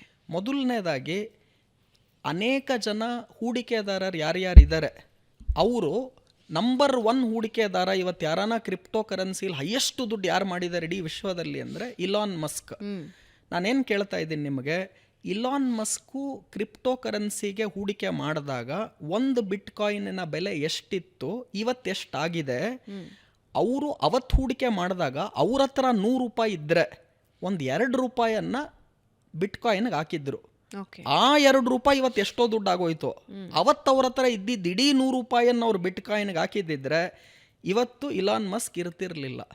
ಸೊ ನೀವು ಫಸ್ಟ್ ಏನು ತಿಳ್ಕೊಬೇಕು, ನಿಮ್ಮ ಹತ್ರ ಒಂದು $100 ಇದ್ದರೆ ಮ್ಯಾಕ್ಸಿಮಮ್ ಒಂದು $5 ನಿಮ್ಮ ಹತ್ರ $100 ಹೂಡಿಕೆಗಿದ್ದರೆ ಅದರಲ್ಲಿ ಮ್ಯಾಕ್ಸಿಮಮ್ $5 ಈ ಥರ ಹೈಲಿ ರಿಸ್ಕಿ ಅಸೆಟ್ ಅಂತ ನಾವೇನು ಕರಿತೀವಿ, ಈ ಕ್ರಿಪ್ಟೋ ಕರೆನ್ಸಿ, ಅದು ಬಿಟ್ ಕಾಯಿನ್ ಆಗಿರ್ಬೋದು, ಇನ್ನೊಂದು ಯಾವುದಾನ ಕ್ರಿಪ್ಟೋ ಕರೆನ್ಸಿ ಆಗಿರ್ಬೋದು, ಹಾಕಬಹುದೇ ಹೊರತು more than 5% of your total ಇನ್ವೆಸ್ಟ್ಮೆಂಟನ್ನು ಕ್ರಿಪ್ಟೋ ಕರೆನ್ಸಿಲಿ ಮಾಡಬೇಡಿ. ಈಗ ರಿಯಲ್ ಕ್ರಿಪ್ಟೋ ಕರೆನ್ಸಿ, ಫೇಕು, ಇದನ್ನು ಕಂಡು ಹಿಡ್ಕೊಳ್ಳೋದು ಹೇಗೆ, ವೇರ್ ಟು ಫೈಂಡ್? ಇವಾಗ ಯಾರೋ ಒಬ್ಬರು ಬಿಟ್ ಕಾಯಿನ್ಸ್ನಲ್ಲಿ ಇನ್ವೆಸ್ಟ್ ಮಾಡಬೇಕು ಅಂತಾನೆ ಇದ್ದಾರೆ ಅಂತ ಇಟ್ಕೊಳ್ಳಿ, ಇಲ್ಲ ಬೇರೆ ಕ್ರಿಪ್ಟೋ ಕರೆನ್ಸೀಸಲ್ಲಿ ಇನ್ವೆಸ್ಟ್ ಮಾಡಬೇಕು ಅಂತಾನೆ ಇದ್ದಾರೆ, ಅಧಿಕೃತವಾದದ್ದು ಯಾವುದು? ಫಸ್ಟ್ ಆಫ್ ಆಲ್ ಭಾವನಾ ಅವರೇ, ನಾನು ಕ್ರಿಪ್ಟೋ ಕರೆನ್ಸಿ ಎಕ್ಸ್ಪರ್ಟ್ ಅಲ್ಲ. ಓಕೆ. ಎರಡನೇದು, I am against crypto currency even today. ಮುಂಚೆನೂ ಐ ಆಮ್ ಅಗೇನ್ಸ್ಟ್, ಇವತ್ತು ಐ ಆಮ್ ಅಗೇನ್ಸ್ಟ್. ನೀವು ಯಾಕೆ ಅಂತ ಕೇಳಿದ್ರೆ, number 1, regulatory risk is very high for crypto currency. ಏನು ಈ ರೆಗ್ಯುಲೇಟರಿ ರಿಸ್ಕ್ ಅಂದರೆ, ಒಂದ್ಸಲ ಗೌರ್ಮೆಂಟ್ ಇದನ್ನು ಸರಿ ಅನ್ನತ್ತೆ, ಇನ್ನೊಂದು ಸಲ ತಪ್ಪು ಅನ್ನತ್ತೆ, ಒಂದು ಸಲ ಅಮೇರಿಕನ್ ಗೌರ್ಮೆಂಟ್ ಬೇಡ ಅನ್ನತ್ತೆ, ಇನ್ನೊಂದು ಸಲ ಇಂಡಿಯನ್ ಗೌರ್ಮೆಂಟ್ ಬೇಡ ಅನ್ನತ್ತೆ. ಅಂದರೆ ಇಡೀ ವಿಶ್ವದಲ್ಲಿ ಎಲ್ಲ ಗೌರ್ಮೆಂಟ್ಗಳು ಒಂದೇ ಸ್ಟ್ಯಾಂಡನ್ನು ಕ್ರಿಪ್ಟೋ ಕರೆನ್ಸಿಲಿ ತಗೊಂಡಿಲ್ಲ. ಸೊ ಇದಕ್ಕೆ ನಾವು ರೆಗ್ಯುಲೇಟರಿ ರಿಸ್ಕ್ ಅಂತ ಕರಿತೀವಿ. ಸೊ ಕ್ರಿಪ್ಟೋ ಕರೆನ್ಸಿಯಲ್ಲಿ ರೆಗ್ಯುಲೇಟರಿ ರಿಸ್ಕ್ ಇರೋದ್ರಿಂದ ನಾನು ಯಾವತ್ತೂ ಕೂಡ ಕ್ರಿಪ್ಟೋ ಕರೆನ್ಸಿಯನ್ನು ಹೂಡಿಕೆಯಾಗಿ ನೋಡೇ ಇಲ್ಲ. ನೀವು ಲಾಟ್ರಿ ಟಿಕೆಟ್ ತೊಗೊಳೋ ಬದಲು ಕ್ರಿಪ್ಟೋ ಕರೆನ್ಸಿ ತೊಗೋಬೋದು. $100 ಒಂದು $5 ನಾನು ಕ್ರಿಪ್ಟೋ ಕರೆನ್ಸಿಗೆ ಹಾಕಿದಾಗ ಅದು ಹೋದರೂ ಕೂಡ ನನಗೇನು ಯೋಚನೆ ಇಲ್ಲ. ಅದರ ಜನ ಏನು ಮಾಡ್ತಾರೆ, ಬೇಗ ಶ್ರೀಮಂತರಾಗಬೇಕು, ದಿಢೀರ್ ಶ್ರೀಮಂತರಾಗಬೇಕು ಅಂತ ಅವ್ರ ಹತ್ರ $100 ಇದ್ದರೆ ಇನ್ನೊಂದು $100 ಸಾಲ ಮಾಡಿ $200 ಕ್ರಿಪ್ಟೋ ಕರೆನ್ಸಿಗೆ ಹಾಕ್ತಾರೆ. So $100 maximum $5. ಬಟ್ ನಾನು ಝೀರೋ, $1 ನಾನು ಹಾಕಲ್ಲ $100 ಕ್ರಿಪ್ಟೋ ಕರೆನ್ಸಿಗೆ. ನಾನು ಶ್ರೀಮಂತನಾಗಬೇಕು, ಆದರೆ ಅಟ್ಲೀಸ್ಟ್ ನಾನು ಈಗ ಎಲ್ಲಿದ್ದೀನಿ ಅಲ್ಲಿಂದ ಝೀರೋಗೆ ಪಾಪರ್ ಆಗೋ ಸಾಧ್ಯತೆಗಳು ನನಗೆ ಬೇಡ. ಸೊ ಹಾಗಾಗಿ ಐ ವಿಲ್ ನೆವರ್ ಪುಟ್, ನಾನು ಲಾಟ್ರಿ ಟಿಕೆಟು ತಗೊಳಲ್ಲ, ಕ್ರಿಪ್ಟೋ ಕರೆನ್ಸಿಗೂ ದುಡ್ಡು ಹಾಕಲ್ಲ. ನಾನು ಪರಿಶ್ರಮದ ಮೇಲೆ ನಿಂತಿರ್ತೀನಿ, ಮತ್ತು ನನ್ನ ಹಾರ್ಡ್ ವರ್ಕ್ ಸ್ಕಿಲ್ ಮೇಲೆ ನನಗೆ ನಂಬಿಕೆ ಇದೆ. ಲಕ್ ಮೇಲೆ ಜಾಸ್ತಿ ನಂಬಿಕೆ ಇದೆ ಅಂದರೆ ನೀವು ಲಾಟ್ರಿ ಟಿಕೆಟ್ ತೊಗೊಂಡು ಟೆಸ್ಟ್ ಮಾಡ್ಬೋದು. ಬಟ್ ಖಂಡಿತ ದಸರಾ ಬಂಪರ್ ಬರುವ ಸಾಧ್ಯತೆಗಳಾದ್ರೂ ಒಂಚೂರು ಇರ್ಬೋದು. ಈ ಕ್ರಿಪ್ಟೋ ಕರೆನ್ಸಿ ಹೂಡಿಕೆಗಳನ್ನು ಖಂಡಿತ ನಾನು, ಬಿಕಾಸ್ ರೆಗ್ಯುಲೇಟರಿ ರಿಸ್ಕ್ ಇದೆ ಅನ್ನೋದು ಒಂದಾದರೆ, ಎರಡನೇದು ವಾಲಟೈಲಿಟಿ. ಎಷ್ಟೊಂದು ಜನ ಇವತ್ತು ಈ ಕಾರ್ಯಕ್ರಮ ನೋಡೋರು ಏನಪ್ಪ ರುದ್ರಮೂರ್ತಿ ಈಗ ಹೇಳ್ತಾ ಇದ್ದಾರೆ ಕ್ರಿಪ್ಟೋ ಕರೆನ್ಸಿನೇ ಬೇಡ. ನನಗೆ ಅದರ ನಾಲೆಡ್ಜ್ ಕಡಿಮೆ ಇದೆ, ನಾನು ಮಾಡೋದಿಲ್ಲ. ಬೇರೆ ಯಾರಿಗೋ ಸೂಟ್ ಆಗ್ತಿದ್ರೆ ಮಾಡಿ, ಅದರ ಎಕ್ಸ್ಪರ್ಟ್ ನಾಲೆಡ್ಜ್ಗಳು ಕೊಡೋರು ಇದ್ದಾರೆ. ಆದರೆ ನಿಮ್ಮ ಹತ್ರ ಇದ್ದರೆ $100, ಮ್ಯಾಕ್ಸಿಮಮ್ ಅದರಲ್ಲಿ $2-5 ಮಾತ್ರ ಕ್ರಿಪ್ಟೋ ಕರೆನ್ಸಿಗೆ ಹಾಕಿ, ಅದಕ್ಕೂ ಜಾಸ್ತಿ ಹಾಕಬೇಡಿ. ಯಾಕೆಂದರೆ ರೆಗ್ಯುಲೇಟರಿ ರಿಸ್ಕ್ ಇದೆ ಅಂತ ಹೇಳಿದೆ. ಎರಡನೇದು ವಾಲಟೈಲಿಟಿ ರಿಸ್ಕ್ ಇದೆ ಅಂತಲೂ ಕೂಡ ಹೇಳ್ತೀನಿ. ಏನು ವಾಲಟೈಲಿಟಿ ರಿಸ್ಕ್ ಅಂದರೆ, ರೀಸೆಂಟಾಗೆ ಚೈನಾ ಮೇಲೆ ಟ್ಯಾರಿಫನ್ನು ಟ್ರಂಪ್ ಹಾಕಿದಾಗ ಈ ಕ್ರಿಪ್ಟೋ ಕರೆನ್ಸಿಯಲ್ಲಿ ಒಂದೇ ಒಂದು ದಿವಸಕ್ಕೆ 10% ಇಳಿಕೆ ಆಯಿತು. ಆ 10% ಇಳಿಕೆ ಆದಾಗ ಲಿವರೇಜ್ ಅಂತ ಇರುತ್ತೆ. ಅಂದರೆ ನೀವು ಇಡೀ ದುಡ್ಡನ್ನು ಕೊಟ್ಟು ಕೊಂಡ್ಕೊಂಡಿರಲ್ಲ, ಲಿವರೇಜ್ ತೊಗೊಂಡು ಕೊಂಡ್ಕೊಂಡಿರ್ತಾರೆ. ಈ ಥರ ದೊಡ್ಡ ಫಾಲ್ 10% ಏನಾನ ಆದಾಗ ಅವ್ರ ಅಕೌಂಟೇ ಝೀರೋ ಆಗಿಬಿಡುತ್ತೆ. ಸೊ ಈ ವಾಲಟೈಲಿಟಿ ಅಂದರೆ ಏರುಪೇರು ಜಾಸ್ತಿ ಇದೆ ಅದು. ಆಮೇಲೆ ಇಷ್ಟು ದಿವಸ ಏನಾಗ್ತಿತ್ತು, ಗೋಲ್ಡ್ ಸಿಲ್ವರ್ ಅನ್ನ ಸೇಫ್ ಅಸೆಟ್ ಮತ್ತೆ ಲೆಸ್ ವಾಲಟೈಲ್ ಅಸೆಟ್ ಅಂತ ಹೇಳ್ತಿದ್ವಿ. ಈಗ ಶೇರ್ ಮಾರ್ಕೆಟ್ಗೂ ವಾಲಟೈಲು ಗೋಲ್ಡ್ ಸಿಲ್ವರ್ ಆಗ್ಬಿಟ್ಟಿದೆ. ನಾನು ಈ ಕಾರ್ಯಕ್ರಮಕ್ಕೆ ಬರಕ್ ಮುಂಚೆನೆ 2 ಸಲ ಮೊಬೈಲ್ ಅಲ್ಲಿ ನೋಡ್ತಾ ಇದ್ದೆ, ಚಿನ್ನದ ರೇಟ್ ಏನಾಯ್ತು, ಬೆಳ್ಳಿ ರೇಟ್ ಏನಾಯ್ತು ಅಂತ. ಯಾಕಂದ್ರೆ ಮುಂಚೆ ದಿವ್ಸಕ್ಕೆ ಹಬ್ಬ ಅಂದ್ರೆ ಒಂದು 10 ರೂಪಾಯಿ 20 ರೂಪಾಯಿ ಗ್ರಾಮ್ಗೆ ಮೇಲೆ ಕೆಳಗಡೆ ಹೋಗೋದು ಚಿನ್ನ. ಈಗ 250 ರೂಪಾಯಿ ಗ್ರಾಮ್ಗೆ ಇವತ್ತು ಚಿನ್ನ ಇಳಿಕೆಯನ್ನ ಕಾಣ್ತು. ನಾಳೆ ಬೆಳಿಗ್ಗೆ ಏನಾಗುತ್ತೋ ಅಲ್ಲ, ನೆಕ್ಸ್ಟ್ ಇನ್ 10 ನಿಮಿಷಕ್ಕೆ ಏನಾಗುತ್ತೋ ಗೊತ್ತಿಲ್ಲ. ಸೊ ಇವತ್ತು ಗೋಲ್ಡ್ ಸಿಲ್ವರು ವಾಲಟೈಲ್ ಆಗ್ಬಿಟ್ಟಿದೆ, ಶೇರ್ಸ್ ವಾಲಟೈಲ್ ಆಲ್ರೆಡಿ ಇದೆ. ಕ್ರಿಪ್ಟೋ ಕರೆನ್ಸಿಯ ವಾಲಟೈಲಿಟಿ ಏನಿದೆ ಅದು ಇದು ಎಲ್ಲದಕ್ಕೂ ಜಾಸ್ತಿ ಇದೆ. 10% ಒಂದು ದಿವಸ ಯಾವಾಗ ಬಿತ್ತು, ಇದು ಟ್ರಂಪ್ ಯಾವಾಗ ಚೈನಾ ಮೇಲೆ ಟ್ಯಾರಿಫ್ ಹಾಕಿದಾಗ ಕ್ರಿಪ್ಟೋ ಕರೆನ್ಸಿಯಲ್ಲಿ 10% ಇಳಿಕೆ ಆಯಿತು. ಎಷ್ಟೊಂದು ಅಕೌಂಟ್ಗಳವತ್ತು ಝೀರೋ ಆಗೋಯ್ತು. ಸೊ ಈ ವಾಲಟೈಲಿಟಿ ರಿಸ್ಕ್ ಮತ್ತು ರೆಗ್ಯುಲೇಟರಿ ರಿಸ್ಕ್ ಇರೋದ್ರಿಂದ ನಾನೇನು ಹೇಳ್ತೀನಿ, ಕ್ರಿಪ್ಟೋ ಕರೆನ್ಸಿಗೆ ದಯವಿಟ್ಟು more than 2 to 5% of your total ಇನ್ವೆಸ್ಟ್ಮೆಂಟನ್ನು ಅದರ ಮೇಲೆ ಖಂಡಿತ ಮಾಡಬೇಡಿ. ಓಕೆ, ಸೊ ಲೋಹಗಳ ಇನ್ವೆಸ್ಟ್ಮೆಂಟೇ ಮತ್ತು ಮಾತಾಡ್ತಾ ಹೋಗೋಣ. ಹಾಗಾದರೆ ಪ್ಲಾಟಿನಮ್, ವೈಟ್ ಗೋಲ್ಡ್, ಡೈಮಂಡ್ ಅಂದರೆ ಅದ್ರ ಬಗ್ಗೆ ಕ್ಲಾರಿಟಿ ಇವತ್ತಿಗೂ ಜನರಿಗಿಲ್ಲ. ಇವತ್ತು ಡೈಮಂಡ್ಸ್ ತೊಗೊಳ್ತಾರೆ, ನಾಳೆ ಅದೇ ಸೆಲ್ಲರ್ ಹತ್ರ ಹೋಗಿ ಮಾರಬೇಕು ಅಂತ ಹೇಳ್ತಾರೆ. ಆದರೆ ಡೈಮಂಡ್ಸ್ ಬಗ್ಗೆ ಮೋಹ ಅಂತೂ ಡೆಫಿನೆಟ್ಲಿ ಇರುತ್ತೆ. ಇನ್ವೆಸ್ಟ್ಮೆಂಟ್ ಆಗಿ ಡೈಮಂಡನ್ನು ಹೇಗೆ ನೋಡಬಹುದು? Platinum, white gold. ತುಂಬ ಒಳ್ಳೆ ಪ್ರಶ್ನೆ ಭಾವನಾ ಅವ್ರು. ಆ್ಯಕ್ಚುಲಿ ನಾನು ಕೂಡ ದುಬೈಗೆ ಒಂದು 10 ವರ್ಷದ ಹಿಂದೆ ಹೋದಾಗ ಡೈಮಂಡ್ ಕೊಂಡ್ಕೋಬೇಕೆ ಅಂತನೇ ಗೋಲ್ಡ್ ಸೂಕ್ ಫುಲ್ಲು ಹುಡುಕಾಡ್ಬಿಟ್ಟೆ ದುಬೈಯಲ್ಲಿ. ಆಮೇಲೆ ಎಲ್ಲ ಅರ್ಥ ಆಯ್ತು, ಸೂರತ್ತಿಂದನೇ ಅಲ್ಲಿಗೆ ಡೈಮಂಡ್ ಹೋಗುತ್ತೆ ಅಂದ್ಬಿಟ್ಟು, ನಮ್ಮ ದೇಶದಿಂದನೇ. ಆಮೇಲೆ ಡೈಮಂಡ್ ಅಲ್ಲಿ ನಿಮಗೆ ನಾರ್ಮಲಿ ಏನಾಗುತ್ತೆ, ಗೋಲ್ಡು, ಸಿಲ್ವರು, ಡೈಮಂಡು ಇದೆಲ್ಲವೂ ಕೂಡ ಅಲ್ಲಿ ಟ್ಯಾಕ್ಸಸ್ ಅಥವಾ ಡ್ಯೂಟಿ ಫ್ರೀ ನಿಮಗೆ ಅಲ್ಲಿ ಸಿಗೋದ್ರಿಂದ ಇಲ್ಲಿ ಕಂಪೇರ್ ಮಾಡಿದ್ರೆ ಅಲ್ಲಿ ಕಡಿಮೆ. ಜೊತೆಗೆ ವೇಸ್ಟೇಜು, ಮೇಕಿಂಗ್ ಚಾರ್ಜಸ್ಸು ಅದು ಕೂಡ ಕಡಿಮೆ. ಹಾಗಾಗಿ ನೀವು ಅಡ್ವರ್ಟೈಸ್ಮೆಂಟ್ಗಳಲ್ಲಿ ನೋಡಿರ್ತೀರಾ, ದುಬೈ ರೇಟಲ್ಲಿ ಚಿನ್ನವನ್ನು ನಾವು ಭಾರತದಲ್ಲೇ ಕೊಡ್ತೀವಿ ನಿಮಗೆ ಅಂದರೆ ಅವರು ವೇಸ್ಟೇಜ್, ಮೇಕಿಂಗ್ ಚಾರ್ಜಸ್ ಕಡಿಮೆ ಮಾಡ್ತಾ ಇದ್ದಾರೆ ಅನ್ನೋದನ್ನು ನೀವು ತಿಳ್ಕೋಬೇಕು. ಈ ಡೈಮಂಡನ್ನು ಫಸ್ಟ್ ಆಫ್ ಆಲ್ ಕ್ಲಾರಿಟಿ ಕೊಡ್ತಿದ್ದೀನಿ. ನಾನು ದುಬೈಗೆ 10 ವರ್ಷದ ಹಿಂದೆ ಹೋದಾಗ ನಾನು ಡೈಮಂಡ್ ಹಾಕ್ಕೋಬೇಕು, ಅದು ಸಾಲಿಟೇರ್ ಅಂದರೆ 1 ಕ್ಯಾರೆಟ್ ಮೇಲಿರುವಂಥ ಡೈಮಂಡ್ ಬೇಕು ಅಂದ್ಬಿಟ್ಟು ಇಡೀ ದುಬೈಯನ್ನು 3-4 ದಿವಸ ಬರೀ ಡೈಮಂಡ್ ಸರ್ಚ್ ಮಾಡಿದ್ದೀನಿ. ಸೊ ನಾನು ಒಂದು ಡೈಮಂಡ್ ಇವಾಗ ನನ್ನ ಕೈಯಲ್ಲಿ ಏನು ಹಾಕ್ಕೊಂಡಿದ್ದೀನಿ. ಸೊ ಇದು ನಮಗೊಂದು ನಂಬಿಕೆ, ನಾವು ಡೈಮಂಡ್ ಥರ ಇರಬೇಕು ಇಡೀ ಇದರಲ್ಲಿ ನಮ್ಮ ಜೀವನದಲ್ಲಿ ಅಂದರೆ ಒಂದು ಡೈಮಂಡ್ ಹಾಕೋಬೇಕು ಅಂತ. ಡೈಮಂಡನ್ನು ಯಾವತ್ತೂ ಕೂಡ ಇನ್ವೆಸ್ಟ್ಮೆಂಟ್ ಆಗಿ ನೋಡಬೇಡಿ. It is a question of your status and it is a question of your class. ನಾನಿವಾಗ ಒಂದು ಕ್ಲಾಸಲ್ಲಿ ಇದ್ದೀನಿ, ನಾನೊಂದು ಡೈಮಂಡ್ ಹಾಕಿದ್ದೀನಿ ಅನ್ನೋದು ಒಂದು ಒಳಗಡೆ ಎಮೋಷ್ನಲ್ ಹ್ಯಾಪಿನೆಸ್ ಬಿಟ್ಟರೆ ಅದನ್ನು ಇನ್ವೆಸ್ಟ್ಮೆಂಟ್ ಆಗಿ ನೋಡಬೇಡಿ. ಏನಕ್ಕೆ ಅನ್ನೋದನ್ನು ಕೂಡ ಹೇಳ್ತೀನಿ. ಡೈಮಂಡ್ ಫಸ್ಟ್ ಆಫ್ ಆಲ್ ಈ ಲ್ಯಾಬ್ ಗ್ರೋನ್ ಡೈಮಂಡ್ಸ್ ಬಂದಾದ ನಂತರ ಈ ಡೈಮಂಡ್ ವ್ಯಾಲ್ಯೂಗಳಲ್ಲಿ ಇಳಿಕೆಯನ್ನು ನಾವು ಕಂಡ್ವಿ. 5 ವರ್ಷದ ಹಿಂದೆ ಡೈಮಂಡ್ ರೇಟ್ ಏನಿತ್ತು, ಈಗೇನು ಡೈಮಂಡ್ ರೇಟ್ ಇದೆ ಮೋರ್ ಆರ್ ಲೆಸ್ ಅಷ್ಟೇ ಇದೆ. ನೀವು ಅದೇ 5 ವರ್ಷದ ಹಿಂದೆ ಬ್ಯಾಂಕ್ ಎಫ್ ಡಿಗೆ ದುಡ್ಡು ಹಾಕಿದ್ರು 5 ವರ್ಷಕ್ಕೆ ನಿಮಗೆ ಬ್ಯಾಂಕ್ ಎಫ್ ಡಿಲಿ ಬಡ್ಡಿ ಎಲ್ಲ ಲೆಕ್ಕ ಹಾಕಿದ್ರೆ ಅಟ್ಲೀಸ್ಟ್ ಒಂದು 50% ಇನ್ಕ್ರೀಸ್ ಆಗಿರೋದು. ಬಟ್ ಡೈಮಂಡ್ ವ್ಯಾಲ್ಯೂ ಅಷ್ಟೇ ಇದೆ. ಯಾಕೆ ಅಂದರೆ ಈ ಲ್ಯಾಬ್ ಗ್ರೋನ್ ಡೈಮಂಡ್ಸ್ ಬಂದಾಗಿಂದ ಡೈಮಂಡ್ ವ್ಯಾಲ್ಯೂಸ್ಗಳಲ್ಲಿ ಯಾವುದೇ ರೀತಿಯಾದ ಭಾರಿ ಇಳಿಕೆ ಆದ್ರೂ 5 ವರ್ಷದ ರೇಟ್ ಅಷ್ಟೇ ಇದೆ. ಎರಡನೇದು, ಹೂಡಿಕೆ ದೃಷ್ಟಿಯಿಂದ ನೋಡಿದ್ರೆ gold always, silver always better. Diamond ಖಂಡಿತ ಮಾಡಬೇಡಿ. ಪ್ಲಾಟಿನಮ್ಗೆ ರೀಸೇಲ್ ಕಷ್ಟ ಇದೆ, ಮತ್ತು ಬೈಯಿಂಗ್ ಸೆಲ್ಲಿಂಗ್ ರೇಟಲ್ಲಿ ಭಾಳಷ್ಟು ಡಿಫರೆನ್ಸ್ ಇದೆ. ಡೈಮಂಡಲ್ಲೂ ಬೈಯಿಂಗ್ ಸೆಲ್ಲಿಂಗ್ ರೇಟಲ್ಲಿ ಭಾಳಷ್ಟು ಡಿಫರೆನ್ಸ್ ಇರೋದ್ರಿಂದ ಓನ್ಲಿ ನಿಮ್ಮ ಪರ್ಸ್ನಲ್ ಸ್ಯಾಟಿಸ್ಫ್ಯಾಕ್ಷನ್ಗೆ ಮತ್ತು ನೀವು ತೋರಿಸ್ಕೋಬೇಕು ಅನ್ನೋದಕ್ಕೋಸ್ಕರ ಡೈಮಂಡ್ ಪ್ಲಾಟಿನಮ್ಗಳನ್ನು ತೊಗೊಳ್ಳಿ. ಇದೇ ಥರ ವೈಟ್ ಗೋಲ್ಡ್ ಬರುತ್ತೆ, ಅದರಲ್ಲೂ ಕೂಡ ಈ ನಾರ್ಮಲ್ ಗೋಲ್ಡ್ ಬೇರೆ, ವೈಟ್ ಗೋಲ್ಡ್ ಬೇರೆ. ಸೊ ನಿಮ್ಮ ವೈಟ್ ಗೋಲ್ಡ್ಗೂ ಸಿಲ್ವರ್ಗೂ ಅಥವಾ ಅದು ರಿಯಲಿ ಗೋಲ್ಡ್ ಅನ್ನೋದು ವ್ಯತ್ಯಾಸನೇ ಗೊತ್ತಾಗಲ್ಲ. ಸೊ ಹಾಗಾಗಿ ಅನ್ಲೆಸ್ ನೀವೇನೋ ಒಂದು ಕ್ಲಾಸ್ ತೋರಿಸ್ಬೇಕು ಅಥವಾ ಒಂದು ನಂಬಿಕೆ, ಅಸ್ಟ್ರಾಲಜಿ ಪ್ರಕಾರ ಯಾರೋ ನಮ್ಗೆ ಹೇಳಿದ್ದಾರೆ ಡೈಮಂಡ್ ಹಾಕೋಬೇಕು ಅಂತ, ಸೊ ಆ ಥರ ಏನಾನ ಇದ್ದರೆ ಬಳಕೆ ದೃಷ್ಟಿಯಿಂದ ಡೈಮಂಡ್ ಅಥವಾ ಪ್ಲಾಟಿನಮ್ ಅಥವಾ ವೈಟ್ ಗೋಲ್ಡ್ ಈ ಥರ ಮಾಡಿ ಹೊರತು ಹೂಡಿಕೆಗೋಸ್ಕರ gold and silver is always best. ಅದರಲ್ಲಿ ಸಿಲ್ವರ್ಗೆ ಇಂಡಸ್ಟ್ರಿಯಲ್ ಯೂಸೇಜ್ ಅಂತ ನಾನು ಹೇಳಿದೆ, ಅದಿರೋದ್ರಿಂದ silver is always better for investment. Gold second. ಡೈಮಂಡನ್ನು, ಪ್ಲಾಟಿನಮ್ಮನ್ನು ಮತ್ತು ನಾನು ಇವಾಗ ಹೇಳ್ದಂಗೆ ವೈಟ್ ಗೋಲ್ಡ್ ಇದು ಎಲ್ಲವನ್ನೂ ಕೂಡ, ಅಥವಾ ಈವನ್ ಜಮ್ ಸ್ಟೋನ್ಸ್, ಇವತ್ತು ಎಮರಾಲ್ಡು, ರೂಬಿ ಮತ್ತು ಈ ಬ್ಲೂ ಸಫೈರ್ಸ್ ಏನಿದೆ ಯೆಲ್ಲೋ ಸಫೈರ್ ಏನಿದೆ, ಡೈಮಂಡ್ಗೂ ಕಾಸ್ಟ್ಲಿ ಇರುವಂತಹ ಬ್ಲೂ ಸಫೈರ್, ಎಮರಲ್ಡು ಮತ್ತು ರೂಬೀಸ್ ಇದೆ. ಸೊ ಇದೆಲ್ಲ ನೋಡ್ತು ಅಂದರೆ this is only for class status, not for investment ಅಂತ ಹೇಳ್ತಾ ಇದ್ದೀನಿ. ಓಕೆ. ಈಗ ಗೋಲ್ಡ್ ಆನ್ಲೈನ್ ಇನ್ವೆಸ್ಟ್ಮೆಂಟ್ಗಳು ಜಾಸ್ತಿ ಆಗಿದೆ. ಅಂದರೆ ನೀವು ಹೋಗಿ ಕೊಂಡ್ಕೊಳ್ಬೇಕಾಗಿಲ್ಲ, ಅದಕ್ಕೆ ಅದನ್ನು ಕೊಡಬೇಕಾಗಿಲ್ಲ, ಇದನ್ನು ಕೊಡಬೇಕಾಗಿಲ್ಲ, ಆನ್ಲೈನ್ ಇನ್ವೆಸ್ಟ್ಮೆಂಟ್ ಮಾಡಬಹುದು ಅಂತ. ಇದು ಎಷ್ಟು ಲಾಭ ತಂದುಕೊಡುತ್ತೆ? ಮೊದಲನೇದಾಗಿ ಚಿನ್ನದಲ್ಲಿ ಹೂಡಿಕೆ ಮಾಡಬೇಕು ಅಥವಾ ಬೆಳ್ಳಿಯಲ್ಲಿ ಹೂಡಿಕೆ ಮಾಡಬೇಕು ಅಂತಿರೋರು ಫಿಸಿಕಲ್ ಗೋಲ್ಡ್ ಅಥವಾ ಜ್ಯುವೆಲ್ರಿಯನ್ನು ತಾವು ತಗೊಂಡ್ರೆ, ಆಭರಣಗಳನ್ನು ತಗೊಂಡ್ರೆ ಮಿನಿಮಮ್ ಲೋಯೆಸ್ಟ್ ಅಂದ್ರೂ 5-6% ವ್ಯಾಲ್ಯೂ ಅಡಿಷನ್ ಆಗೇ ಆಗುತ್ತೆ. ಅಂದರೆ ಇವತ್ತೇನು ಚಿನ್ನದ ರೇಟ್ ಇವತ್ತಿದೆ ಅದಕ್ಕೊಂದು 5-6% ಮಿನಿಮಮ್ ನೀವು ಜಾಸ್ತಿ ಕೊಟ್ಟು ವೇಸ್ಟೇಜು, ಮೇಕಿಂಗ್ ಚಾರ್ಜಸ್ಸು, ಅದು ಟ್ಯಾಕ್ಸಸ್ಸು, 3% GST ಏನು ಅದು ಇದು ಎಲ್ಲ ಲೆಕ್ಕ ಹಾಕಿದ್ರೆ 10% ಕೆಲವು ಸಲ ಆಗಿಬಿಡುತ್ತೆ. ಆ್ಯಂಟಿಕ್ ಗೋಲ್ಡ್ ಏನನ್ನ ತೊಗೊಳ್ತೀರಾ ಅಂದರೆ 20-30% ಜಾಸ್ತಿ ಆಗುತ್ತೆ ರೇಟು. ಅಂದರೆ ಇವತ್ತಿನ ಪ್ರತಿ ಗ್ರಾಮಿನ ಚಿನ್ನದ ಬೆಲೆ ಏನಿದೆ ಅದಕ್ಕೆ 20-30% ಏರಿಕೆ ಮಾಡಿ ನೀವು ಆ್ಯಂಟಿಕ್ ಜ್ಯುವೆಲ್ರಿ ತೊಗೋಬೇಕು.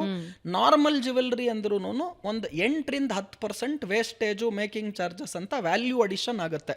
ಅಂದರೆ ಇವತ್ತು ಪ್ರತಿ ಗ್ರಾಮ್ 22 ಕ್ಯಾರೆಟ್ ಚಿನ್ನ 11,000 ಇದೆ ಅಂದರೆ ನೀವು 1,100 ರೂಪಾಯಿ 10%, ಸೊ 11,000 ಇರೋ ಕಡೆ 12,100 ರೂಪಾಯಿ ಕೊಟ್ಟು ಜ್ಯುವೆಲ್ರಿ ತೊಗೊಳ್ತಿರ್ತೀರ. ಅದನ್ನ ವಾಪಸ್ ಮಾರಾಟ ಮಾಡಿದಾಗ ತಿರ್ಗಾ ನೀವು ಒಂದು 7-8% ಲಾಸ್ ಆಗುತ್ತೆ ನಿಮಗೆ. ಯಾಕಂದರೆ ಜ್ಯುವೆಲ್ರಿ ಅಂಗಡಿಯವನೇನು ನಿಮಗೆ ಎಕ್ಸ್ಚೇಂಜ್ ತೊಗೊಳ್ತಾರೆ ಇಲ್ಲ ವಾಪಸ್ ತೊಗೊಳ್ತಾರೆ ಏನೇ ಮಾಡಿದ್ರು ಕೂಡ ಇವತ್ತು ಆ್ಯಕ್ಚುಲಿ ಜ್ಯುವೆಲ್ರಿ ಅಂಗಡಿಗಳವರು ದುಡ್ಡು ಮಾಡ್ತಿರೋದೇನೆ ಓಲ್ಡ್ ಗೋಲ್ಡ್, ರೀಸೇಲ್ ಗೋಲ್ಡಿಂದಾನೇ ಅವ್ರಿಗೆ ಜಾಸ್ತಿ ಕಮಿಷನ್ ಇರೋದು.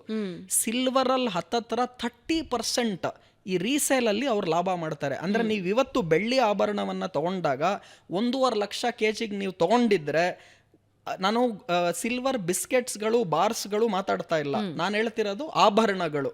ಅದು ಸಿಲ್ವರ್ ಆಗಿರ್ಬೋದು, ಗೋಲ್ಡ್ ಆಗಿರ್ಬೋದು. ಗೋಲ್ಡಲ್ಲಿ 6-8% ಲಾಸ್ ಆದರೆ ಸೆಲ್ ಮಾಡುವಾಗ, ಸಿಲ್ವರಲ್ಲಿ 30% ಲಾಸ್ ಆಗುತ್ತೆ. ಸೊ ನೀವು ಖರೀದಿ ಮಾಡುವಾಗ್ಲೂ ಲಾಸು, ಸೇಲ್ ಮಾಡುವಾಗ್ಲೂ ಲಾಸು. ಇದು ಎರಡೂ ಆ್ಯಡ್ ಮಾಡಿದ್ರೆ ಗೋಲ್ಡ್ ಅಲ್ಲಿ ಖರೀದಿ ಮಾಡುವಾಗ 8-10% ವೇಸ್ಟೇಜು, ಮೇಕಿಂಗ್ ಚಾರ್ಜು, ವ್ಯಾಲ್ಯೂ ಅಡಿಷನ್ನು. ಸೇಲ್ ಮಾಡುವಾಗ 6-8% ಅಂದರೆ 15-20% ಬೈಯಿಂಗ್ ಸೆಲ್ಲಿಂಗ್ ಲಾಸ್ ಆಗುತ್ತೆ. ಚಿನ್ನ ವರ್ಷಕ್ಕೆ 20% ಮೇಲೋದ್ರೂ ಕೂಡ ನೀವು ಬೈಯಿಂಗ್ ಸೆಲ್ಲಿಂಗಲ್ಲೇ 15-20% ಕೊಟ್ಬಿಟ್ರೆ ನಿಮಗೇನು ಸಿಗೋದಿಲ್ಲ. ಹಾಗಾಗಿ ಹೂಡಿಕೆ ದೃಷ್ಟಿಯಿಂದ ನೀವು ಚಿನ್ನ ಬೆಳ್ಳಿಯನ್ನ ಖರೀದಿ ಮಾಡಬೇಕು ಅಂದ್ರೆ, ಬಳಿಕೆ ದೃಷ್ಟಿ ಬೇರೆ, ನಾನು ಆಭರಣ ಹಾಕೊಂಡು ಹೋಗ್ಬೇಕು, ಮದುವೆಗೆ ಹೋಗ್ಬೇಕು, ನಾನು ನೆಕ್ಲೆಸ್ ತೋರಿಸ್ಬೇಕು ಬೇರೆಯವರಿಗೆ, ಅದನ್ನ ಹಾಕೊಂಡು ಹೋಗ್ತೀನಿ ಅಂತ ಇದ್ರೆ ಅವಾಗ ಮಾತ್ರ ಆಭರಣ ತಗೊಳ್ಳಿ. ಹೂಡಿಕೆ ದೃಷ್ಟಿ ಇತ್ತು ಅಂದ್ರೆ, ಇನ್ವೆಸ್ಟ್ಮೆಂಟ್ ಪರ್ಪಸ್ ಆಯ್ತು ಅಂದ್ರೆ, ಗೋಲ್ಡನ್ ಯಾವಾಗ್ಲೂ ETF ಮುಖಾಂತರ, ಎಕ್ಸ್ಚೇಂಜ್ ಟ್ರೇಡೆಡ್ ಫಂಡ್ ಅಂತ ಕರಿತೀವಿ, ಅಂದ್ರೆ ಪೇಪರ್ ಗೋಲ್ಡ್ ಅಂತ ಕರಿತೀವಿ. ಯಾವ ರೀತಿ ಶೇರ್ಸ್ ಅನ್ನ ನಾವು ಡಿಮ್ಯಾಟ್ ಅಲ್ಲಿ ತಗೊಂತೀವೋ ಅದೇ ತರ ಗೋಲ್ಡ್ ಅನ್ನು ಕೂಡ ಡಿಮ್ಯಾಟ್ ಫಾರ್ಮ್ಯಾಟ್ ಅಲ್ಲಿ ತಗೊಂಡಾಗ ಒಂದು 0.5% ಕಮಿಷನ್ ಅಂತ ನೀವು ಬ್ರೋಕರ್ಗೆ ಕಟ್ಟಬೇಕಾಗತ್ತೆ. ಈ ಗೋಲ್ಡ್ ಅನ್ನ ETF ಫಾರ್ಮ್ಯಾಟ್ ಅಲ್ಲಿ ತಗೊಂಡ್ರೆ, ಮ್ಯೂಚುವಲ್ ಫಂಡ್ ಅಲ್ಲೂ ಕೂಡ ಗೋಲ್ಡ್ ಮ್ಯೂಚುವಲ್ ಫಂಡ್ಸ್ಗಳು ಬರುತ್ತೆ, ETFಗಳು ಬರುತ್ತೆ. ಆಮೇಲೆ ಗೌರ್ಮೆಂಟ್ ಏನು ಮಾಡಿದ್ರು ಅಂದರೆ, ನಾವು ಜಾಸ್ತಿ ಚಿನ್ನವನ್ನು ಖರೀದಿ ಮಾಡಿ ಸುಮ್ಮನೆ ಸ್ಟೋರೇಜ್ ಮಾಡ್ಕೊಂಡ್ಬಿಟ್ರೆ ಅದರಿಂದ ದೇಶಕ್ಕೇನು ಪ್ರಗತಿ ಆಗೋದಿಲ್ಲ ಅಂತ ಸಾವರಿನ್ ಗೋಲ್ಡ್ ಅಂತ ಮಾಡಿದ್ರು. ಅಂದರೆ ವರ್ಷಕ್ಕೆ ನಾವು ನಿಮ್ಗೆ ಅದಕ್ಕೆ ಒಂದು 2% 3% ವರ್ಷಕ್ಕೆ ಬಡ್ಡಿ ಕೊಡ್ತೀವಿ. ಗೋಲ್ಡ್ ರೇಟ್ ಇವತ್ತೇನಿದೆ ಆ ರೇಟಿಗೆ ನಾವು ನಿಮಗೆ ಜಮಾ ಮಾಡ್ತೀವಿ. ಆಮೇಲೆ ನಿಮ್ಗೆ 5 ವರ್ಷ ಆದಮೇಲೆ 10 ವರ್ಷ ಆದಮೇಲೆ ನಿಮ್ಗೆ ಅದನ್ನು ವಾಪಸ್ ಆ ರೇಟ್ ಏನಿರುತ್ತೆ 5 ವರ್ಷದ ಮೇಲೆ ತೊಗೊಳ್ತೀವಿ. ನೀವು ಗೋಲ್ಡನ್ನು ಖಂಡಿತ ಸಂಗ್ರಹಣ ಮಾಡಿಡ್ಕೊಂಡ್ರೆ ದೇಶಕ್ಕೇನು ಉಪಯೋಗ ಇಲ್ಲ. ಯಾಕಂದ್ರೆ ನಾವು ಏನೇ ಚಿನ್ನ ತೊಗೊಂಡ್ರು ಅದನ್ನು ಜಾಸ್ತಿ 99.99% ಆಮದು ಮಾಡ್ಕೊಳ್ತೀವಿ. ಅದಕ್ಕೆ ನಾವು ಡಾಲರ್ಗಳಲ್ಲಿ ಪೇಮೆಂಟ್ ಮಾಡಬೇಕು, ರೂಪಾಯಿನ ಮೌಲ್ಯ ಕುಸಿತಾ ಹೋಗುತ್ತೆ. ಹಾಗಾಗಿ ಗೋಲ್ಡನ್ ಜಾಸ್ತಿ ಇಂಪೋರ್ಟ್ ಮಾಡೋದು ಬೇಡ ಅಂತ ಈ ಸಾವರಿನ್ ಗೋಲ್ಡ್ ಅಂತ ಸೆಂಟ್ರಲ್ ಬ್ಯಾಂಕು, ಸೆಂಟ್ರಲ್ ಗೌರ್ಮೆಂಟ್ಗಳು ಏನು ಈ ಸ್ಕೀಮ್ ಮಾಡಿದ್ರು 2025 ಅಂದರೆ ಇವಾಗ ಆ ಸ್ಕೀಮನ್ನು ನಿಲ್ಲಿಸ್ಬಿಟ್ರು. ಯಾಕೆಂದರೆ ಗೋಲ್ಡಲ್ಲಿ ಈ ಭಾರಿ ಪ್ರಮಾಣದ ಏರಿಕೆ ಆಯಿತು. ಆಮೇಲೆ ಗೋಲ್ಡನ್ನು ಎಕನಾಮಿಕಲಿ ನೋಡಿದ್ರೆ, ಆರ್ಥಿಕವಾಗಿ ನೋಡಿದ್ರೆ, $3 ಟ್ರಿಲಿಯನ್ ಚಿನ್ನ ನಮ್ಮ ಎಲ್ಲ ಮನೆಗಳಲ್ಲಿ, ದೇವಸ್ಥಾನಗಳಲ್ಲಿ ಇದೆ. ನಿತಿನ್ ಕಾಮತ್ ಒಂದ್ ಕಡೆ ಸ್ಟೇಟ್ಮೆಂಟ್ ಮಾಡಿದ್ರು ರೀಸೆಂಟ್ ಆಗಿ, ಈ ಗೋಲ್ಡ್ ಎಲ್ಲ ಸುಮ್ಮನೆ ಮನೆಯಲ್ಲಿ ಸ್ಟೋರೇಜ್ ಆಗಿದೆ, ಇದರಿಂದ ಜಾಬ್ ಕ್ರಿಯೇಟ್ ಆಗೋದಿಲ್ಲ, ಭಾರತದಲ್ಲಿರೋ ಗೋಲ್ಡ್ ಗಳನ್ನ ಸರಿಯಾದ ರೀತಿಯಲ್ಲಿ ಬಳಸ್ಕೋಬೇಕು ಅಂತ ಹೇಳಿದ್ರು. ಅವ್ರು ಏನ್ ಹೇಳ್ತಾ ಇದ್ದಾರೆ ಅಂದ್ರೆ, ಸಿಂಪಲ್ ಆಗಿ ನೀವಿವಾಗ $3 ಟ್ರಿಲಿಯನ್ ವರ್ತ್ ಗೋಲ್ಡ್ ಭಾರತದಲ್ಲಿ ಸ್ಟೋರೇಜ್ ಆಗಿದೆ. ಅದು ದೇವಸ್ಥಾನದಲ್ಲಾಗಿರ್ಬೋದು, ಮನೆಗಳಲ್ಲಾಗಿರ್ಬೋದು, ಬ್ಯಾಂಕ್ಗಳ ಲಾಕರ್ಗಳಲ್ಲಾಗಿರ್ಬೋದು. ಸೊ ಇದರಿಂದ ಏನು ಉಪಯೋಗ ಇಲ್ಲ. ಅದೇ ನೀವೇನಾನ ಇವತ್ತು ಯಾವುದೋ ಒಂದು ಕಂಪನಿಗೆ ಕ್ಯಾಪಿಟಲ್ ಬಂಡವಾಳ ಬೇಕಾಗಿದೆ, ಶೇರ್ಸ್ಗೆ ನೀವು ಹೂಡಿಕೆ ಮಾಡಿದ್ದೀರಾ ಅಂದ್ಕೊಳ್ಳಿ.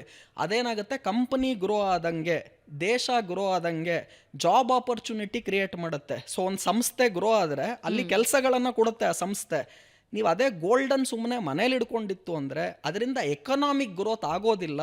ಹಾಗಾಗಿ ಬರೀ ಗೋಲ್ಡ್ ಲೋನ್ಸ್ಗಳಲ್ಲ, ಈ ಗೋಲ್ಡ್ ಇರೋರು ಮ್ಯಾಕ್ಸಿಮಮ್ ಏನು ಮಾಡ್ಬೋದು ಅಂದರೆ ಅದನ್ನು ಅಡ ಇಟ್ಬಿಟ್ಟು ಕೊಲ್ಯಾಟ್ರಲ್ ಸೆಕ್ಯೂರಿಟಿ ಆಗಿ ಕೊಟ್ಟು ಲೋನ್ ತೊಗೊಂಡು ಅದನ್ನ ಬಿಸ್ನೆಸ್ಗೆ ಹಾಕೋಬೋದು.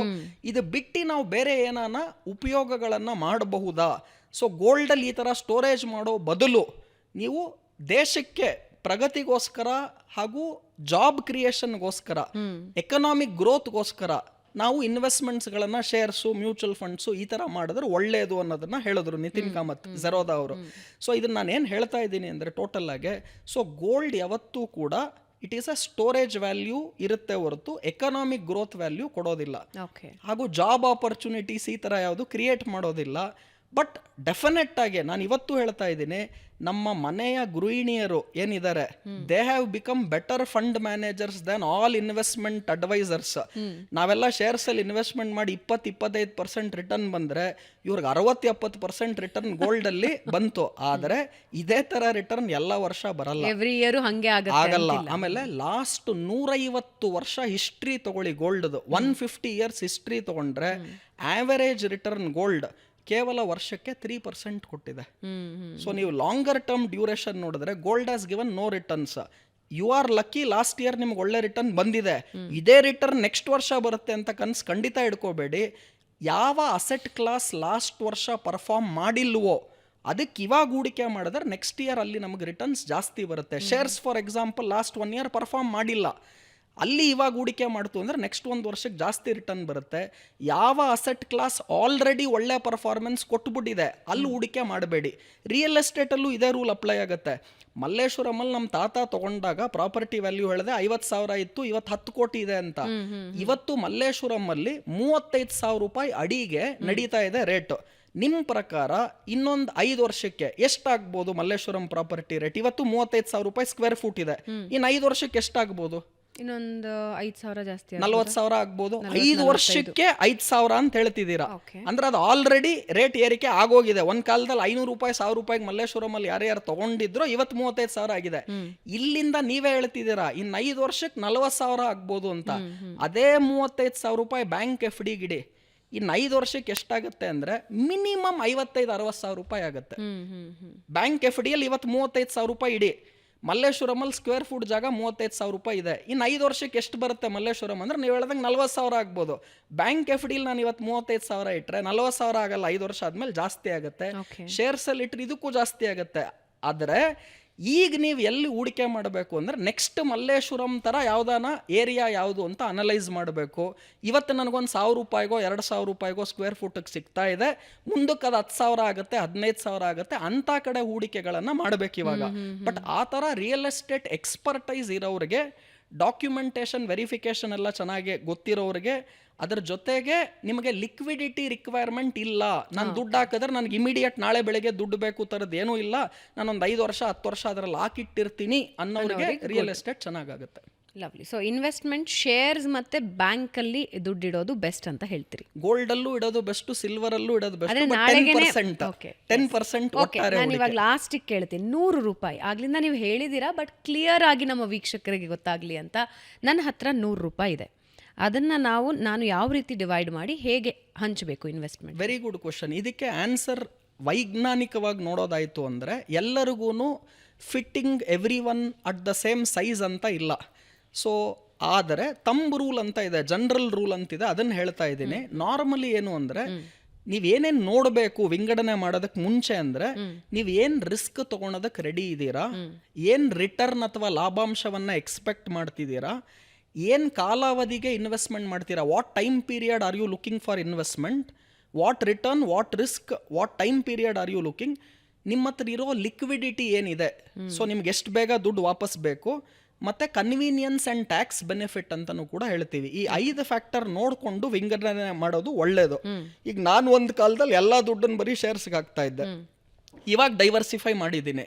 ಸೊ ಈ ರೂಲ್ ಏನು ಹೇಳ್ತಿದ್ದೀನಿ, ಇದು ತಂಬ್ ರೂಲ್ ಅಷ್ಟೇ ಹೊರತು ಕರೆಕ್ಟಾಗಿ ಮಾಡಬೇಕು ಅಂದರೆ ಒಬ್ಬೊಬ್ರಿಗೆ ಒಂದೊಂದು ಪರ್ಸೆಂಟೇಜ್ ಬರುತ್ತೆ. ಈ 5 ಫ್ಯಾಕ್ಟರನ್ನು ಕನ್ಸಿಡರ್ ಮಾಡಿ ಮಾಡಬೇಕು ಅಂತ ಹೇಳ್ತಾ ಇದ್ದೀನಿ.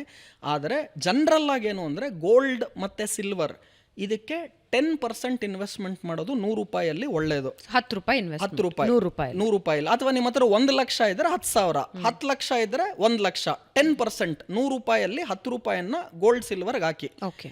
ಇನ್ನೊಂದು 10 ರೂಪಾಯಿಯನ್ನ ಎಮರ್ಜೆನ್ಸಿ ಫಂಡ್ ಅಂತ ಇಟ್ಕೊಂಡಿರಿ.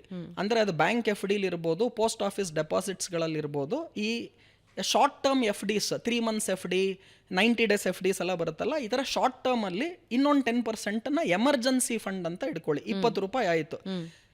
ರಿಯಲ್ ಎಸ್ಟೇಟಲ್ಲಿ 30ರಿಂದ 40 ರೂಪಾಯಿ, 30% ಅಂತಾನೆ ಇಟ್ಕೊಳ್ಳೋಣ. ಸೊ 50 ರೂಪಾಯಿ ಆಗೋಯ್ತು. 30 ರೂಪಾಯಿ ರಿಯಲ್ ಎಸ್ಟೇಟಲ್ಲಿ ಅಂತ ಹೇಳಿದೆ. ಶೇರ್ಸಲ್ಲಿ 10 ರೂಪಾಯಿ ಇಡಿ, 60 ರೂಪಾಯಿ ಆಯಿತು. ಮ್ಯೂಚುವಲ್ ಫಂಡಲ್ಲಿ ಒಂದು 10 ರೂಪಾಯಿ ಇಡಿ, 70 ರೂಪಾಯಿ ಆಯಿತು. ಇನ್ಶೂರೆನ್ಸಲ್ಲಿ ಒಂದು 5 ರೂಪಾಯಿ 10 ರೂಪಾಯಿ ಇಡ್ಬೋದು, ಅದೊಂದು 80 ರೂಪಾಯಿ ಆಯಿತು. ಇನ್ನು 20 ರೂಪಾಯಲ್ಲಿ ಡಿಪೆಂಡ್ಸ್. ಈಗ ನಿಮಗೆ ಕೆಲವ್ರು ನಾನು ಏನು ಹೇಳ್ತಾರೆ, ನನಗೆ ಕ್ರಿಪ್ಟೋ ಕರೆನ್ಸಿ ಗೊತ್ತು ನನಗೆ, ಅಥವಾ ಇನ್ನು ಕೆಲವರು ನಾನು ಕಮಾಡಿಟಿ ಮಾರ್ಕೆಟಲ್ಲಿ ಟ್ರೇಡ್ ಮಾಡಬೇಕು ಅಂತಿದ್ದೀನಿ, ಇನ್ನು ಕೆಲವರು ನಾನು ಡಿರೈವೇಟಿವ್ಸ್ ಮಾಡಬೇಕು ಅಂತಿದ್ದೀನಿ. ಈ ಥರ ಇರೋರು ಈ ಇನ್ನು ಮಿಕ್ಕಿದ 20 ರೂಪಾಯಿಯನ್ನು ಬೇರೆ ಕಡೆಗೂ ಇನ್ವೆಸ್ಟ್ಮೆಂಟ್ ಮಾಡಬಹುದು. ಸೊ ಮ್ಯಾಕ್ಸಿಮಮ್ ನಿಮ್ಮ ಇನ್ವೆಸ್ಟ್ಮೆಂಟ್ಸ್ಗಳನ್ನು ನಿಮ್ಗೆ ಎಲ್ಲಿ ಗೊತ್ತಿದೆ ಅಲ್ಲಿಡಬೇಕು. ನನಗೆ ಬರೀ ಶೇರ್ಸೇ ಗೊತ್ತಿರೋದ್ರಿಂದ ಒಂದು ಕಾಲದಲ್ಲಿ ನಾನು ಎಲ್ಲ ದುಡ್ಡನ್ನು ಬರೀ ಶೇರ್ಸ್ಗೆ ಹಾಕ್ತಾ ಇದ್ದೆ, ವಿಚ್ ಇಸ್ ನಾಟ್ ರೈಟ್. ಅವಾಗ ನನ್ನ ಕ್ಯಾಪಿಟಲ್ಲು ಕಡಿಮೆ ಇತ್ತು, ಆ ಥರ ರಿಸ್ಕನ್ನು ನಾನು ಅಫೋರ್ಡ್ ಮಾಡ್ಬೋದಿತ್ತು, ಆ್ಯಂಡ್ ಐ ವಾಸ್ ಲಕ್ಕಿ. ಆದರೆ ಇವತ್ತು ನಾನು ಆ ಮಿಸ್ಟೇಕನ್ನು ಖಂಡಿತ ಮಾಡೋದಿಲ್ಲ. ನನಗೆ ಈ ಥರ ಪ್ರೋಗ್ರಾಮ್ ಸುವರ್ಣ ಡಿಜಿಟಲ್ ಟಿವಿಲಿ ಆ ಟೈಮಲ್ಲಿ ಇರಲಿಲ್ಲ. ನಾನು ಯಾವಾಗೂ ಹೇಳ್ತೀನಿ, CA ಓದಿರ್ಬೋದು, 5 ಮಾಸ್ಟರ್ ಡಿಗ್ರಿ ಓದಿರ್ಬೋದು, ಆದರೆ ಎಕ್ಸ್ಪೀರಿಯನ್ಸ್ ನಮಗೇನು ಪಾಠ ಕಲಿಸತ್ತಲ್ಲ, ಅದಕ್ಕೂ ಬೆಟರ್ ಡಿಗ್ರಿ ಇನ್ಯಾವುದೂ ಇಲ್ಲ ಅಂತ. ಆ ಎಕ್ಸ್ಪೀರಿಯನ್ಸ್ ಮುಖಾಂತರ ಇವತ್ತು ನಾನು ಈ ಸಂಪೂರ್ಣ ಮಾಹಿತಿಯನ್ನು ಏನು ಕೊಟ್ಟಿದ್ದೀನಿ ಇನ್ವೆಸ್ಟ್ಮೆಂಟ್ಸ್ ಬಗ್ಗೆ, ಇದನ್ನು ಮತ್ತೆ ಮತ್ತೆ ಜನ ನೋಡಿದ್ರು ಕೂಡ ಈ ವಿಡಿಯೋನ ಅದರಲ್ಲಿ ತಿಳ್ಕೊಳೋದು ಎಷ್ಟೊಂದಿದೆ. ಆಮೇಲೆ ಈ ಇನ್ವೆಸ್ಟ್ಮೆಂಟಲ್ಲಿ ನಾವೇನು ತಿಳ್ಕೋಬೇಕು, ನಾನು ಯಾವಾಗೂ ಹೇಳ್ತೀನಿ, ದುಡ್ಡು ಮಾಡೋದಕ್ಕೆ ಎಲ್ಲರಿಗೂ ಆಸೆ ಇದೆ, ಯಾರೂ ದುಡ್ಡು ಬೇಡ ಅನ್ನೋರು ಇಲ್ಲವೇ ಇಲ್ಲ. ಒಬ್ಬ ಸನ್ಯಾಸಿ ಹೋಗಿ ಬಿಲ್ ಗೇಟ್ಸ್ಗೆ ಹೇಳ್ತಾನೆ, making money is non sense. ನೀನು ಇಷ್ಟೊಂದು ದುಡ್ಡು ಮಾಡಿದ್ಯಾ, ಅದರಿಂದ ಏನು ಪ್ರಯೋಜನ, ಇದೊಂದು ನಾನ್ ಸೆನ್ಸ್ ಅಂತ ಹೇಳ್ತಾನೆ. ಅದಕ್ಕೆ ಬಿಲ್ ಗೇಟ್ಸ್ ಉತ್ತರ ಕೊಡ್ತಾನೆ, you make enough money before talking such nonsense ಅಂತ. ಅಂದರೆ ನೀನು ಫಸ್ಟ್ ದುಡ್ಡು ಮಾಡಿ ಆಮೇಲೆ ಹೇಳು making money is nonsense ಅಂತ, ಮುಂಚೆನೇ ಹೇಳಬೇಡ ಅಂತ. ಸೊ ದುಡ್ಡು ಖಂಡಿತವಾಗ್ಲೂ ಅನೇಕ ಪ್ರಾಬ್ಲಮ್ಸ್ಗಳಿಗೆ ಅದೇ ಉತ್ತರ. ಆಮೇಲೆ ನಾನು ಯಾವಾಗೂ ಹೇಳ್ತೀನಿ, ನಾನು ರಿಚ್ ಆದಮೇಲೆ I will behave and have a mind set of a rich person ಅಲ್ಲ. First have the mind set of a rich person, you will become rich. ನಾನು ಸಾಹುಕಾರ ಆದ್ಮೇಲೆ ಮೈಂಡ್ ಸೆಟ್ ಹೇಗಿರುತ್ತೆ? ವೆರಿ ಗುಡ್ ಕ್ವಶನ್ ಭಾವನಾ ಅವರೇ. Rich person mind set ಯಾವಾಗಲೂ ಕೂಡ ಅವನ ಮೇಲೆ ಅವಳ ಮೇಲೆ ಇನ್ವೆಸ್ಟ್ಮೆಂಟ್ ಮಾಡಿ they will increase their common sense first. Second, ಖಂಡಿತ ನಾನು ಹೇಳ್ತೀನಿ, ನಮ್ಮ ಜೀವನ ತುಂಬ ಚಿಕ್ಕದು, ಎಲ್ಲವನ್ನೂ ಎಕ್ಸ್ಪೀರಿಯನ್ಸಿಂದ ಕಲಿಯೋದಕ್ಕಾಗೋದಿಲ್ಲ. You have to read books and you have to learn through other people's experience.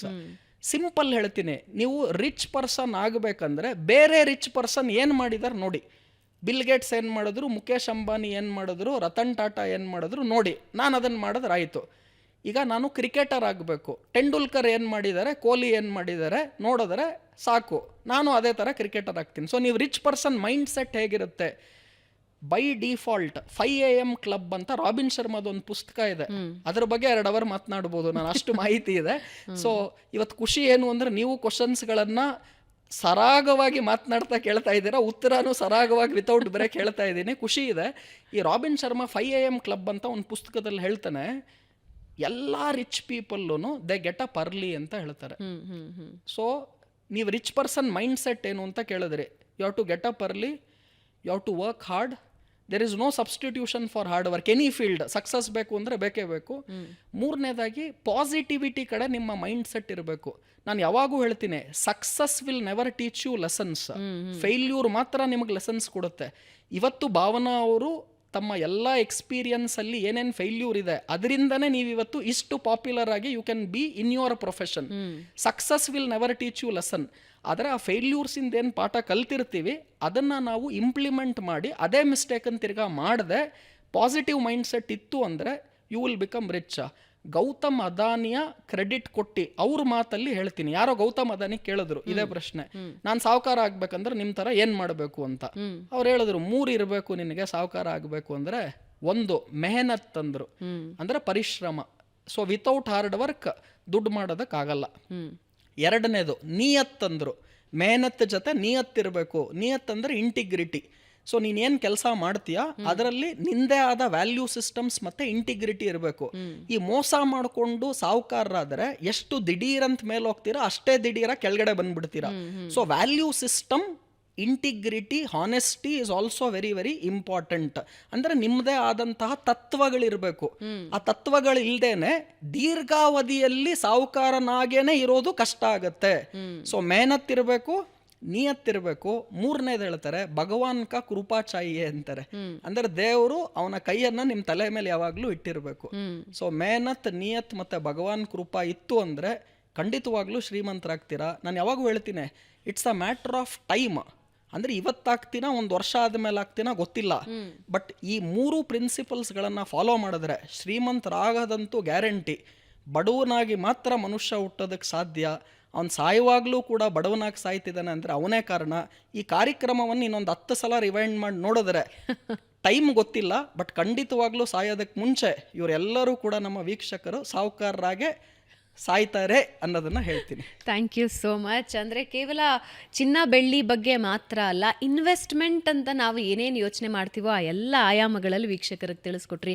Risk factors ಏನಿದೆ, ಎಲ್ಲೆಲ್ಲಿ ಎಡವುತ್ತಾರೆ, ಎಲ್ಲೆಲ್ಲಿ ಎಚ್ಚೆತ್ಕೋಬೇಕು, ಎಲ್ಲ ಇನ್ಫಾರ್ಮೇಷನ್ಸ್ ಕೊಟ್ರಿ. ಹಾಗೆ ನೀವು ಹೇಳಿದಾಗೇ ಇಡೀ ಪಾಡ್ಕಾಸ್ಟ್ ನೋಡಿದ್ರು ಅಂದರೆ ಯಾಕೆ, ಹೇಗೆ, ಎಲ್ಲಿ ಇನ್ವೆಸ್ಟ್ ಮಾಡಬೇಕು ಅನ್ನೋದು ಅವ್ರಿಗೆ ಅರ್ಥ ಆಗುತ್ತೆ. ಜೊತೆಗೆ ಎಲ್ಲಿ ಮಾಡಬಾರ್ದು ಅನ್ನೋದ್ರ ಬಗ್ಗೆನೂ ಒಂದು ಕ್ಲಿಯರ್ ಪಿಕ್ಚರ್ ಸಿಕ್ಕಿದೆ.